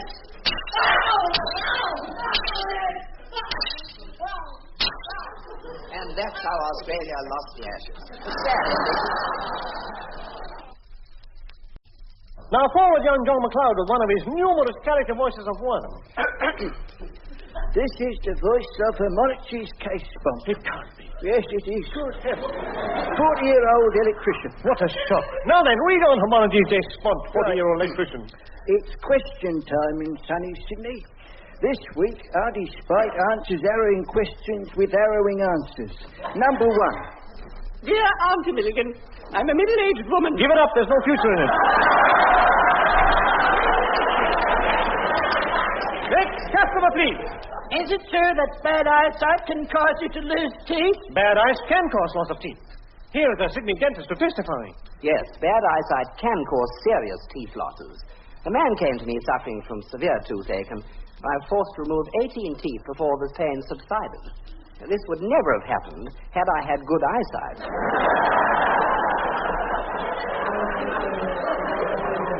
Next question, quiet you dogs. Yes, I am very worried about my son.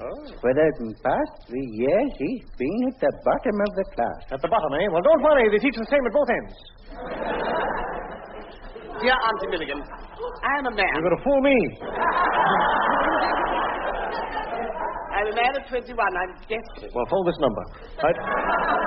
I want to know what's the best cure for baldness. Hair. Lots of hair. Now I shall read the prologue on this lot of old rubbish here. Hey, hey, hop, yep.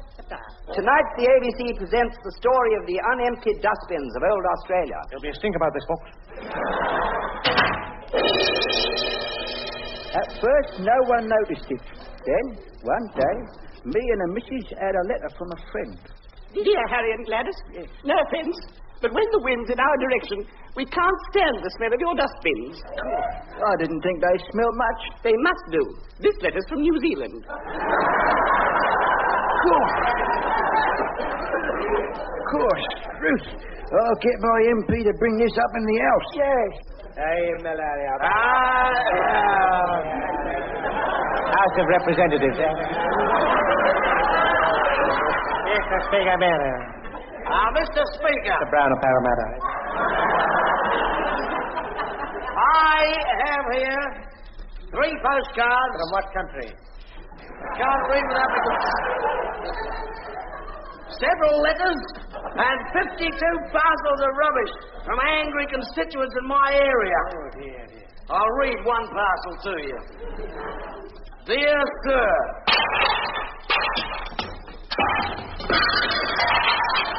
I have heard that the rubbish in the outback is now 7,000 feet high. It's so big the Chinese want to colonize it. It's true. China needs space, I tell ye. There's nearly 600 million Chinese. Well, they've only got themselves to blame. Oh, bad. And a few Australian stones. Eh? What? Yes. What's going to happen to rubbish in the outback? Gentlemen, we have flying doctors in the outback. I suggest a flying dustman service. Good idea. Soon an advert appeared in the Woy Woy Bugle and the Patonga Blurg. Wanted, ex-Air Force pilots to become flying dustmen or ex-dustmen to become flying pilots. Good physicue, must be over 3 inches tall or under 6 foot. No sense of smell and a good eye for rubbish. That sounds like me, folks. I'm under 6 foot. I'll dig myself out in the plowing. And who are you? Shall we say a mysterious stranger? Are you mad? That's what they're saying. And so a mysterious stranger applied for the job. Hello? Come in, mysterious stranger. I was too soon. I'll say it again. Come in. I was too soon, mate. That's when I should have come in. So, mysterious stranger, you want to be a flying dustman? That's what they're saying. Can you fly? Fly? I've only just learned to walk. Walk. How old are you? Don't you know my mind that it's indiscreet to ask a lady's birth? Well, you're not a woman. No? We learn something new every day. Anyhow, when were you born? Thursday. Which Thursday? Mean there's more than one? Of course. There's one a week. Well, it was one of them. Oh, never mind. And so, recruits rolled in. Many new Australians, French, Germans, soon they were being trained to become Australia's first flying dustmen. I want you to take a good look at this. Yep.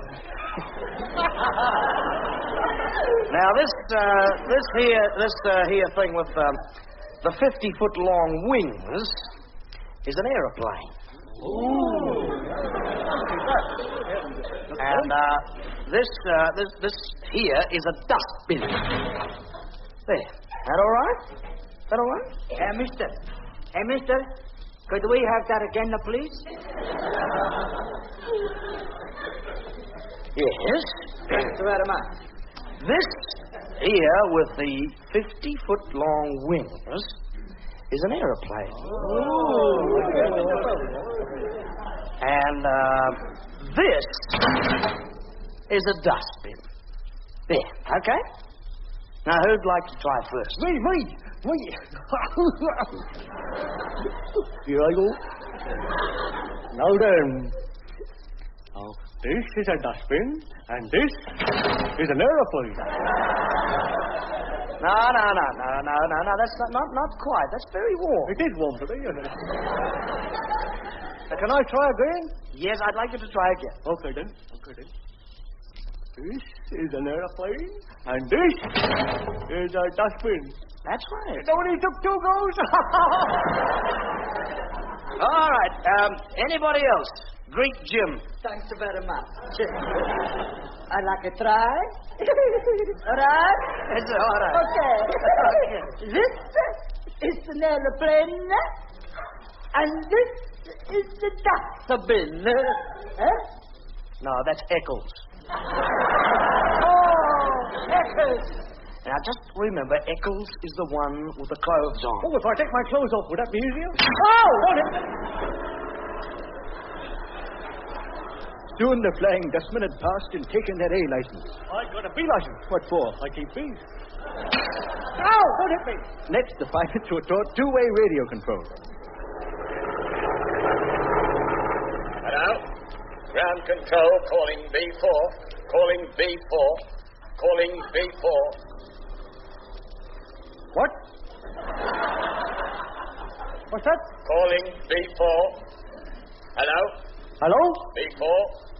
Hello? Why didn't you answer me before? Because I didn't hear you before. Can you give us your exact position? Over. I'm lying on my back with my hands behind my head. Why? I'm home in bed. Well, get down to the aerodrome. There's an emergency. Oh. Dustbin call from Narrabri on Arthur Ence's property. Eccles set fire to his socks and set off hot foot for Mascot Aerodrome. Mascot? I better write that down. How do you spell M? E-M. E-M-M. Then A. Then That's A-Y-A. like a for the line across I'll the hang middle. my socks on them, yes. You got that? Yes. Oh, yes, right. Yes. Well, S, that's like a snake. Venomous or non-venomous? Oh, matter of opinion. Matter Then of C. C. What's the C like? Pretty cold at this time of the year. Oh, yes, this is the new cool laughing eyes.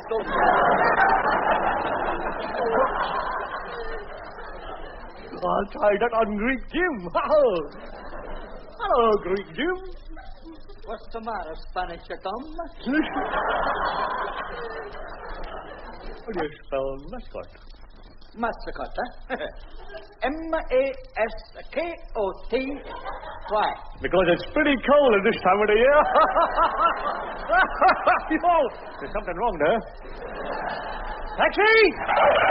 Oh, Sure. Yes, mate, wait a... Where are you? On the loop. Mascot Aerodrome. I'll hang on to the differential. Hurry. All right.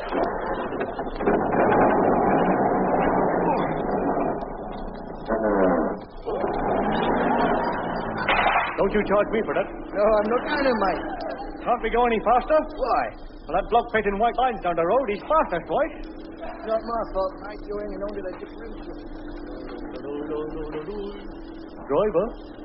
Yeah, mate. What How do you spell mascot? Mascot? Why? Because it's pretty cold at this time of the year. I'll get it right soon. I'll get it. Soon, Eccles and the crew of the Flying Dustman are airborne, and fortunately for them, so is the plane.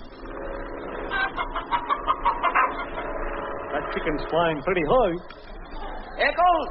Greek Jim, we're over the Pacific. Oh. Stand by to dump the rubbish bins. Okay. Hey, look, guy. Hey, Heckles. You let me do it first, huh? Go. Okay. All right. And now, 1, 2, 3, huh? There, huh? That's pretty good. I've thrown out my first rubbish. You know, Heckles? Hey! Heck, what's the matter? Heckles, hey. I must remember. Heckles is the one with the clothes on.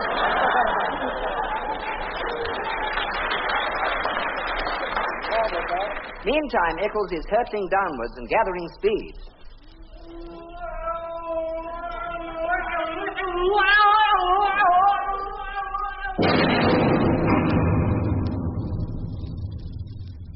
Ouch. Damn it! Where did you come from? I've just been thrown out of an aeroplane. Sounds like good sense to me. Here. How do you spell mascot? Get off my ship, you ragged idiot. No, that's not the way. It's M. Get off my ship! I can't swim. Even better. Get off! Look, hello, look, Frank. Frank, let's be pals. Let's be syndicate pals, eh? Let's send a few telegrams to the Royal Yacht Club in London, eh?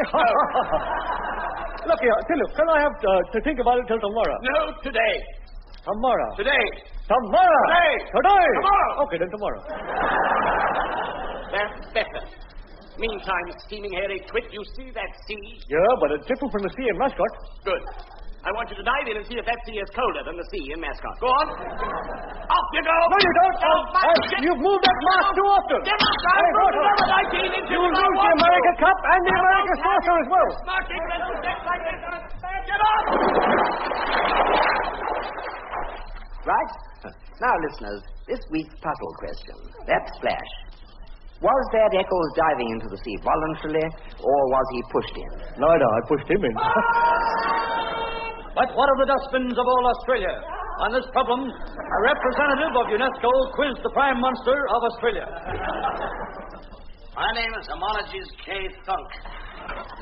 We have been hearing a lot of your steaming dustbins. Well, we're kind of getting it under control, like. Some badly affected areas have to wear clothes pegs, like, don't they, Bert? Yes, it's pretty bad around here. It's horrible. What do you do with all this rubbish? Oh, well,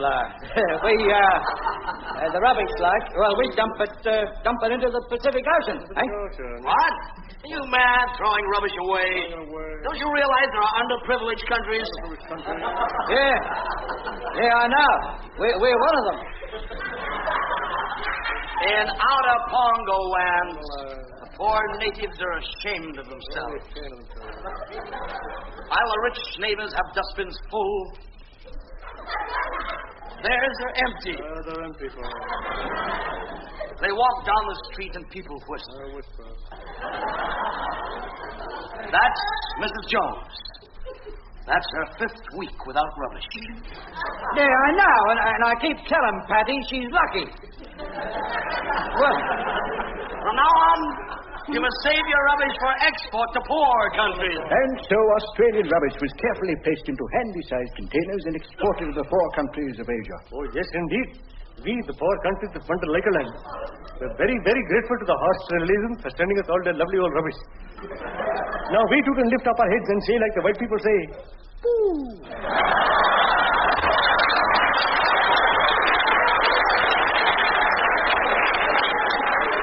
Australian dustbins were flying all over the world. All the world. On the stock exchange, the price of rubbish went sky high. Rubbish was on sale everywhere. The country was stinking rich. Then came the blow. Thud, it went. Japan start to flood market with the cheap plastic rubbish.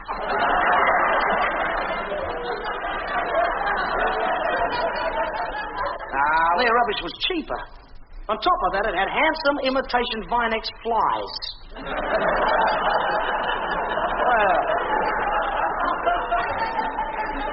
Some Sydney women preferred it. Yes, well, my rubbish was never... We didn't, We must have. Get away from here, Milligan.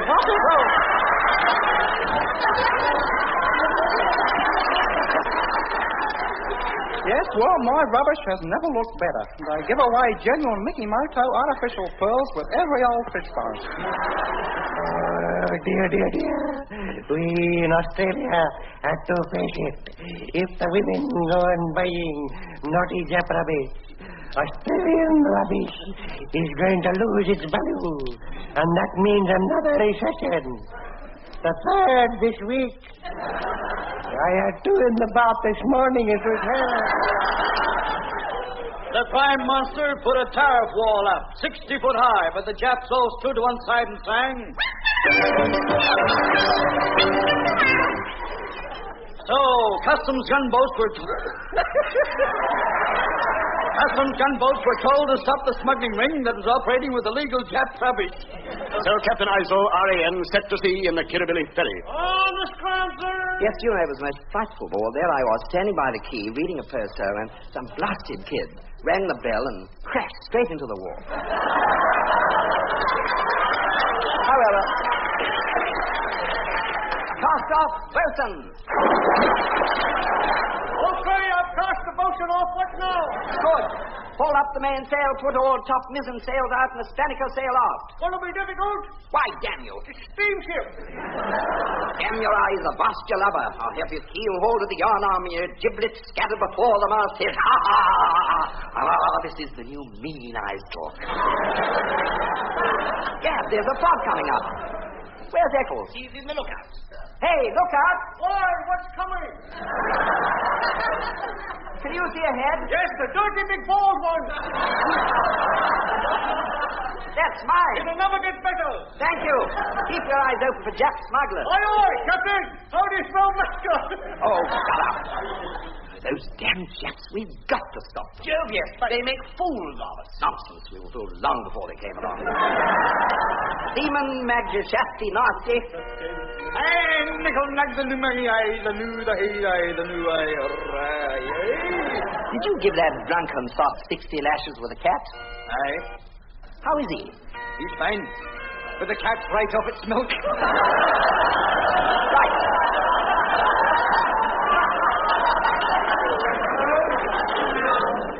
Stand by the forward gun and keep it trained dead ahead. Aye, aye. When we see the Japs, I want to shoot on sight. Aye, aye. They won't catch me with my trousers down, sure as my name's Nelson. Nelson? But he only had one eye. You've got two. Yes, I'm twins. Oh, this is the new jocular devil-may-care idol. Pardon me, jocular devil-may-care idol, sir. Message from the crow's nest. What? New laid eggs, 3 bob a dozen. Sir, this message has just arrived in a lady's stocking top. Ah, but it must be from Thailand.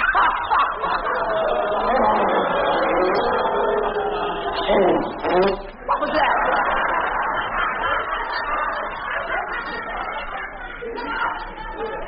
Search me. Right, Eccles, search him for her.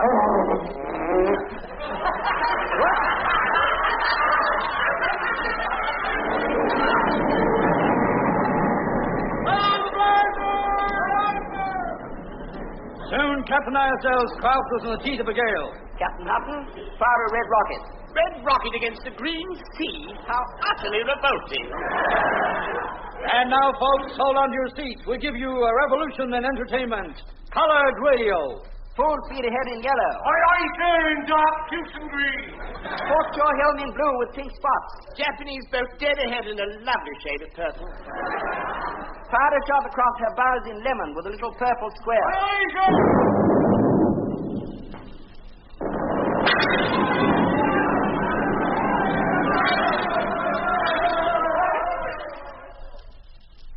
This morning, in heavy fog, an unknown vessel fired on and sank the P&O liner Canberra.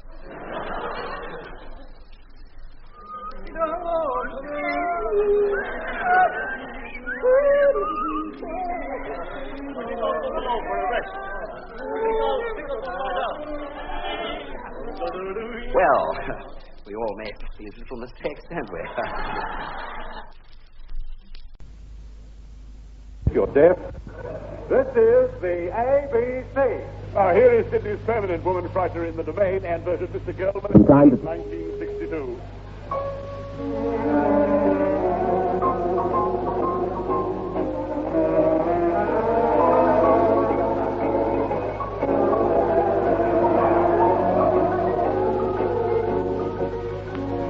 Hello, girls. This is the new Cool Eyes ball.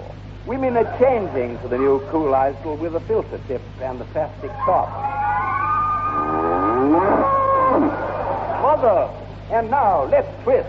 Let's twist again like we did last summer. Yeah, let's twist again like we did last year. Let's twist again. Yeah! Oh, I shall swinging tonight.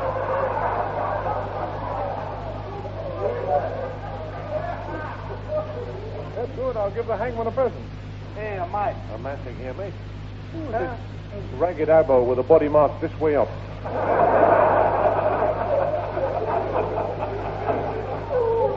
You're insulting the body I love. Wait a minute. I know that ragged face. It's a curry with the beyond the fringe on top.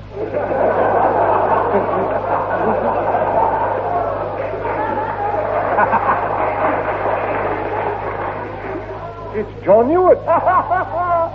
He's getting at me.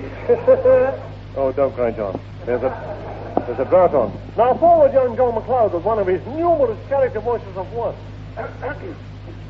This is the voice of Her Monarchy's case bomb. Yes, it is. Good. 40-year-old electrician. What a shock. Now then, read on Homology's day spont, 40-year-old electrician.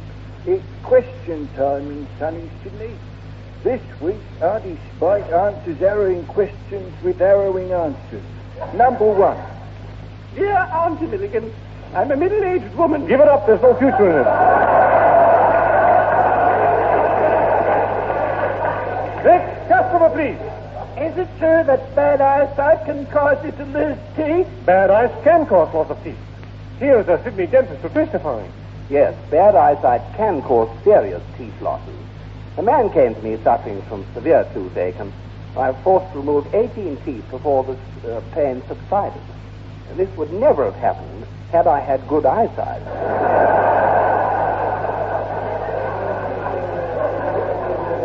Next question, quiet you dog. Yes, I am very worried about my son. For the past 3 years, he's been at the bottom of the class. At the bottom, eh? Well, don't worry, they teach the same at both ends. Dear Auntie Milligan, I am a man. You're going to fool me. Look, I saw you getting at poor Madame Butterfly, you devil in white. Is that a... I like butterflies. I see. I'm a man of 21. I'm desperate. Well, phone this number. I want to know what's the best cure for baldness. Hair. Lots of hair. Now, I shall read the prologue on this lot of old rubbish here. Hey, hop. Yep. Tonight, the ABC presents the story of the unemptied dustbins of old Australia. There'll be a stink about this, folks.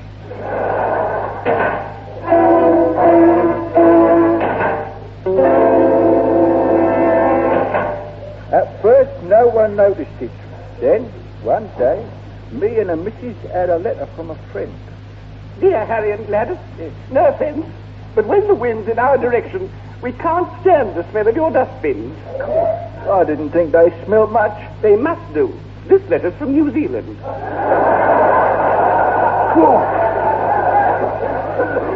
Of course, Ruth. I'll get my MP to bring this up in the house.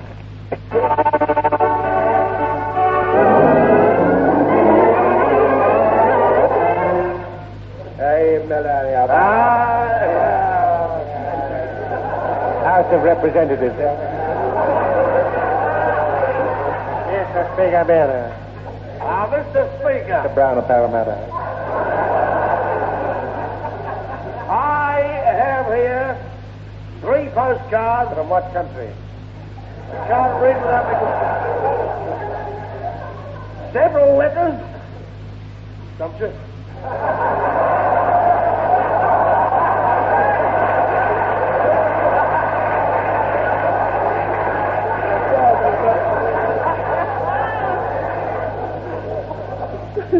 And 52 parcels of rubbish from angry constituents in my area.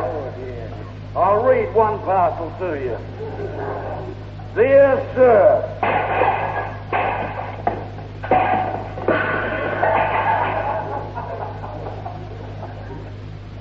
signed Ernie O'Dale.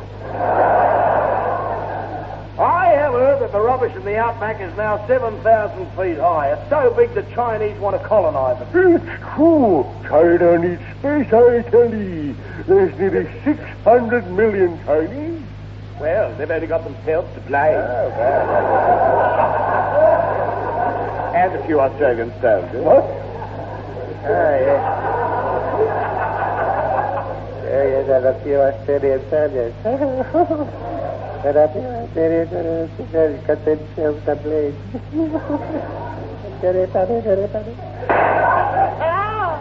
This will mean a by-election. Never mind that. What's going to happen to rubbish in the outback? Good. Gentlemen, we have flying doctors in the outback. I suggest a flying dustman service. Good idea. Wait till Frank.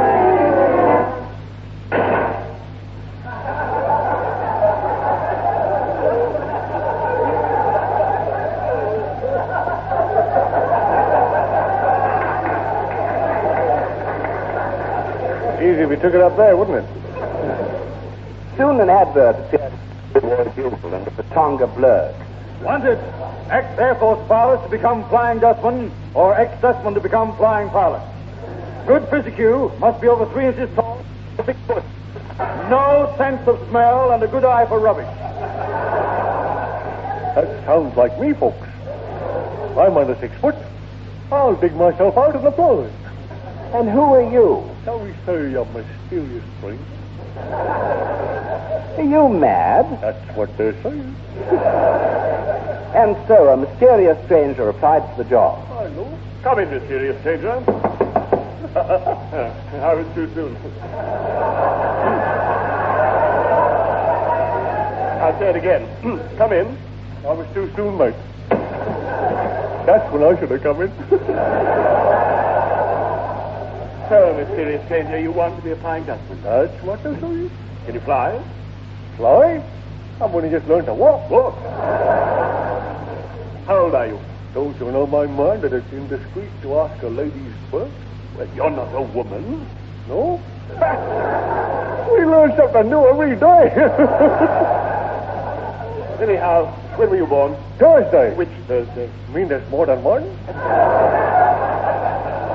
Of course. There's one a week. Well, it was one of them. Oh, never mind. And so, recruits rolled in. Many you Australians, French, German. Soon they were being trained to become Australia's first flying dustman. Now, let's start very carefully. Just now he tells me. Now, I want you to take a good look at this. Now, this here thing with the 50-foot long wings is an aeroplane. Ooh. And this here is a dustbin. There. That all right? That all right? Mister. Hey, mister. Could we have that again, please? Yes. Thanks very much.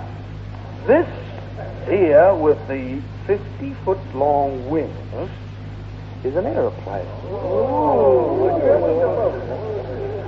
And this is a dustbin. There. Okay? Now, who'd like to try first? Me. Here I go. Now then. This is a dustbin, and this is an aeroplane. No. That's not quite. That's very warm. It is warm today, isn't it? Can I try again? Yes, I'd like you to try again. Okay, then.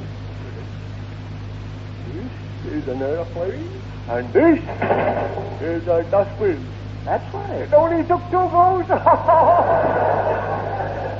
All right. Anybody else? Great Jim. Thanks very much. I'd like to try. All right? It's all right. Okay. This is an aeroplane, and this is the dustbin. Huh? No, that's Eccles. Oh, Eccles. Now, just remember, Eccles is the one with the clothes on. Oh, if I take my clothes off, would that be easier? Oh, don't it?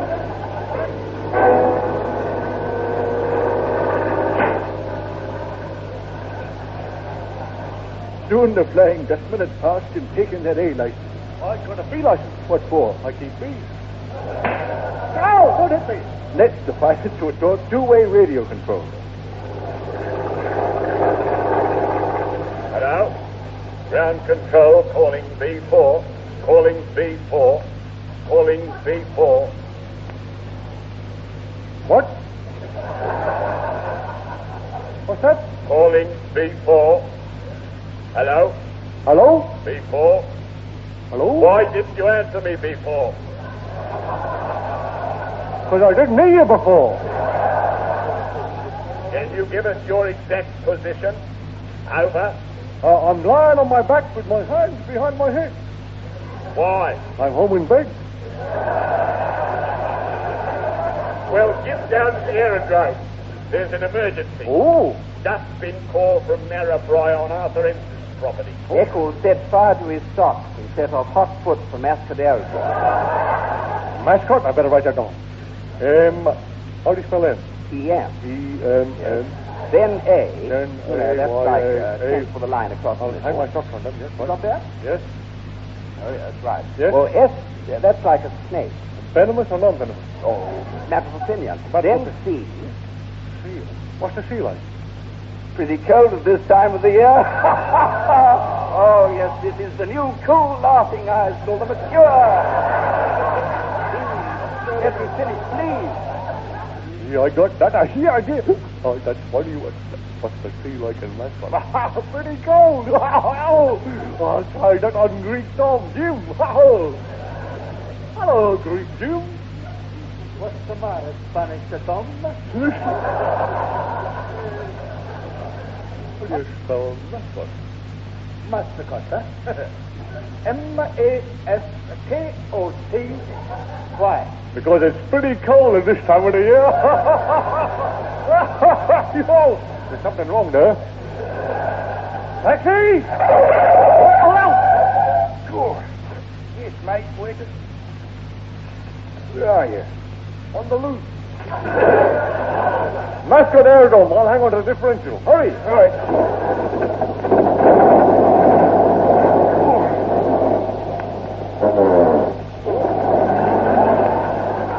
Don't you charge me for that. No, I'm not doing it, mate. Can't we go any faster? Why? Well, that bloke painting white lines down the road, he's faster, Dwight. It's not my fault, mate. You're hanging on to the differential. Driver? Yeah, mate. How do you spell Mascot? Mascot? Why? Because it's pretty cold in this time of the year. I'll get it right soon. I'll get it. Eccles and the crew of the Flying Dutchman are airborne, and fortunately for them, so is the plane. That chicken's flying pretty high. Eccles! Greek Jim, we're over the Pacific. Oh. Stand by to dump the rubbish bin. Okay. Hey, look, guys. Hey, Heckles! Heckles, you let me do it first, huh? Go, Corey. Okay. All right. And now, 1, 2, 3, There, huh? That's so pretty good. I've thrown out to my first rubbish. You know Heckles? Heckles! Heckles! Hey! Heckles! Heck, what's the matter? Heckles, hey. I must remember, Heckles is the one with the clothes on.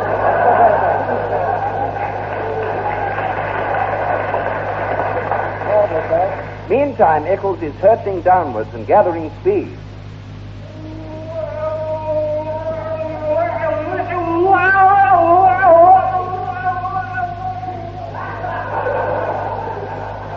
Doesn't seem to be enjoying it at all. Who invented the law of gravity? Isaac Newton. I'll get him for this. Far below, idling on the calm sea on board the Grateful, Sir Frank Packer is smoking 100 guinea notes when a creature hits the deck at 1,000 miles per hour.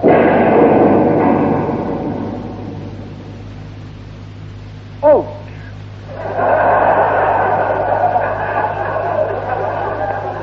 Damn it. Wait a minute.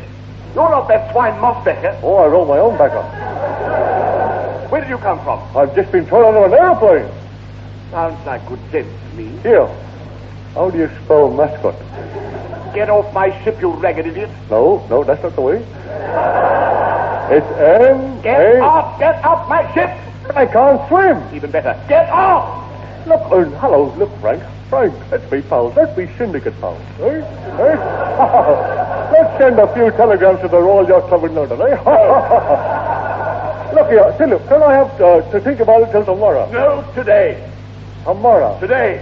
Tomorrow! Today! Today! Tomorrow! Okay, then tomorrow. That's better. Meantime, steaming hairy twit, you see that sea? Yeah, but it's different from the sea in Mascot. Good. I want you to dive in and see if that sea is colder than the sea in Mascot. Go on. Off you go. No, you don't. You've moved that mark too often. Get up, I've moved another 19 inches. You'll lose the America Cup and the America Saucer as well. Marking, let's protect like this. Get up. Right? Now, listeners, this week's puzzle question. That splash. Was that Eccles diving into the sea voluntarily, or was he pushed in? Neither. I pushed him in. So we leave Sir Frank Packer clinging to his wallet in the well-known Pacific Ocean. An ideal moment for a song from Miss Patricia Ridgway. Brings in the money, folks. But what of the dustbins of all Australia? On this problem, a representative of UNESCO quizzed the Prime Minister of Australia. Mr. Menzies, my name is Homologies K. Thunk. We have been hearing a lot of your steaming dustbins. Well, we're kind of getting it under control, like. Some badly affected areas have to wear clothes pegs, like, don't they, Bert? Yes, it's pretty bad around here. It's horrible. What do you do with all this rubbish? Oh, well, the rubbish, like, well, we dump it into the Pacific Ocean, eh? What? Are you mad, throwing rubbish away? Don't you realize there are underprivileged countries? Yeah, I know. We're one of them. In outer Pongo land, the poor natives are ashamed of themselves. While the rich neighbors have dustbins full, theirs are empty. They walk down the street and people whisper. That's Mrs. Jones. That's her 5th week without rubbish. Yeah, I know, and I keep telling Patty she's lucky. Well, from now on, you must save your rubbish for export to poor countries. And so Australian rubbish was carefully placed into handy-sized containers and exported to the 4 countries of Asia. Oh, yes, indeed. We, the 4 countries of Wonder Lakerland, we're very, very grateful to the Australians for sending us all their lovely old rubbish. Now we too can lift up our heads and say, like the white people say, "Ooh."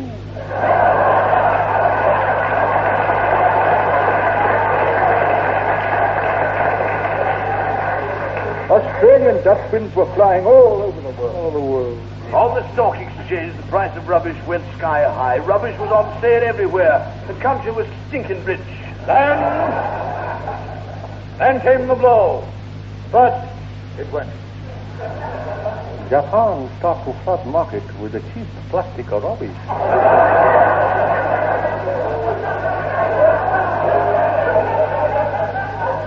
Their rubbish was cheaper. On top of that, it had handsome imitation Vinex flies.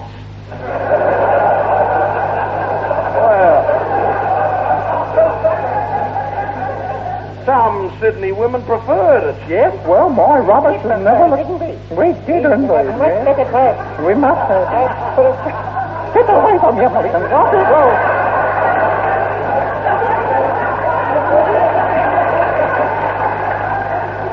Yes, well, my rubbish has never looked better. And I give away genuine Mickey Mouse artificial pearls with every old fish bar. Oh, dear. We in Australia have to face it.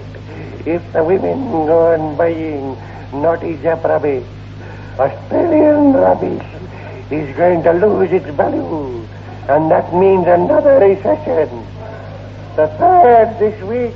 I had 2 in the bath this morning. It was hell. The Prime Minister put a tariff wall up, 60 foot high, but the Japs all stood to one side and sang.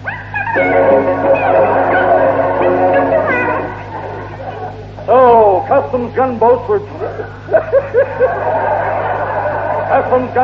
told to stop the smuggling ring that was operating with illegal Jap rubbish.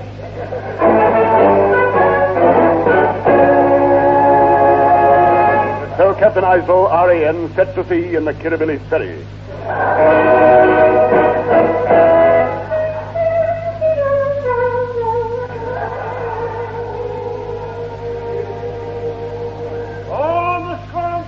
Yes, you know, it was most frightful of all. There I was, standing by the quay, reading a poster, and some blasted kid rang the bell and crashed straight into the wall. However, cast off, Wilson. Okay, I've cast the motion off. What now? Good. Pull up the mainsail, put all top mizzen sails out, and the spinnaker sail off. What'll be difficult? Why, damn you. It's steamship. Damn your eyes, avast your lubber. I'll have your keel hold of the yarn arm and your giblets scattered before the masthead. Ha ha ha! Ah, this is the new mean eyes talk. And here is my latest recording to prove it. I must go down to the sea again, to the lonely sea and the sky. Just wait till that gets on the market. Brian Davis, you've had it. Gad, there's a fog coming up. Where's Eccles? He's in the lookout.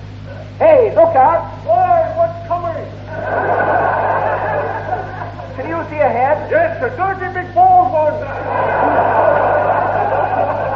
That's mine. It'll never get better. Thank you. Keep your eyes open for Jap smugglers. Aye, aye, Captain. How do you spell mascot? Oh, shut up.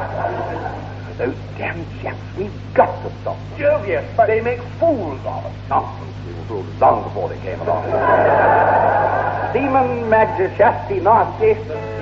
And nickel nag the limay, the new, the hey, the new, aye. Did you give that drunken sot Stenelli and his shirt 60 lashes with a cat? Aye. How is he?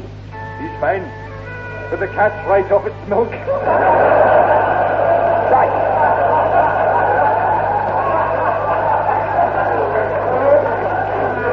Stand by the forward gun and keep it trained dead ahead. Aye, aye. When we see the Japs I want to shoot on sight. Aye, aye. They won't catch me with my trousers down, sure as my name's Nelson. Nelson? But he only had one eye. You've got two. Yes, I'm twins. Oh, this is the new jocular devil-may-care eyes. Turn me, jocular devil-may-care eyes, sir. Message from the crow's nest. What? New laid eggs, 3 bob a dozen. Sir, this message has just arrived in a lady's stocking top. Oh, but it must be from Thailand.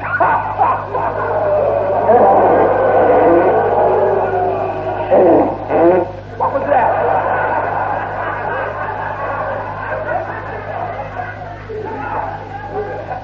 That's me. Right, Eccles, search him for us. Right, sir. Which way did it go?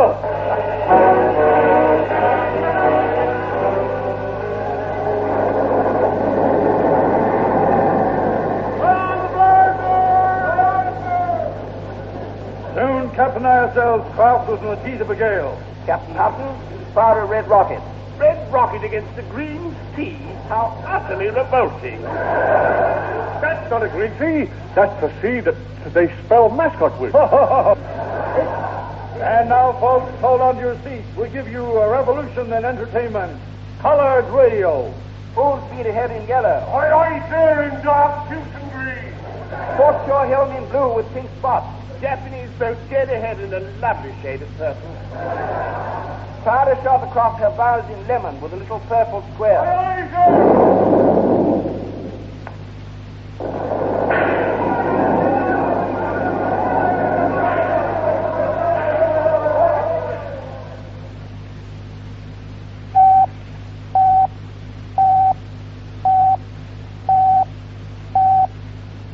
This is the news.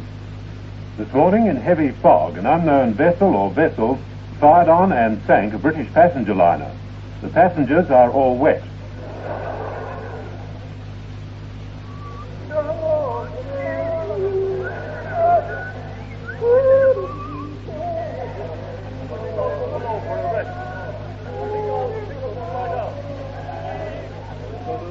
Well, we all make beautiful mistakes, don't we? However, cheer up there and just send you all home in a merry mood. And here's another of my latest records. This time, Eisball singing Joan Sutherland. Should I reveal exactly how I feel? Should I confess You've been listening to The Idiot Weekly, an ABC radio-type publication with Jim Gussie and the ABC Dance Band and the voice of lyric soprano Patricia Ridgway. Reporters were Michael Isgall, John Hewitt, Paul Westerman, Rick Hutton and Al Thomas. Their destinies guided by Idiot-in-Chief Spike Milligan, who also wrote the copy. Wielding the blue pencil, our producer John McLeod. Effects John McGrath and Jim McLeod. Control operators Sid Butterworth and Dale Surtees. Special music Neil Thurgate. Announcer Peter Young. We'll be going to press at the same time next week with the Idiot Weekly, so make sure of your copy by placing an order now with your newspaper.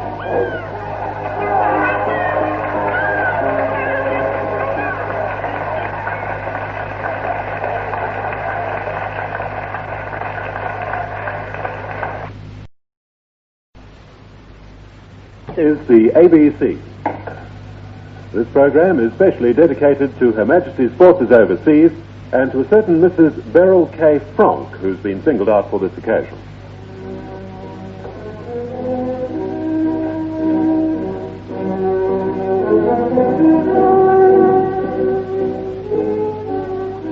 This is the story of a great endeavor, a story of land, sea, and air, and in some cases both. The date? The 2nd of December, 1960. Christmas was coming. The geese were getting fat, and some had put something in the Prime Minister's hat. But one problem lay heavily on the federal Parliament's conscience.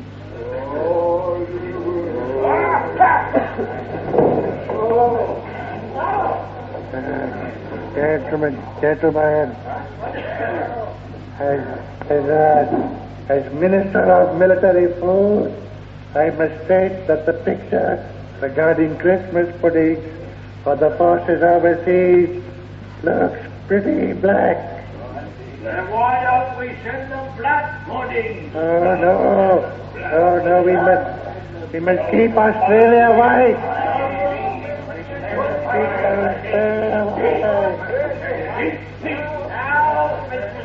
Quiet, please, order. Mr. Speaker, a few statistics from our resident statistica.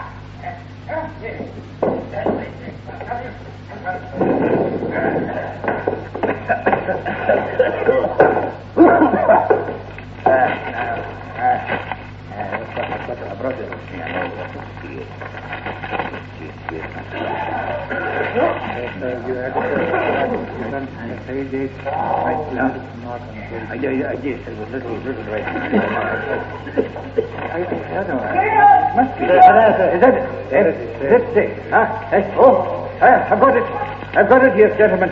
Gentlemen, I've got it. Thank you very much. Thank you. Owing to the shortage of civilians, contractors cannot supply sufficient Christmas-type duck for our forces overseas in Malaya, New Guinea, and Savage Woy Woy. Well, I tell you, no army can exist at Christmas without Christmas pudding. But what about the nappies? Well, that is nappies. An organisation working for the downfall of the British Army. Have they succeeded? Several times. Why don't we stop them? Well, the profits are so good. I'm a shareholder. Gentlemen, I have found a solution. Playing up the Australian firms is all combined in the building of a giant Christmas pudding for their own use.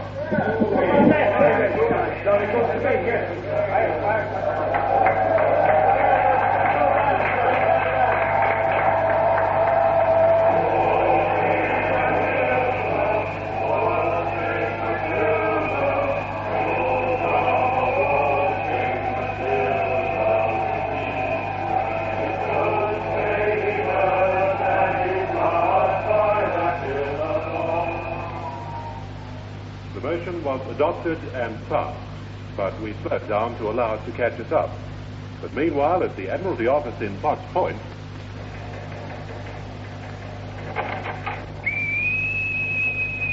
Pardon me, Sir Oren. What is it, Spark? A third interrupt you at squash, sir? That's all right. I'll drink it later. It's some more signals that arrived from the Australian Antarctic expedition. Oh, really? What's it say? Well, I don't know, sir. It's all little dots and dashes. I see. And play it on the gramophone. Right, sir.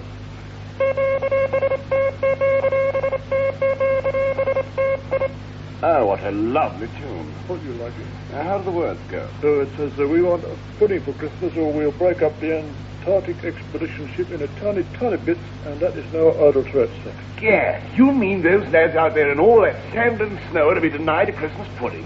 I fear so, sir. Oh, it's not British. I tell you, it's not British. Well, very few Christmas puddings are these days, sir. Oh, wait. I have it. Robin. Yes, Rodney, what is it? Let's ask the service chiefs to increase the size of the giant Christmas pudding to allow for an extra slice for the Australian Antarctic basin. They're mixing them at Chatham, sir. I'll drive you there. Help these shout. Get up, sir.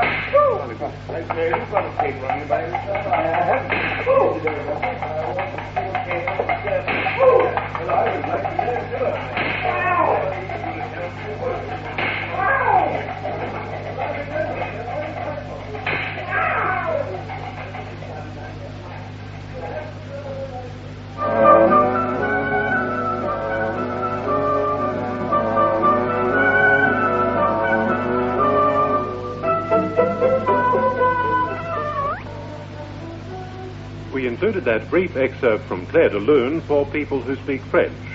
And now, for people who speak Splon, over to Frank's leg.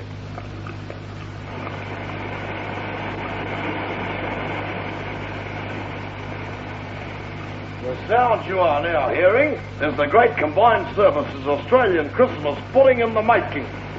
I'm standing by the great dry dock at Garden Island, in which the Christmas pudding is being mixed. Standing next to me is Admiral Sir Squinting Thing R.I.M. Well, we've had a good day today on the whole. Number 3 flotilla motor torpedo boats have been going backwards and forwards, churning up the mixture with their propellers. The destroyer HMAS Sydney has been following in their wake, dropping depth charges to bring the raisins to the surface. How perfectly splendid to see the finest traditions of the silent service being maintained. Oh, yes, well, we try to keep the men happy when they're off duty by giving them little tasks like this, you know. Well, we could do more of that spirit, sir. You could do the big clap round that big fat steaming nut of yours. Put that Admiral under arrest. So, how do you test the density of this great patriotic Christmas pudding mixture? Well, we've sent a diver down. He went down on the field about half an hour ago. Getting rather worried about him, as a matter of fact. Oh, what? He hasn't got a diving suit on. What a splendid joke that was to play on him.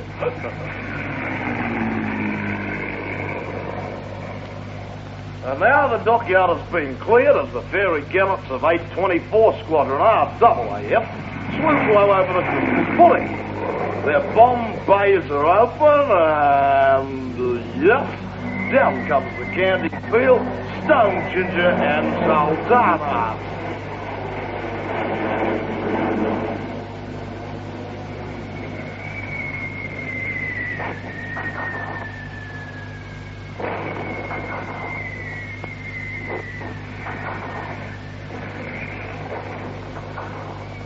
There we are, a direct hit on the great Christmas pudding mixture. Ah, this is a grand day for Australia. Woy, and Mrs. Gladdy Briggs of Parramatta. Pardon me, sir, Admiral, sir. The oil tanker's standing by for taking on the pudding. Right, well, tell them to drop the suction pumps into the mixture and suck it, will you? Right, sir. Harvey Brothers, clap on the birds and put on the garland, sir. Aye, aye, sir. One arms and 12 horsepower. All right, sir.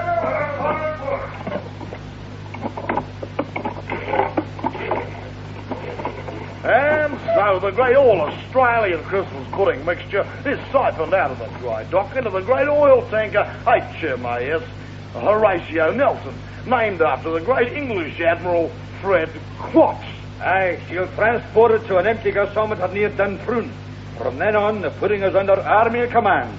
Unfortunately. Well, thank you, Admiral McTrunt. And now, part 2.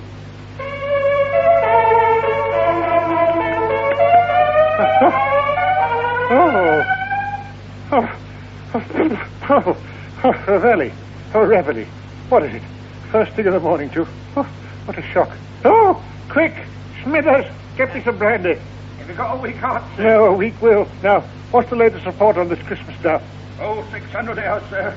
tank transporter arrived with a converted gasometer containing 600 tons of Christmas pudding ready for cooking. Oh, what's its map reference? 7981. Oh, where's that? You're standing on it, sir. Oh, dear, I'm dreadfully sorry. I hope I haven't dirtied it. Oh, it's all right, sir. We have it dusted once a day. Come in, 234. Oh, it's a naval admiral, R.N. What are you doing so far inland? We ran aground. I used to run a fairground myself. I've come to observe the military treatment of the Christmas pudding. Well, you'd better follow me.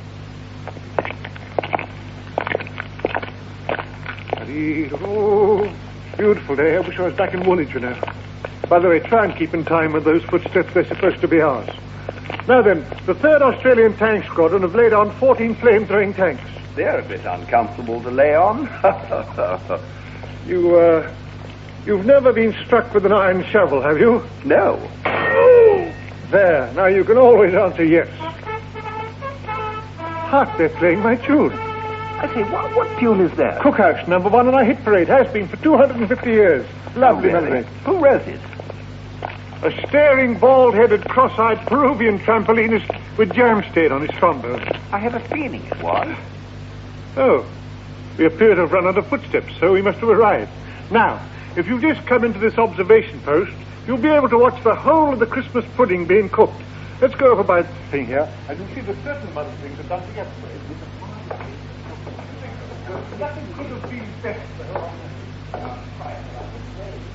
Hello, listeners. Station 2FC, huh? The sound you're hearing are the tanks which are bringing their flamethrowers to bear as they cook the giant Christmas pudding in the giant gasometer. And now, here is a word from our military observer. Well, at dawn this morning, number 5 Melbourne Commando went in under cover of daylight and brought back samples of tasting by the Army Catering Corps. What was it like? Pretty good. Pretty good. Oh, I say, Captain Burr. Sir, 2, 3. Field intelligence reports that the pudding is just about done, lad. Oh, splendid, sir. That's what you I'll wait till the thing has cooled down a bit, then send in the sappers to blast open the gasometer with Bangalore torpedoes. Oh, lovely. Leaving the pudding completely at our mercy for slicing. Splendid. Excuse me, Major. I'm from the ABC. I'm sorry, I haven't got any money on me. See old Boudoir, he's got a fork in his mattress. Darling, see to him, will you? There she goes. See that? Split the gasometer completely in two. Well done, the sappers. Indeed, yes, listeners. Right in two, revealing a great big steamed Christmas pudding. Oh, there she goes. Look at that. Yes, and there you hear the 74th Medium Regiment, RA, firing over open sight, smack bang into the pudding itself. Tell me, Major, what are they firing? Threepenny bits. No Christmas pudding complete without them, eh? We're shooting 100 pounds worth into every one of them. Pudding's going to be a bit rich, eh?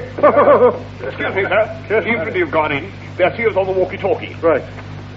Hello, Sunray here. Nice day for tennis. 6-8, sir.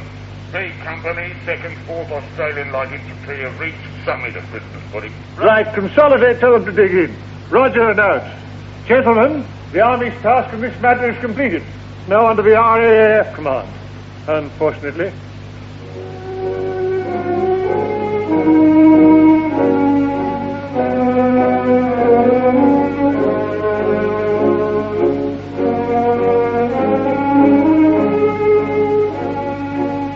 That night, an excited federal parliament was given the news. Honorable members, I have this moment received good news. At 1700 hours, Australian troops gained the summit of the Combined Services Christmas pudding, and there they planted the Australian holly.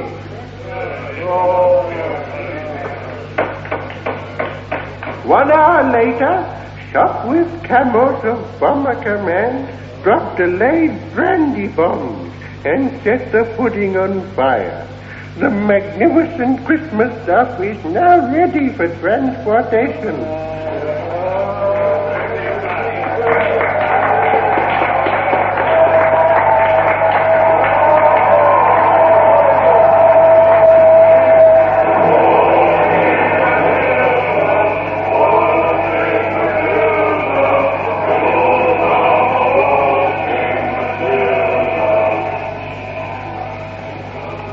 That night, a grand troupe concert was held in a number 53 bus where Miss Patricia Ridgway sang.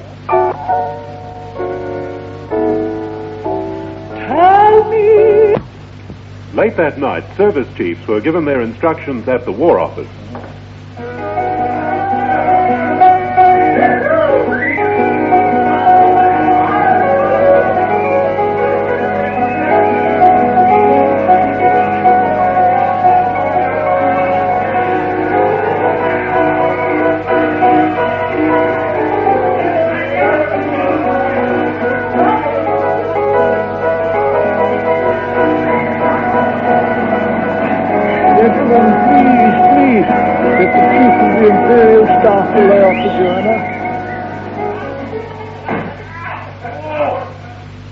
Thank you. I have here sealed orders containing 4 tickets for a certain message. Let me see. The division of the All-Australian Service Christmas pudding. Pudding will be divided as follows. 1 giant slice to be cut and filled with antifreeze for immediate transport to the Australian Transantarctic Expedition at the South Pole. Good. The remainder of the giant Christmas pudding will be fitted with wheels, a diesel engine, and driven to the Australian depots in Malaya. Signed Field Marshal Alexander MacDonald. I wonder who's driving it. I have no idea.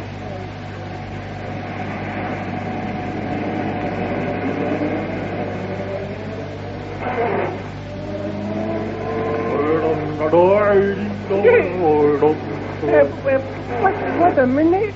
Have you ever driven a Christmas pudding before, Echo? Nope, I've never driven anything before. And how did you get a job? The sergeant said, 1 pace forward, any man who can play the piano. Oh, can you play the piano then? No. Then why are you driving a Christmas pudding? I wanted to learn to play the piano. That is true what the recruiting posters say. What did the recruiting poster say then? And they say, you're somebody in the modern Australian army of today. Oh? Yes. What are you then? I'm somebody in the modern Australian army of today. I wondered who you were. How did you join the army then? Well, I was in the street writing something on the wall. No. I was only writing my name. Oh. Wait, wouldn't they know who done it then? No, I didn't sign it. Yeah, little thank you. Yeah, well, up comes a naughty man wearing a soldier's hat. And he says, little Parramatta Twig. Twig? Yes. Well, you don't want to write your name in silly talk, do you? You want to write your name in ink. Oh, I said, where? And he said, on this nice military dotted line. So I signed it. And then he said, can you play the piano? And I said, yes. And here I am. Give us a tune. What would you like? I'd like my ticket. How does it go? Doctor, you've got to believe me. I got a bad back in front. I'm not fit for active service, Doctor, dear. Got a bone in my leg. When I close my eyes, I can't see. And when I lie down, it hurts me to run sideways. And oh, I got pains everywhere. Don't like that tune. Don't like it at all.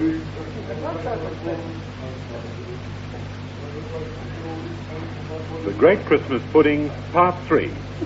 High in the Blue Mountains, 2 bushrangers are shivering in a cave. They've been hiding there since 1873. Look at Ned isn't back soon on packing. When Ned Kelly gives his word, he never fails. He'll be back, cobber. But he must be nearly 109 by now, mate. Hey, what's that coming around the mountain past my hunter belly? Hand me my wig. Yeah. Suppressible nipples. It's a giant military Christmas pudding on wheels with a sign on top that says Low Bridge. Anything else? Yes, a Low Bridge. This is our big chance to eat. What do you want to eat a Low Bridge for? To get to that Christmas pudding underneath. Hey, steady, Brown Dan. Brown Dan, be steady. Be steady. First, we must stop them. Yes. Now, look, here, you... How? Stop them. How do we step out? I gotta get this forward, I tell you. Now, look, I gotta have forward. Wait a minute. Lay across the road and show the top of your ankle. Better not too much. Right. Maybe a lady driver. Right, now wait here. There, Moriarty, they pulled up. But they ran over me fast. Oh, you poor little thin man. Did we hurt you? Yes. Only one thing can save my life. Yes. He must have a diet of military Christmas pudding, which he must eat on the move. That's a bit of luck. We're driving one on the move. Hey, quick, you help me get him inside then. What, you take his head, I'll take his legs, you take his knees, I'll take his teeth. Yeah. We're taking this pudding to Australian troops in Malaya. Yeah, I'll put him now. Hey, get that food in me. Get that food in me. Meanwhile, the portion of the pudding destined for the Australian Antarctic base was on board the ice cream breaker Ferrum, going full steam ahead over the ice floes under its captain, Bulldog Drummond. Oh, Gad, what a night, Bosun. Nothing but sleep, sleep, sleep. I tell you, it's hell out here. Hey, well, actually, it's a little bit cooler. Well, keep your chin up, Captain. Why? It's in the soup. Oh, I'm sorry, I thought my beard was on fire. Pardon me, sir. Yes? But the ice is bending the sharp end of the ship. Oh, we'd better turn around, sir. Me turn round? Never. I always sit with my back to the engine. 3-4 inches of crown land and 3-4 ahead, sir. Lost it. Now having a deposit on me. The man's a fool. That's the toast in a rice shelf. In a few days will be the base for the all-Australian Christmas pudding. Oh, what a thrill it will be for them. I can see their faces now. Can you? You've got damn good eyesight. Prepare to unload the pudding to dogs and fishes. Right, prepare all along.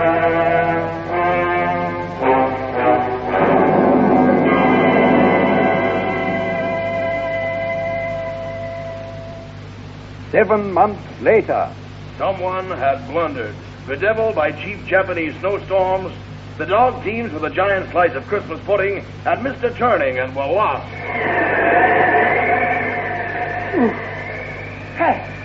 Hey, what's the time? I can't tell you until it gets dark.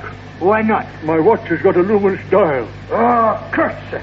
We'll have to wait till nightfall before we know it's too late. Who cares about things like that, sir, when we run out of food? But we've got the Christmas pudding. Hey, let's eat that, huh? What? You touch that Greek Jim and I'll drop you in your tracks with this electric toaster. That's for the boys of the Australian Antarctic base. But look, I tell you, if we don't eat it, we won't have the strength to pull it. At the back of our legs, we knew he was right. All right, but we'll just have a thin quarter-ounce slice of pudding each. Oh, look, what's the matter? Can't I have a thick quarter-ounce slice? No. I'll meet you halfway. All right. I'll see you there then, huh? Right.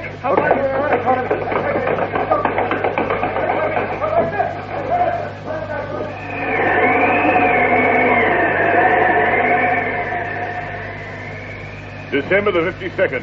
Starving for 3 nights now, gallant Greek Jim has volunteered to stay awake and guard the pudding. December 1st, pudding getting smaller. December 2nd. Greek Jim getting bigger. December 3rd. Everyone's getting suspicious. December 19th, Greek Jim went. Caught Greek Jim brown-handed, digging into the pudding. That's a lie. We're just a good friend. What? Officer, arrested that pudding for forcing his way down the my throat. You devil of the snows. Open your hand, knees, and nose. So, that's what you were after. Threepenny bits. That's right. I wanted to make a phone call. Phone call here, in the South Pole? Any questions? Don't answer it, Greek Jim. It's a mirage. Hello. You're right. I'm going mad. Unless we reach the base, listen to my gun. I'm going to...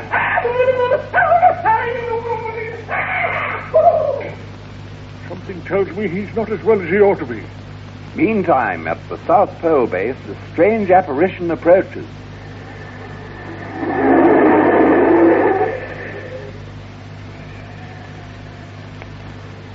Hey, look. A snow-covered Christmas pudding on wheels with the driver wearing a toupee. Hello, fellas. We brought it just in time for Christmas. Hey, I bet this is the first time you've had snow in Malaya. What? Malaya? Are you mad? That's what they're saying. Nonsense. According to my calculations, our position on the map, we're at the South Pole.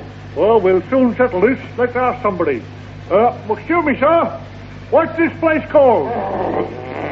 Oh, see. We'll soon settle... with Captain Rooter. stand on your head and toss this coin. Right. Hup. Head. There. We are in Mongolia. Ah, but you were using a Mongolian penny. But only from the inside. What does that mean? Means we're inside Mongolia. Look, I think you're all mad. And I think I'm more mad too. That's not the answer. Question is, are we in Malaya? Nonsense. This is the South Pole. Look at the label. Mark, made in Japan. Yes, genuine. Well, all things made in Japan is genuine. Here's an urgent communique from the War Office. If a sledge drawn by Captain Drummond, RAN, should arrive at the transit camp in Malaya, will the commanding officer please redirect him to the Antarctic base? And here is a further message. If a hollow Christmas pudding on wheels should report to the South Pole, will you please shoot the driver and redirect him to Malaya? And, oh yes, a Merry Christmas to you all. Good night. And now... Oh, that feels better. You've been listening to The Idiot Weekly, an ABC radio-type publication with the voice of lyric soprano Patricia Ridgway, accompanied by Dudley Stapleton. Reporters were Michael Eidstall, Rick Hutton, Paul Westerman, Al Thomas, and John Hewitt. Their destinies guided by Idiot-in-Chief, Spike Milligan, who wrote the script, which was heavily blue-penciled by producer John McLeod. The operators were Sid Butterworth and Dale Surtees, effects John McGrath and Jim McLeod, announcer Peter Young.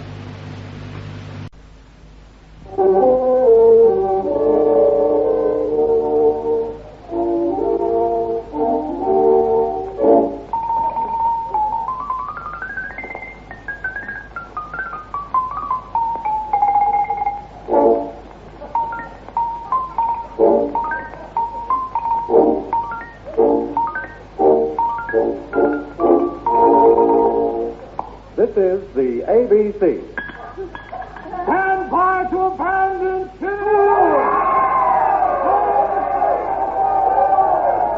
Rise of the bloods on the planters! Rise of the clapper on the blades! Stop! Rubbish. Absolute rubbish. And it suits you, Michael. And now forward old Rick Hutton with his posh radio voice and his sassy TV buddy. What is it nothingness from Roy Roy? A little present. Open this box. A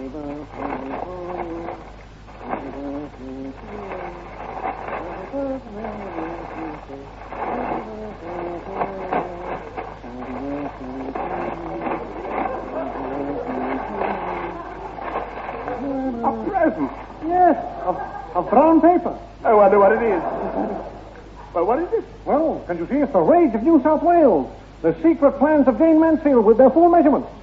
And a life-size Jane Mansfield jelly mold. Jane Mansfield in red jelly? Yes, folks, get yourself a full-size red jelly Jane Mansfield in 3 flavors: vanilla, raspberry, and passion fruit.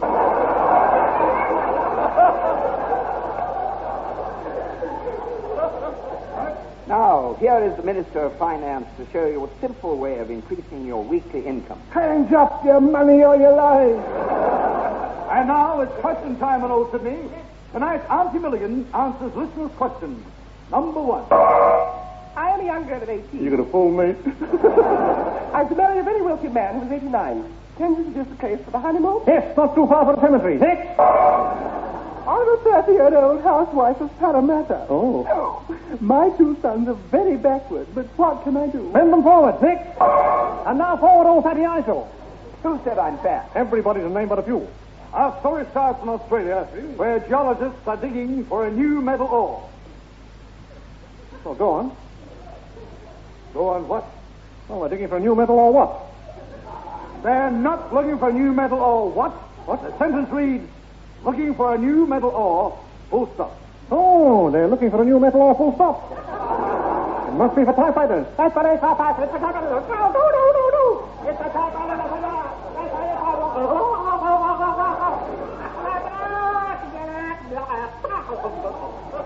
It's the night of April the 5th, 1956, and England's last tram is making its last journey along the embankment.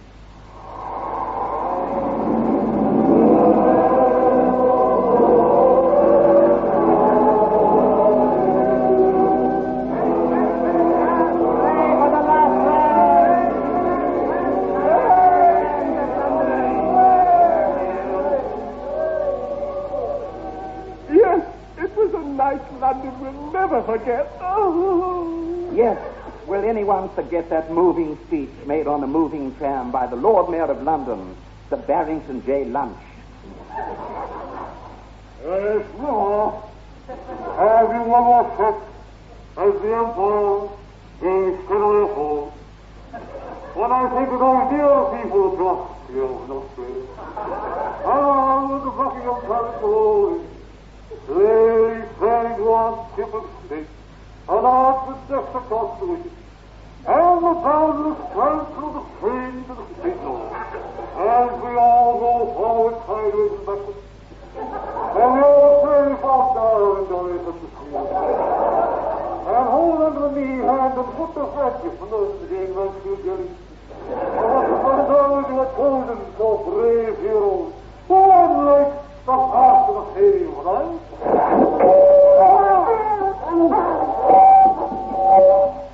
Our story continues in the office of the London Telephone Manager's Office of the Department of Noted Down Tram Cars.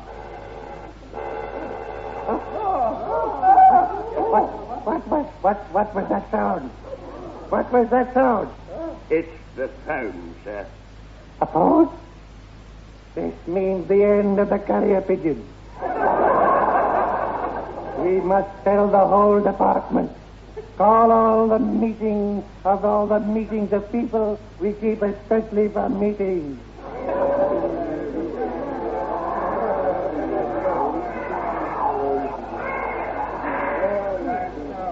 Gentlemen, good news. The electric telephone has been installed. Good.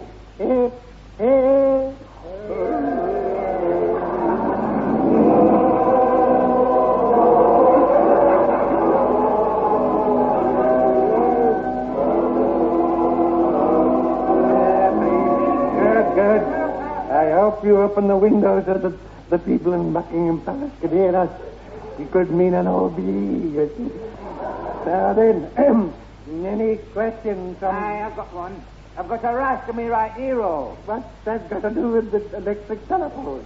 Well, every time I put it against me ear-roll, it hurts. Well, then use the left ear-roll. But I can't. It's a right-handed phone. Well, turn around and face the other way. Well, I won't be able to see who I was talking to. Look, I claim damages, I do. Within his rights, I tell you. Make out a check to his right ear-roll and put the rates up tuppence in the pound. Tuppence? This will ruin why? Oh, poor Sir Frank. There it goes again. Give me my telephone answering it. Thank you. Hello?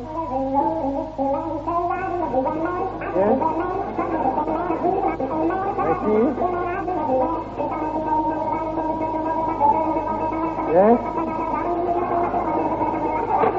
I see. Gentlemen, bad news. Some gentleman who apparently has traveled extensively in Australia says that there is still a tram at large in foggy London town. That's impossible in foggy London town. Rubbish. All trams have been melted down and made into melted down trams. But everyone? All except the one you're living in. Yes, well, we won't go with it. Say, wait a moment, sir. It's Wombat.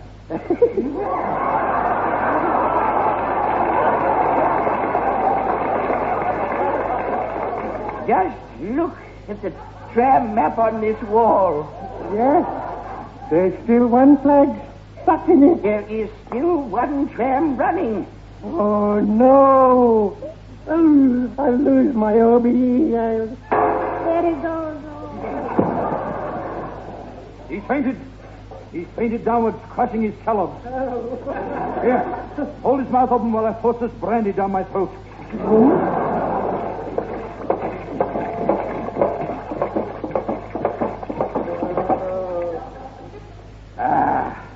Now he looks better. So do you, Thomas. This little flag in the tram map means that number 38A is still at large in foggy London town. Oh, no.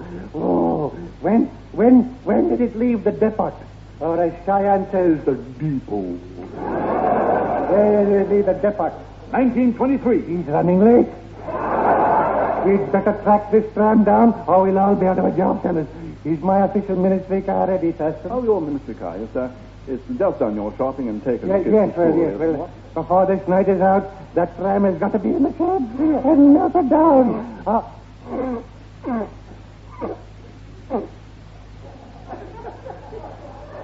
Put him on the retired list, will you, Tom? Now, off you go, Shag, now, see? Along the dark streets of England, the search went on. Nip, nippity, nip. Finally, the tram was located in the London end of the Eastern Suburbs Railway. Yes. We've been sitting at this end of the hole for 20 years with a stick order for the Australians to come through. And you say that you remember a number 38A tram disappearing down this hole? Personally, sir. It come belting through here with a Lord Mayor on the front, giving a speech and covered in rotten eggs, tomatoes, and Jane Mansfield jelly. That's the tram. Yes. That's it. Come on, men. Follow me.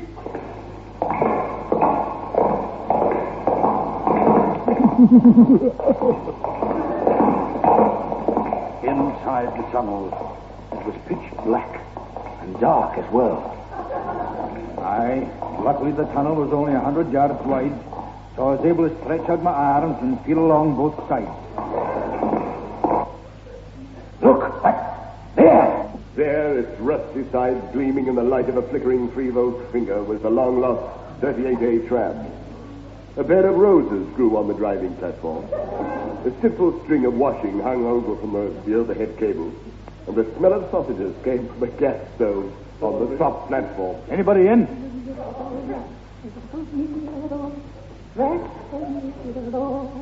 That's on the wall. I'll rinse you through. That's on the wall. Part 1 and 2.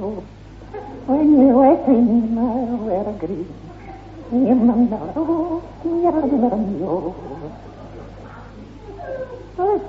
Who's that out there telling you all that? Madam? Hello, sailor.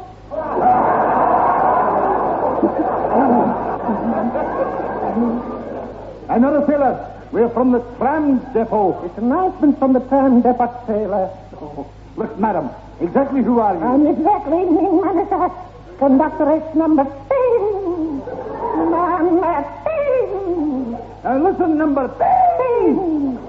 This tram should have been on the scrap heap 10 years ago. So should you, but look at you. What's that? Right, look, I can't leave this tram. I've got my passenger to think of. Passenger?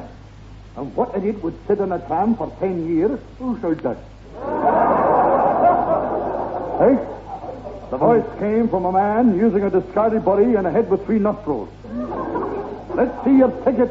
It's a bit dusty. Aye. Hey, wait a minute, lad. This is a child's ticket. You're an adult. Wasn't when I got on. Something in the man's upturned face appealed to me.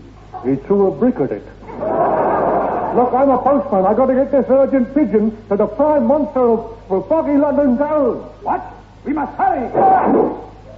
That afternoon, the Prime Minister read this urgent pigeon to Parliament. Gentlemen, British troopers have defeated Chips Rafferty at the Eureka Stockade.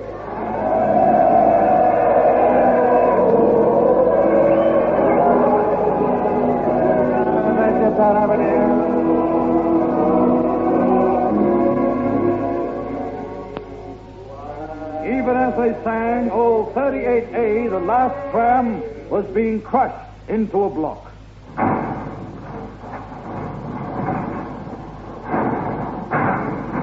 think I'm ready to get off. Wow. Are you sure you wouldn't change your mind? Oh, she must think I'm mad. Everybody thinks I'm mad. Even I think I'm mad. But I'm not, folks. I'm sane. I'm really sane, folks. I'm really sane. I'm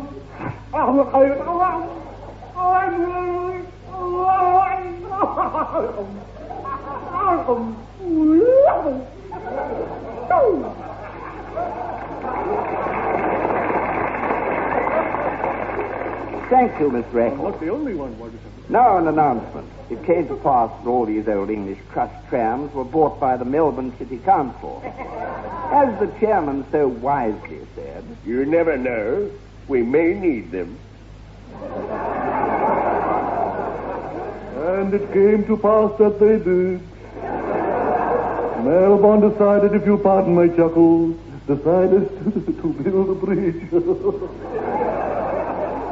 Despite criticism and a dog called Tom, Melbourne Council interviewed potential bridge builders.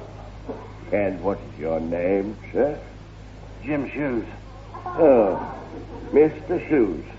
That's an unusual name. Are you in the phone book? No, I'm here. Oh, that's good. It will save us ringing you. I'm afraid you haven't the necessary qualifications.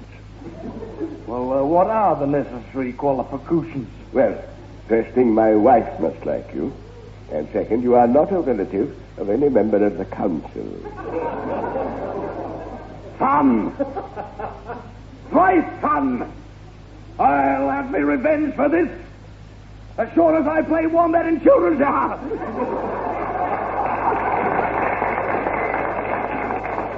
Revenge in the key of C minor. Farewell!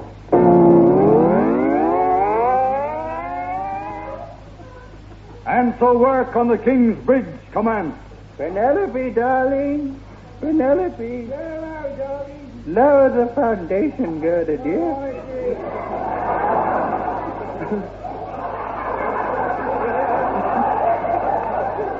I got right, lads. Lift all together, coppers. Drop it here. Oh, it's no good there. It'll have to go about 9 inches to the right. Right. It's on me foot, mate. Well, that's all right. Don't worry. We'll pull you out. All right, the boys. So hold his hands. All right? Now, pull. Once again, a nice please, a pull.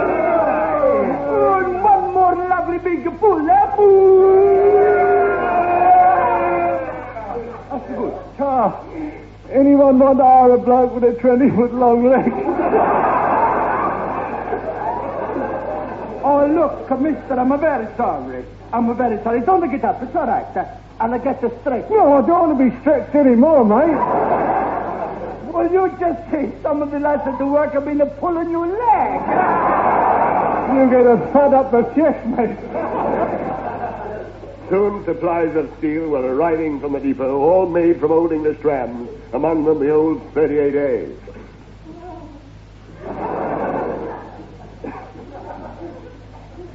Yes.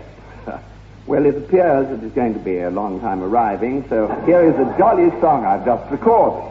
Have you heard the bill, the flipper of the town of Mallymun? The times are going hard with him, in fact the man was drunk. So he just around and noticed to his neighbors, what to his neighbors, what to his neighbors, what to his neighbors, what to his neighbors, what to his neighbors, what to his neighbors, what to his neighbors. As I thought, Isel, you're in a rut. This is the new summer spring size store. The clean Lenny Bruce. Now then, part 3 of the King's Bridge. In this, incidentally, I play a part, a captain of industry, and gad, it really suits me. Action, lights, camera. Through the sound of distant dentistry, Isol takes charge. Men, this bridge is going to come on at once. Yes, sirree. So, as my father said, put your shoulder to the wheel, nose to the grindstone, your back to the wall, best foot forward, bend your back, and keep your head up high. He must be a funny shape. Eccles. Yep. Just the man for the first golden rivet ceremony. Yep. Take the sledgehammer. I'll hold the golden rivet, and when I nod my head, I want you to hit it. Would you say that again in front of the witnesses? Certainly. All right. I'll hold the rivet, and when I nod my head, hit it. I hit it. Okay. Hit it, yes. Okay, ready? Now! Good shot, Eccles. Right on the rivet. That fooled you all, didn't it, eh? Wait a minute. Oh, my finger! Now, to make up the disappointment of that little joke, here is Miss Patricia Ridgway to sing a song from the waist upwards.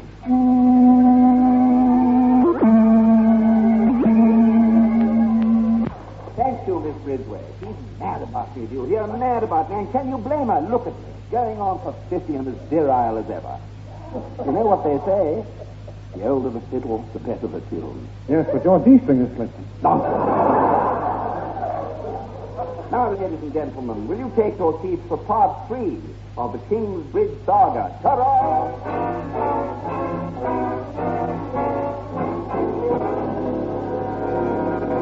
The team moves to the Melbourne Bridge Building Committee. Gentlemen. That's no matter at all.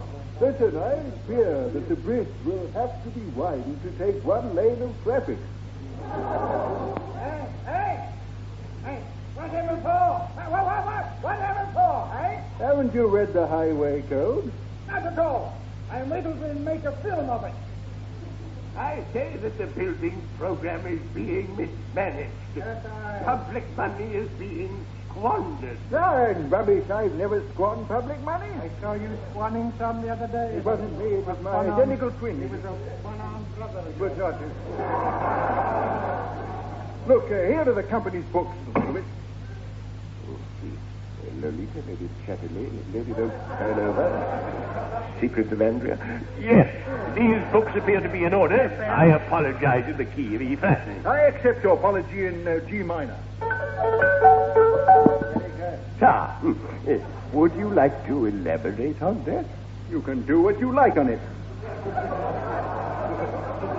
Now, I have here a letter from the firm of Jim Shoes and Company. That's it? Yes, that's the company we turned down. I'll read it. I'll read the letter. Good heavens, whoever wrote this letter was an absolute pig. What does it say? Signed, Jim Shoes in C minor. Yes, for months and months, Jim Shoes had worked on building a giant seaborne insulting machine. Gentlemen, this machine is the world's biggest raspberry blower. Should we have a demonstration? Right. Stand by, cantilever. Fair combustion. Raise pressure. Right. Switch on insult.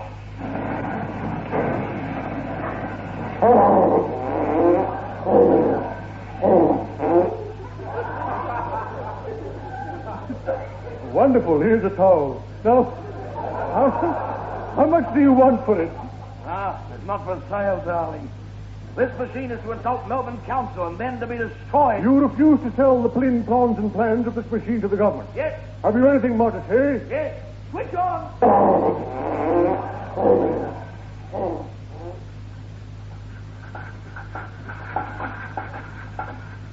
Work on the bridge went steadily ahead. At first, they were 3 months behind schedule. But by hard work and government planning, they were soon 6 months behind. The commemoration tree was planted by the Lady Mary, watched by an enthusiastic audience.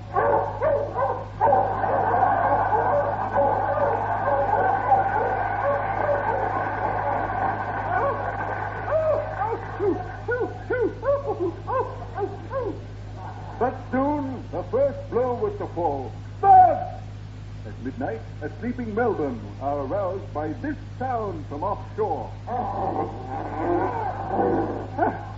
Wake up, Penelope. What was that? Wake up. Hand me my telescope now. Let's take a look. Wait, I see it. I can see it. Look, Doc. Look. There must be hell out there. It's a ship. It's a ship for the big machine and the gramophone horn pointed at. Must be the worst of Graham Kennedy.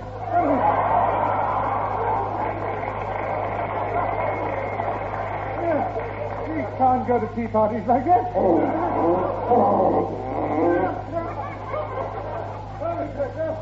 All the night. Melbourne was bombarded with amplified raspberries from the great insulting machine. By dawn, the entire city was deaf. And men working on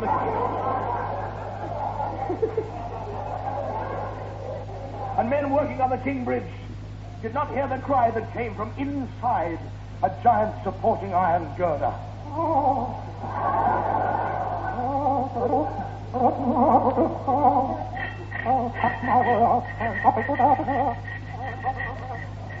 And that, ladies and gentlemen, is how the fatal crack appeared in Kingsbridge. It was, in fact, Minnie Bannister who'd gone down with her tram, cutting her way out. Meantime, from out at sea...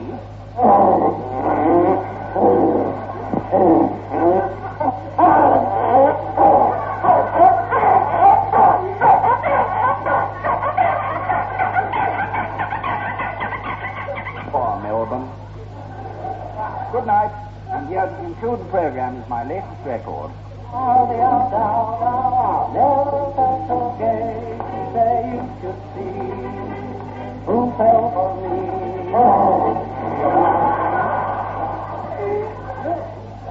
That was the Idiot Weekly with a cast of over 100, some even older. Music by Gussie, produced by McLeod. Plans of the Mechanical Insulter are now on sale at Sydney Town Hall. All the out down.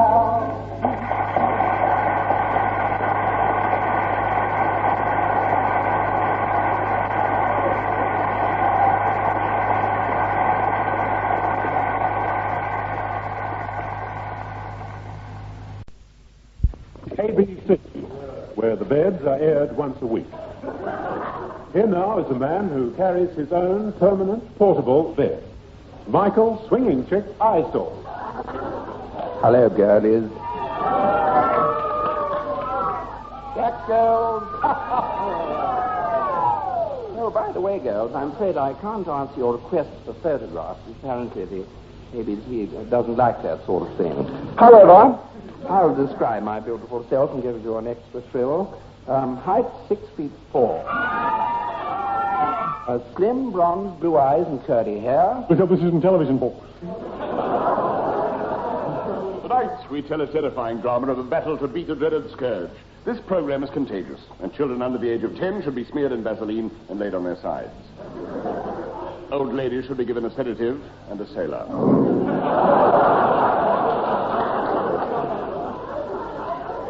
To give a clear picture of how it started, let's go back in time to Sydney in the bad old days. July 1962. It starts on board an ordinary horse-drawn tram in romantic Pitt Street.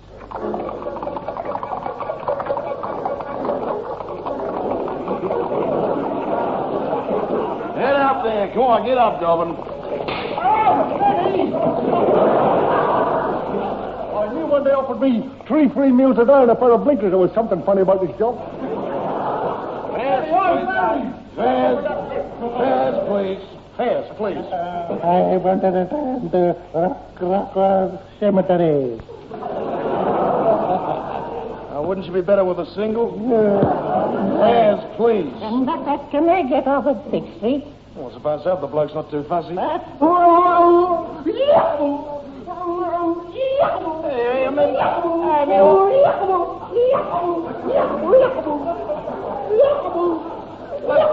horse has stopped. Cool. He's lying on his back with his legs in the air. He doesn't look very well. Come on, pour vinegar on his fetlock.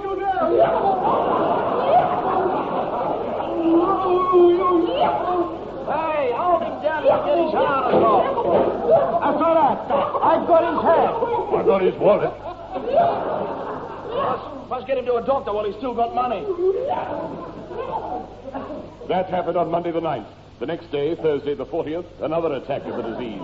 It was a fateful dawn outside the Governor's Palace in Canberra. In the distance, a drunken Irishman is striking midnight.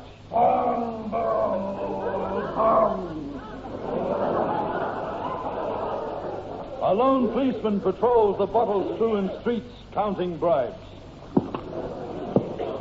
25. 26. 27. You trod on me. Oh, dear, my man. What are you doing in my gutter? I was meditating in it. There's a place for that.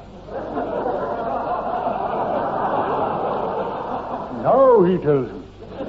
my card, officer. I am Sir Beerbohm Greedens, actor manager, currently appearing in a jolly farce at the Melbourne Tivoli called Who Cracked the Naughty King Street Bridge? As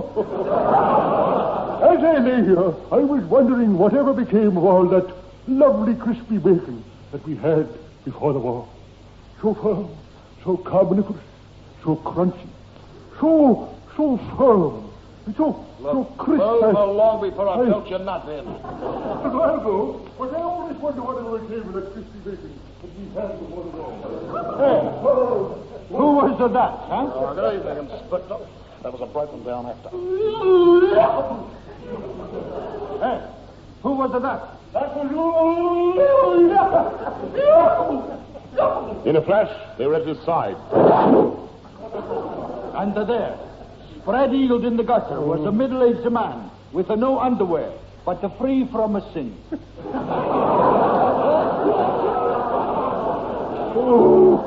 Oh, Yakaboo, officer.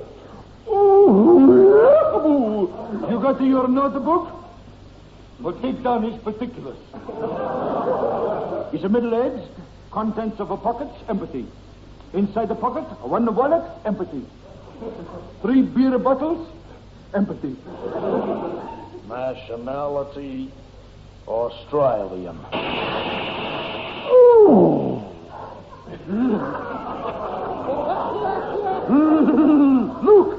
Look. His boots are green, and there's a steam coming out of the lace hole. This looks like a job for the medical police. Yes, that's quite right. All right, so you hold this music, and I'll play their song.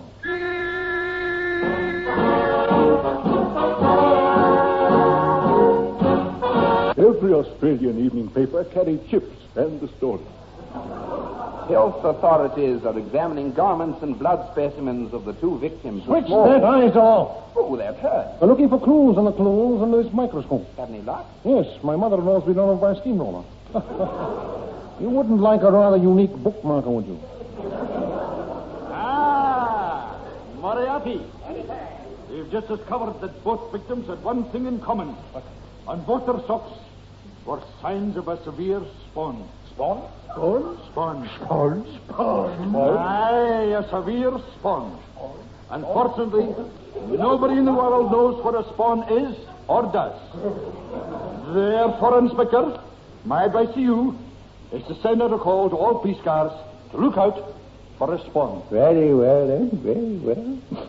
Sergeant. Send out a call. Right. Oh, yes. Look for severe type spawn. Calling all Z cars. Oh, yes.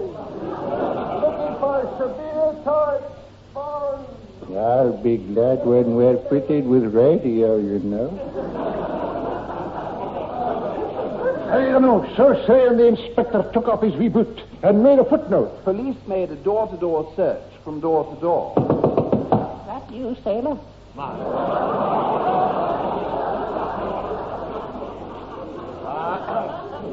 No, this is a policeman. No. Come on in.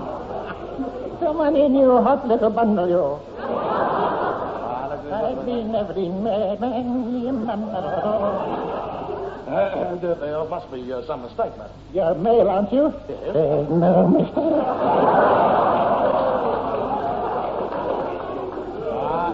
In the early hours of this morning, a man was spawned. Spawned? Yes. Did you hear anything unusual? Yes.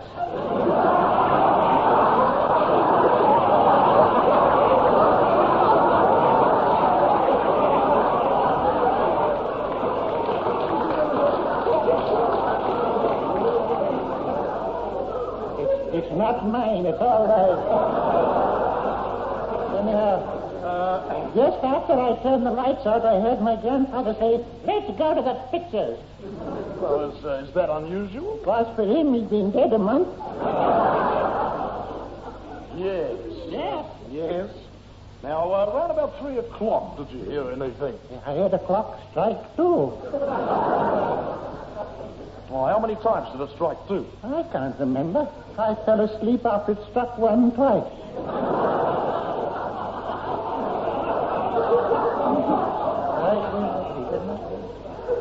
Are you sure? Are you sure it struck one twice and not two once? Let me think. I've got it. It struck four, but the last two were silent. I heard them quite clearly not going bong, bong. They didn't go. Madam, do you... look, now, let's go over that again. You sure it wasn't five with the first three songs? No. I heard it.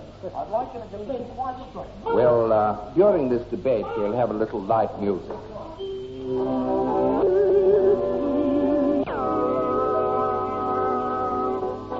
Miss Patricia Ridgway, whose rent is now up to date. Now, part two of the Spawn play. For weeks our search was fruitless. Then someone sent us a pound of pawpaws. Come in. Oh, I haven't knocked yet. Come in and fire that sound effect engineer. My name is Inspector Tasman, but the sea is silent as in straits. Yeah, well, my name is Jim Shoes, but the foot is silent as in Plimsoll. You look like a blasted idiot to me. Oh, I won't stand for that. And pull up a chair. Sir, what would you say if I told you I had a genuine photo of a Spawn? Well, I would say, show it to me. What would you say, eh? Well, I'd say, well, I have it in this envelope. But I want £100 for it. Yes. But supposing the photo is a fake? Well, that's the risk I'll have to take. Very well, then I'll say, here is £100 Australian, worth their weight in wooden marbles, you know. Right. Thank you. Now, one proviso. The envelope must not be opened until Christmas 1963. Very well. I give you my word, and this dictionary, giving the precise meaning of it. This dictionary won't stay in this country long. It's Morocco bound.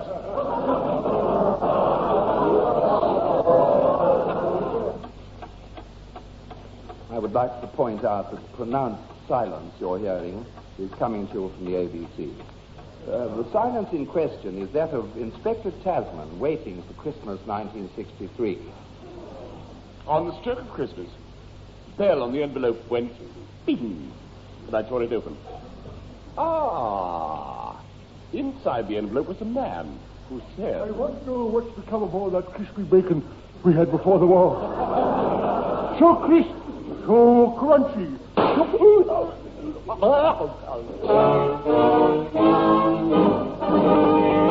The scene, the meeting of the Federal Parliament. I'm off.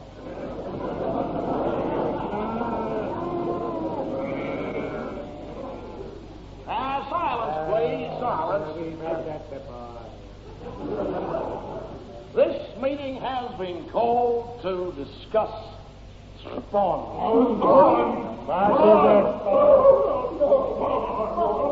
But first, here is the Minister for Finance to tell us the financial prospects for New South Wales in the coming year. Thank you. Now, any other questions before we start? What's become of all that crispy bacon we had? Now, I have here a letter from Dr. Growler. He says in his letter... It would appear that Spawn is catching, but it is only confined to people living above ground level. He's being struck off the medical road, right? Nonsense. You can only be struck off once. Yes, well, that'll give you some idea of his importance. As medical advisor for YY, I must warn that Spawn is not contagious. Not contagious. No. However, those who do get it can benefit by being placed inside a medicated dustbin. Rubbish!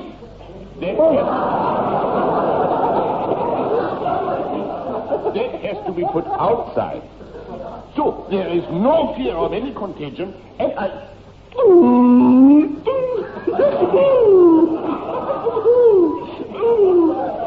changed my mind. I think...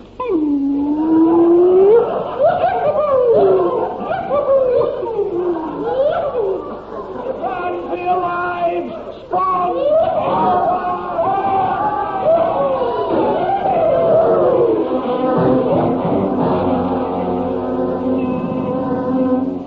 Dear South Wales was declared a spawn zone. As a gesture to boost the morale of the citizens, this song was sung. Oh, when you're feeling low down and you can't find romance, jump into a dustbin and dance. When your friends forsake you, don't go into a trance. Jump into a dustbin and dance. When the spawn attacks you, do just what I did. Jump into a dustbin and then pull down the lid. When you've got no trousers and ragged underpants, jump into a dustbin and dance.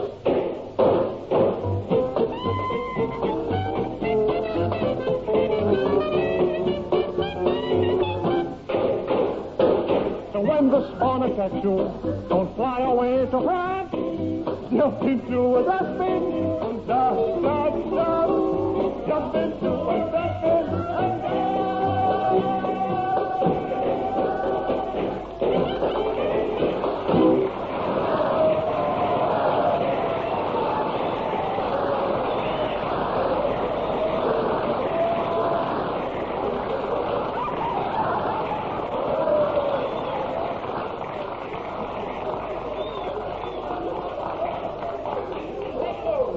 Meantime, at the Parramatta Hospital for coughs, colds, and suspicious holes,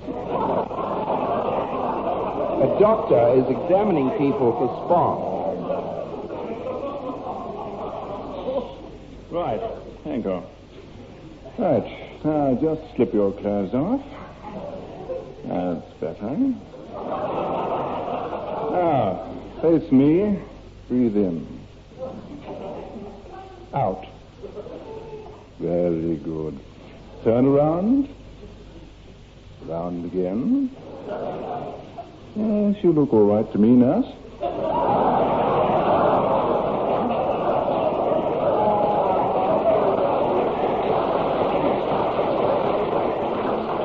Now let's have some patience.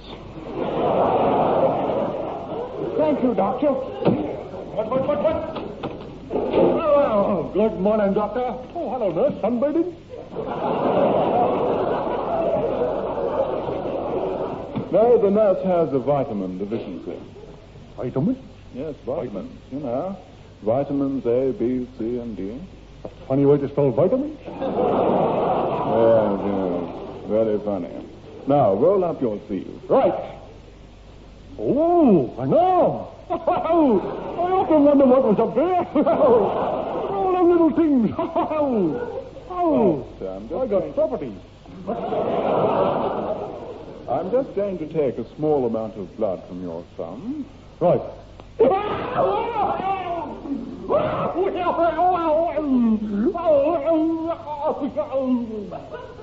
Fine. There, you all right now? Oh, yes. Right. Now I'll prick your thumb.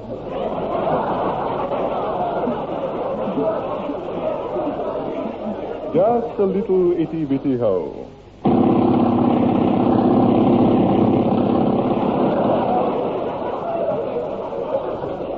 There, that didn't hurt at all. No, it didn't hurt.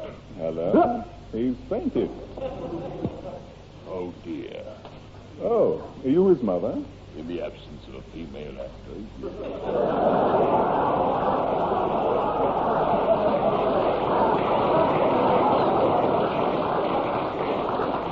Tell me, is there any history of mental debility in the family? Yes, his grandfather ended up putting his head in the gas oven. Oh, dear me, how terrible. Yes, you should have seen the gas bill they sent us. 70 quid. A lot of money for a bloke only looking for his dinner. 3 dead and 14 grievously injured. That concludes the rugby results for New South Wales. And now here is the news of the spawn. Meanwhile, the theory has been advanced that a possible cure for the disease is the rare thornberry that grows between 18 Macquarie Street and Africa. An expedition to Africa was organized.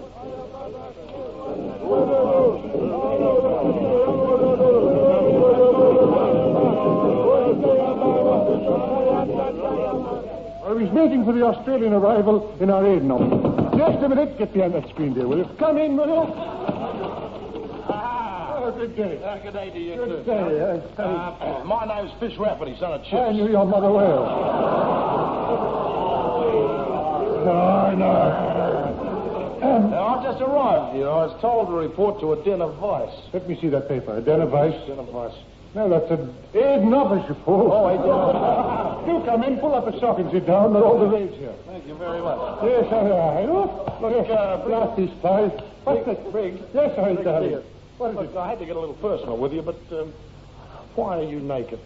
I let you into a secret. Thank you. I haven't got any clothes on. We've got a long day ahead tomorrow. I think I'll turn in. Right. Before you do, would you like a nightcap? Yes. What size head? 6 and 7.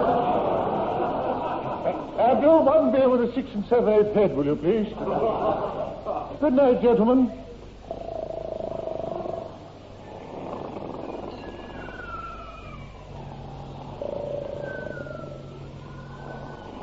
By sleeping at full speed, they reached dawn 2 hours before it arrived.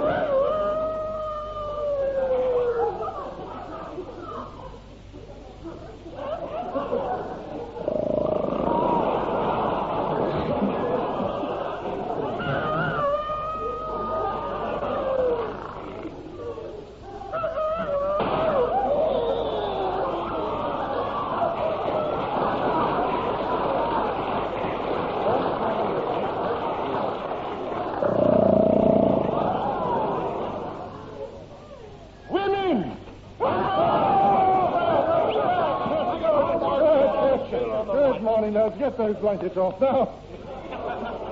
Before we set off, let's synchronize watches. In 1 second, the time will be... Exactly. Any questions? Yeah. What's that doing? I'm sorry, that's a secret. Now, we'll all set course inland, and by midday we should ford the river Kapate. I'm sorry, gentlemen, Petro. Then why do it? I'm terribly sorry. Yes. But I must warn you that at this time of year, the river Kapate is very, very cold. Oh? Very, Is very it? cold. Is it? Yes, and you know that there's nothing worse than a cold Kapate. Good work, Abdul. Look here.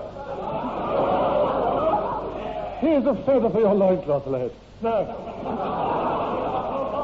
Well, you never know. Times are bad. Any questions before we set off?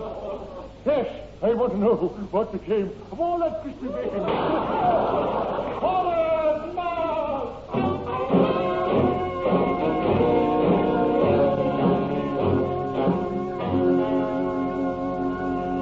At sunset, the caravan stopped at the oasis of Aleg, named after the famous Sheikh Aleg.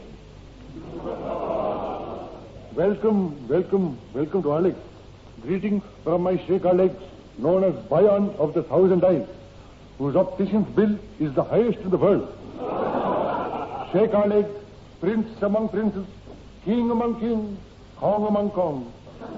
He is the light in the morning, the moon in the evening, and as the sun in the morning and the daughter at night. The brightest... Steady down. The brightest star in the firmament, all-seeing, all-knowing, all-powerful. My word, he is a fine fellow. Who are you, then? I'm his publicity agent. I am also Sheikh Aleg, very bit short of publicity agent. Come, Effendi, no Effendi Mendi. Welcome to my humble air-conditioned $10 million palace. Come in, please.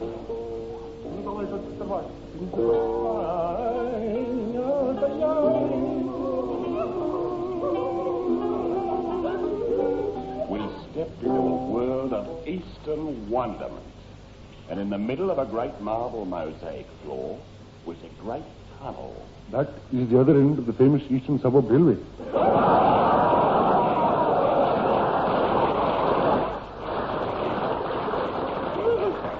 Hey, mate, where does it lead to? Ruin. But no. Let the entertainment commence. Bring on the scented dancing girls.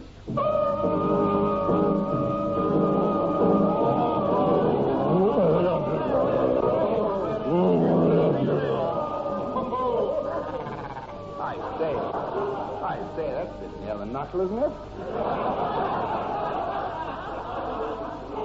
For your information, mate, I'm not watching a bit near the knuckle.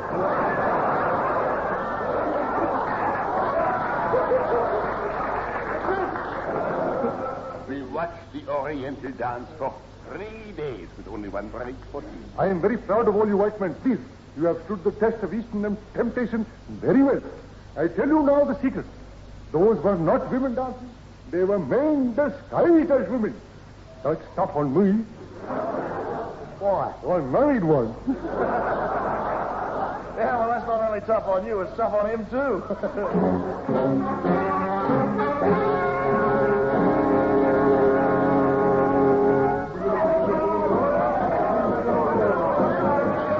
March the 1st. Reach River Wakongo. Gentlemen, the most unsettling factor is we don't know the name of this disease.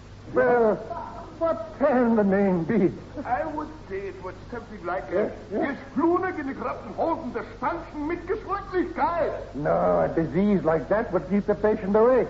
Oh, the name would be more like stallion. Stallion? You can't call a disease stallion. Fancy having tell a man his wife is in bed with a stallion. It could be worse, you know. I mean... Nice. I say we write a number of names on the paper, place them inside a medicated hat, and draw one out with antiseptic box. You're sure. And then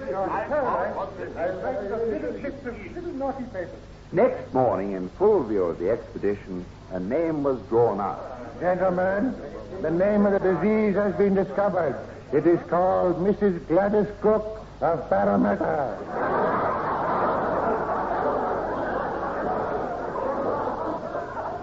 As soon as the disease knew it was called Gladys Cook of Parramatta, it became contagious and soon...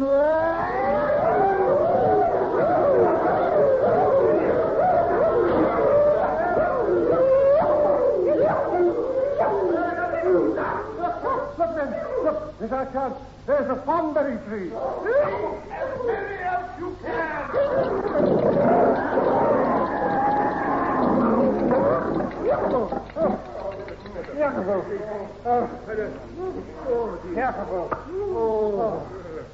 Well, thank heaven. Saved by thornberries. Yes. We're all cured. Yes.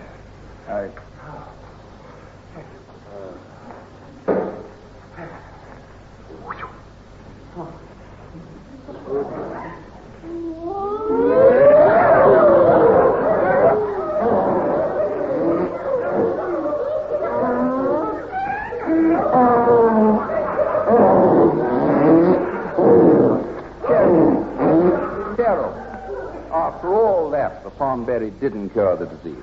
Oh, but we had lots of fun finding out, folks. Well, that appears to end the story, and so it only remains for me to sing you all out with one of my latest songs. Yes, you must listen to this. I've been everywhere, man. I've been everywhere, man. Sing to the verse, please, Michael. Crossed the desert bare, man. I breathed the mountain air, man. I really have had my share, man. I've been everywhere.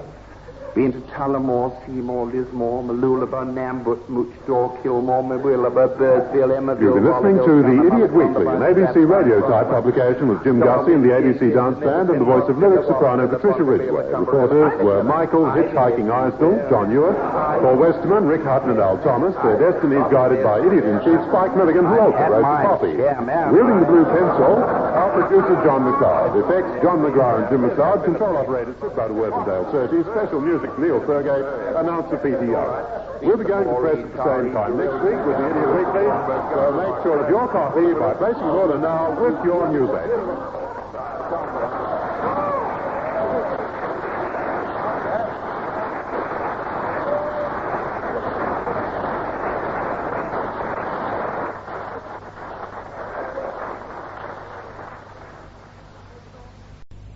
Red.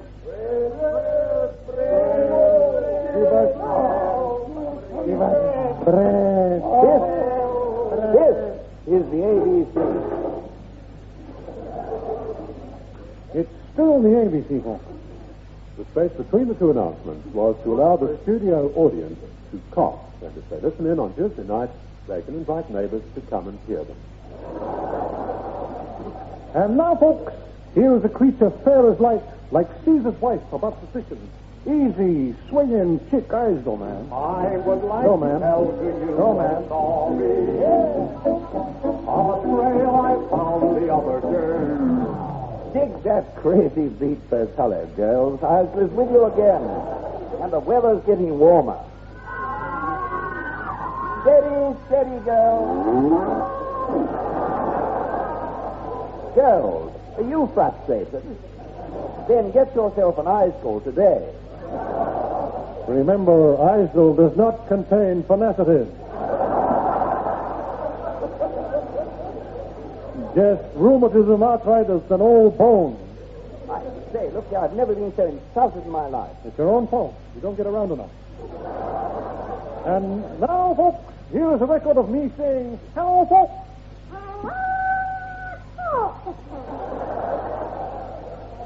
Oh, that was Mr. Spike Milligan saying, hello, folks. That was John McLeod saying that was Spike Milligan saying, Hello, folks. And it was John Hewitt saying that was John McLeod saying that was Spike Milligan saying, hello, folks. And that was Al Thomas saying that was John Hewitt saying that was John McLeod saying that was, all that stuff. Hello, folks. I suppose the ABC do know what they're doing. We do it for the money. Yes, but money can't buy friends. No, but you get a better class of enemies. And now, folks, tonight's drama. Is there a Michael Eisel in the house? Stop. Right. Read the writing written on this written rotten rope. The scene is the House of Lords in England. The year 1958. A very important year for England. Said it looks silly without it, folks. That was the voice of Lord Robert Stark. Sir Thud was a very sick man. Yes, I was a sickening bud. It was the 3rd of August, and I had just addressed the House of Lords. It arrived by the evening post, just in time for me to make my maiden speech with my maid.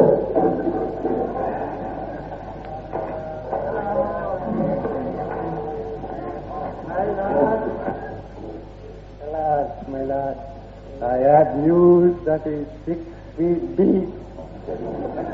That sounds like grave news. Yes.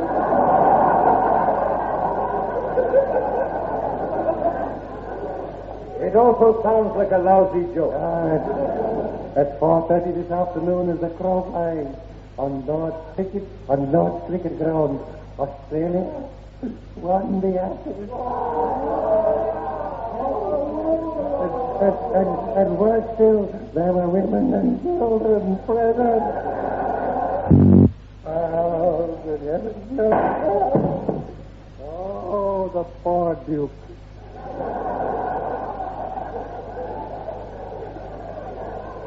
There are plenty more. Yes. Please, Queen Victoria has declared it a serious day of mourning. The prime monster of the antipodes has sent this message of Australian condolence to us. Dear Lord Pratt, we all join in with you. In your great loss of the Ashes.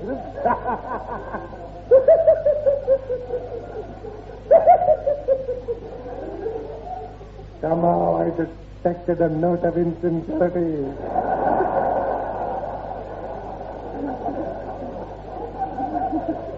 Look, are we the people of old England going to take this lying down? Only during the hours of darkness. Have we any more dull jokes, gentlemen? Yeah. Oh? Yeah.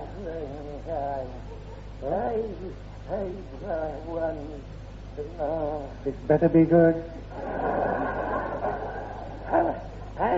I was going. Yeah.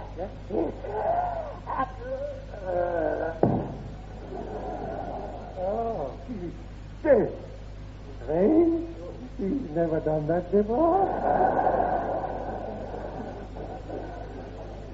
could we avenge this jolly old defeat? I'll tell you, we must get the Duke of Norfolk and Gordon City to record time my kangaroo dance part, and then we get to the wall.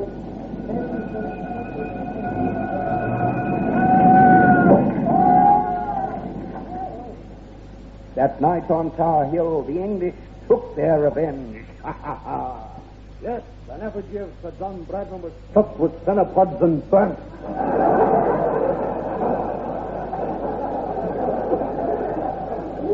That Australia hit back. Oh, that night at the Royal Covent Garden Opera House to show her disdain, Gladys Moncrief sang like this.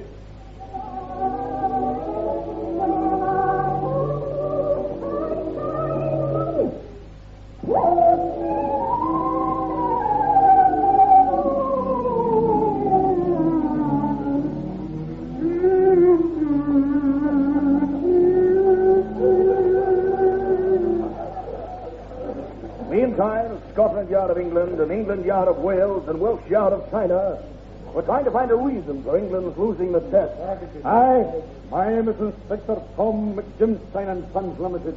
Now, on the day England lost the Ashes, a man from the Ministry of Cricket was sent to my house. Inspector Thompson. Inspector Thompson. Inspector.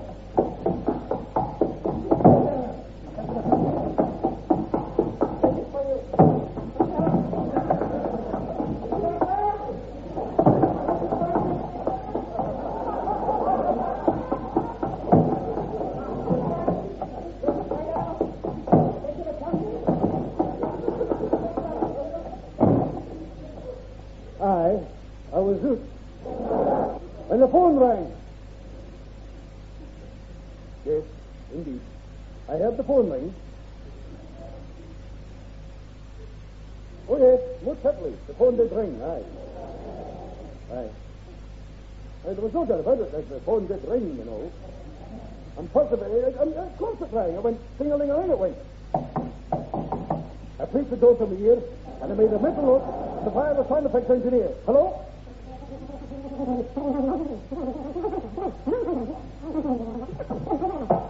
Speaking personally. I'll be right over to find out what you mean. Crossing only to turn the page of the script, arrived as John McLeod in his savvy radio voice who said, "Come, Stern." Oh, coming to their fix. I want you to meet Chambers. Chambers, there's a handle to his name. Oh, I'm sorry, I beg your pardon. Lord Chambers. The world's greatest forensic scientist. A brain so refined, it shines like a bright star in the province. Oh, there must be some mistake, mate. Who are you? Herbert I. Fox. And what's the eye for? Oh, that's private.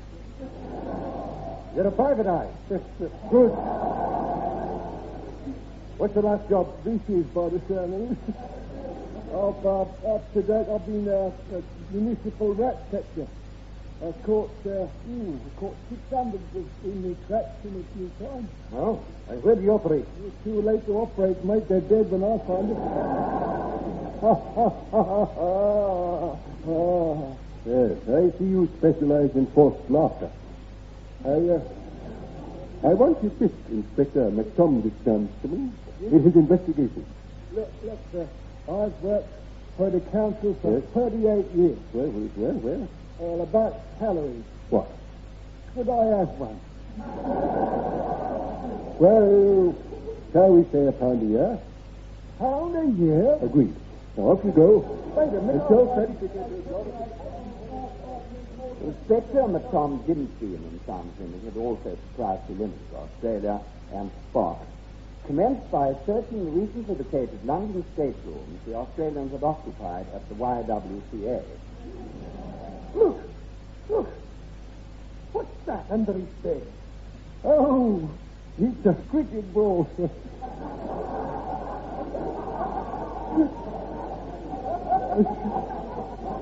A space device. Yes. Oh, this is what a cricket ball looks like. Well, the secret is out. Here. This cricket ball sounds hollow. Yes, it does. You know what I'm going to do? What? I'm going to have a wee look inside. Everybody in? Yes, you are, mate. Here, what's them holes in the floor? Ah, they're not holes. Aren't they? I thought they were. They are holes, but they're not holes. Are you mad? That's what they're saying. Oh. Suddenly, there in the middle of the cricket ball, the inspector saw a boomerang. There, you hear that? There in the middle of the cricket ball, I suddenly seen a boomerang.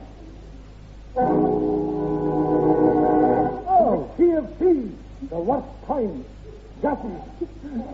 Suddenly the inspector realized what it meant. You hear that? Suddenly I've realized what it meant. Good job I came along in it. The boomerang. That boomerang was the reason for the balls always returning to the bowler's hand. Oh. What would you say, madam? I say that that's the reason for the ball returning to the bowler's hand. Right, Inspector. We've got to report this cricket ball to the MCC and tell the Duke of Norfolk. It's 6 and 6. Meantime, Australia was taking precautions on the cricket situation. The team, the War Office in sunny Sydney. Right, just a warning. My name is Colonel James Riddle. We have met here to decide where to hide the ashes for safety. Where are the ashes, Captain? Where all great Australian treasures are kept. Under the bed, in a biscuit tin. That's a dangerous place on a Saturday night. So I've discovered. Gentlemen, I intend to send the ashes to this part of the Woomera rocket range. I'll say that bit again. The Woomera rocket range. That's a danger area. It was for you. It is a dangerous area. Therefore, I'm asking for one brave volunteer.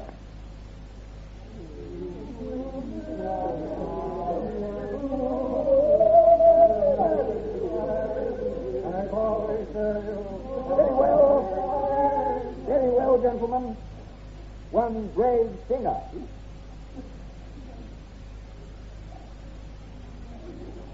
All right. One cowardly volunteer. That just leaves me.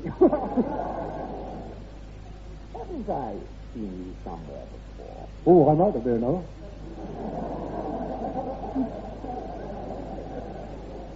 They must have lured the war. Name? Eccles. What's your name then? I'm Colonel James Riddle, Stanley, BC, DSO, MC. Okay, there's no need to spell it.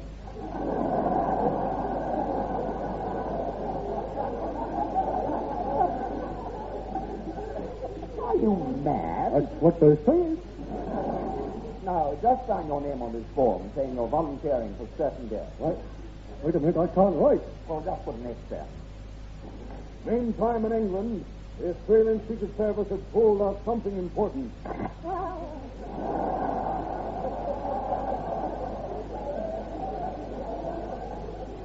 This is the General Overseas Service of the BBC. Last night, 2 masked Australians broke into Scotland Yard during a policeman's tea party. From under the very nose of the inspector, they showed a cricket ball. The people are therefore warned not to keep cricket balls under their noses. The Australians escaped in a high-powered kangaroo. It is reported that as a reprisal, the British Navy will send a submarine surface to try and bring the ashes back to the... Captain, what's our position? Well, we're 30 feet down and crossing the Great Australian Bar, which is not worse than it's bound. Right, up, telescope!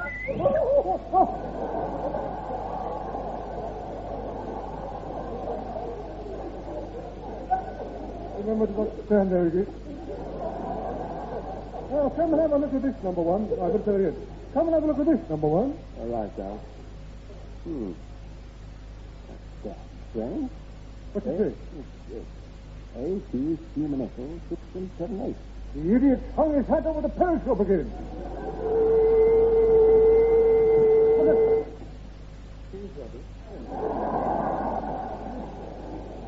Thank you, Cecil. Thank you.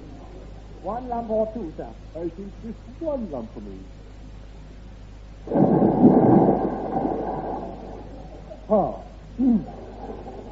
Now, Cecil, open field orders. They appear to be very, very secret. Why, sir? Well, you know that little transparent window with the address in? Yes. Well, it's got the blinds drawn. Yes. It's my turn to open them. Yes, it was your turn to steer yesterday. Listen. Suspect man believed to be burying the ashes in Warmer Desert. Good heavens. Landing party to stop it at all costs. A sailing warship passing astern. Have a shove up. Brothers, Yes, sir. what's the name on her side? Oh, spell it for us, huh? L. Yes. Yes, double S, huh? Okay. Again. Yes. Another L. Let's see. Oh, sir. You idiot, there's a porthole. Melbourne ahead! Melbourne, what's today? Sunday. That's off for the day. It'll go well and known. Stand by raiding party to go ashore. You don't forget, men, we've got to get these ashes back. Dead or alive.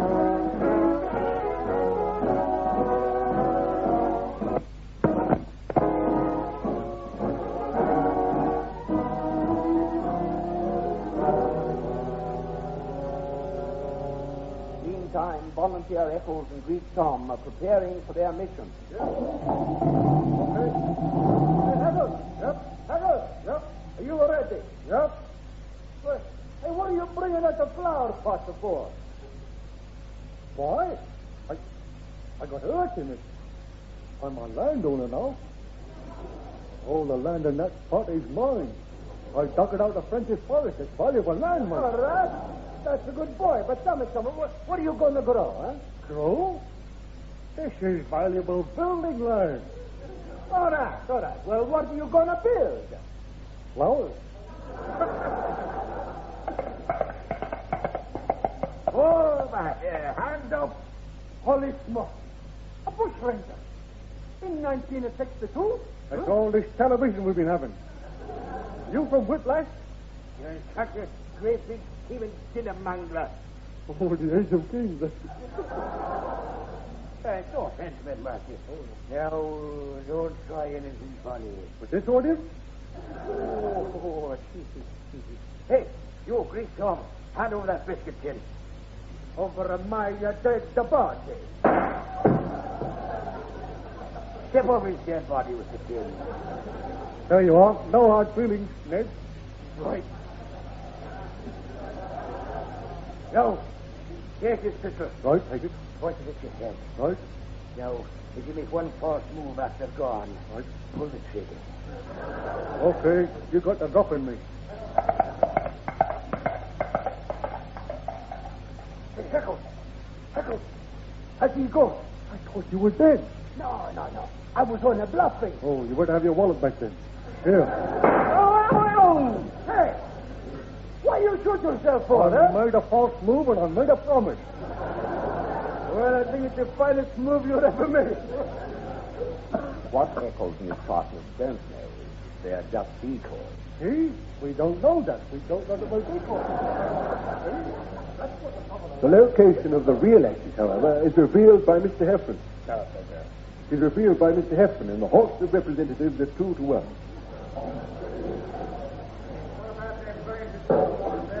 I have been asked to tell you the real location of the arson. They'll be secreted in pharmacy. How did this manifest, Mike? The lady was very short-sighted. In fact, so short-sighted, she got your grandfather Cox to make a phone call. And he says she must be a very determined woman. Oh, why? She got through. It must have been Andrea. Oh.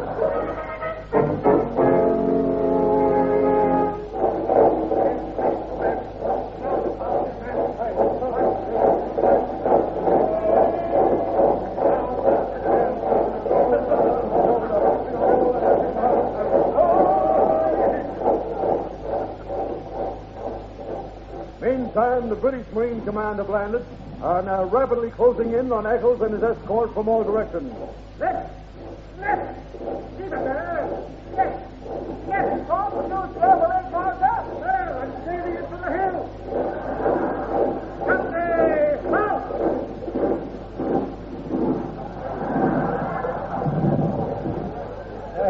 get us to give them a powder each. Now then, we'll camp here for the night, gentlemen. Put tents up for the men, and arrest a priest-store in his Georgian manner for me. Nothing pretentious. Now then, how are the water supplies going? Damn low. Nasty. There's now about a giant native wants to speak to you. Male or female? I can't tell. Haven't got any clothes on. Well, we'll turn our backs in case it's a man.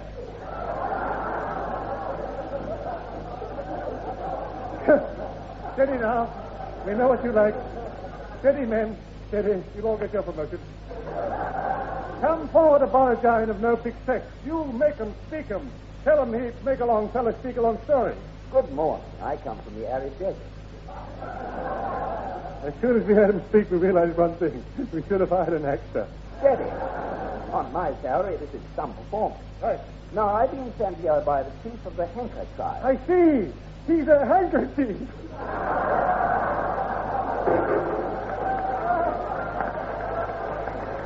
What a blow for you. What?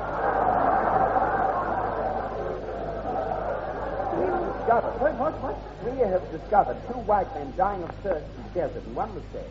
The ashes. Save the ashes. For myself, I would have said water. Must be the most thirst-quenching, wettest was when I was a boy. Did you say the ashes? Captain Plum, take a detachment of 2-legged men, followed by Eisel and his other impressions, and head for the payoff on page 13, line 3.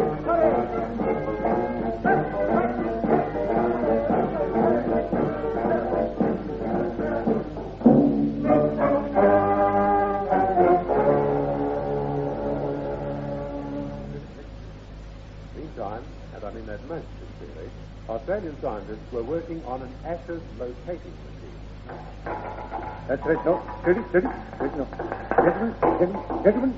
Hold, that's fine. Gentlemen, I have been sent here by the Hindu Commission to demonstrate to you the possibilities of the ashes being specially magnetized with atomic particles like these. Now, these particles here, I have magnetized and atomized. See, watch. I throw them up in the air. Oh!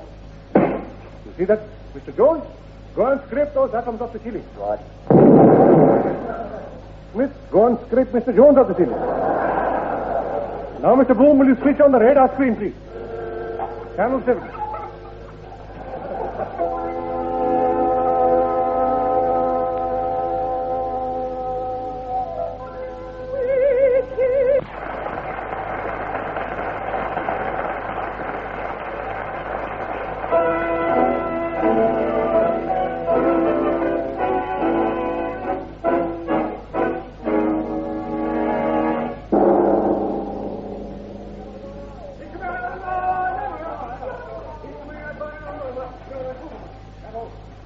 At midnight, 3 Australian Secret Service agents knocked on Madam X's door.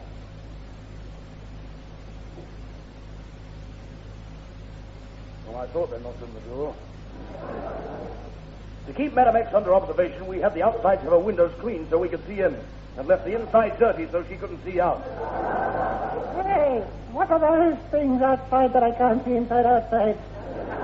Doing inside out my window.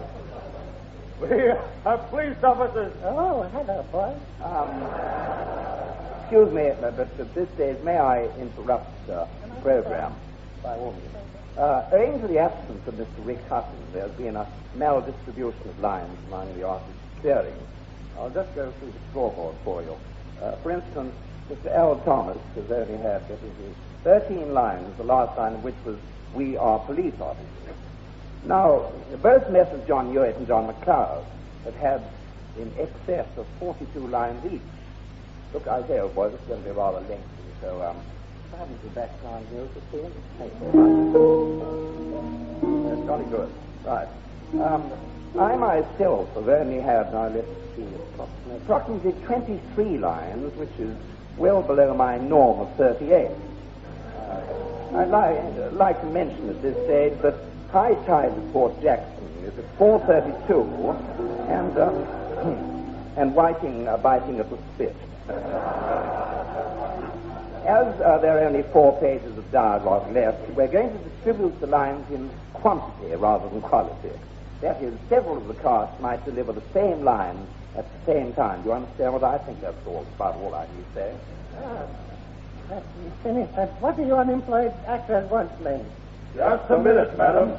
My name is Inspector Bertram I. Lynn. The eye is silent as in looking. My name is Madeline Bannister, but the legs are silent as in trousers. Madam, are you the owner of whalebone portraits number 42, 38, 46, outside X? Yes, they are a present from my husband in memory of 36, 26, 38. Where are the portraits in question, sir? Sir? Madam, to you? At your age, it doesn't really matter. What's the address of the Thornbury? The address is Street Street. Street Street? Well, that's only the name. The full title is Street Street Street. But the lover is silent as in wardrobe. That's in Chinatown. Quick door.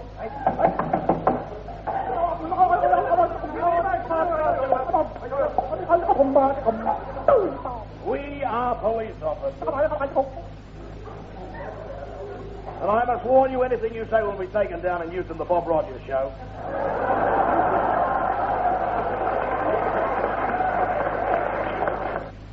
Finally, after friendly persuasion, some gentle talk, and a 4-hour bashing with an iron bar, the Chinaman gave up the garment and the ghost. With trembling hands, he tore them open. Look! They're ashes. Steady now. Right? Hold out your hand. Okay, don't worry. I'll pour them out.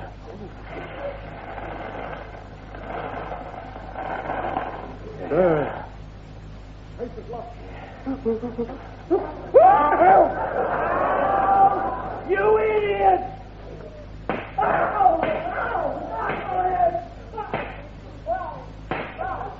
And that's how Australia lost the ashes. A sad ending.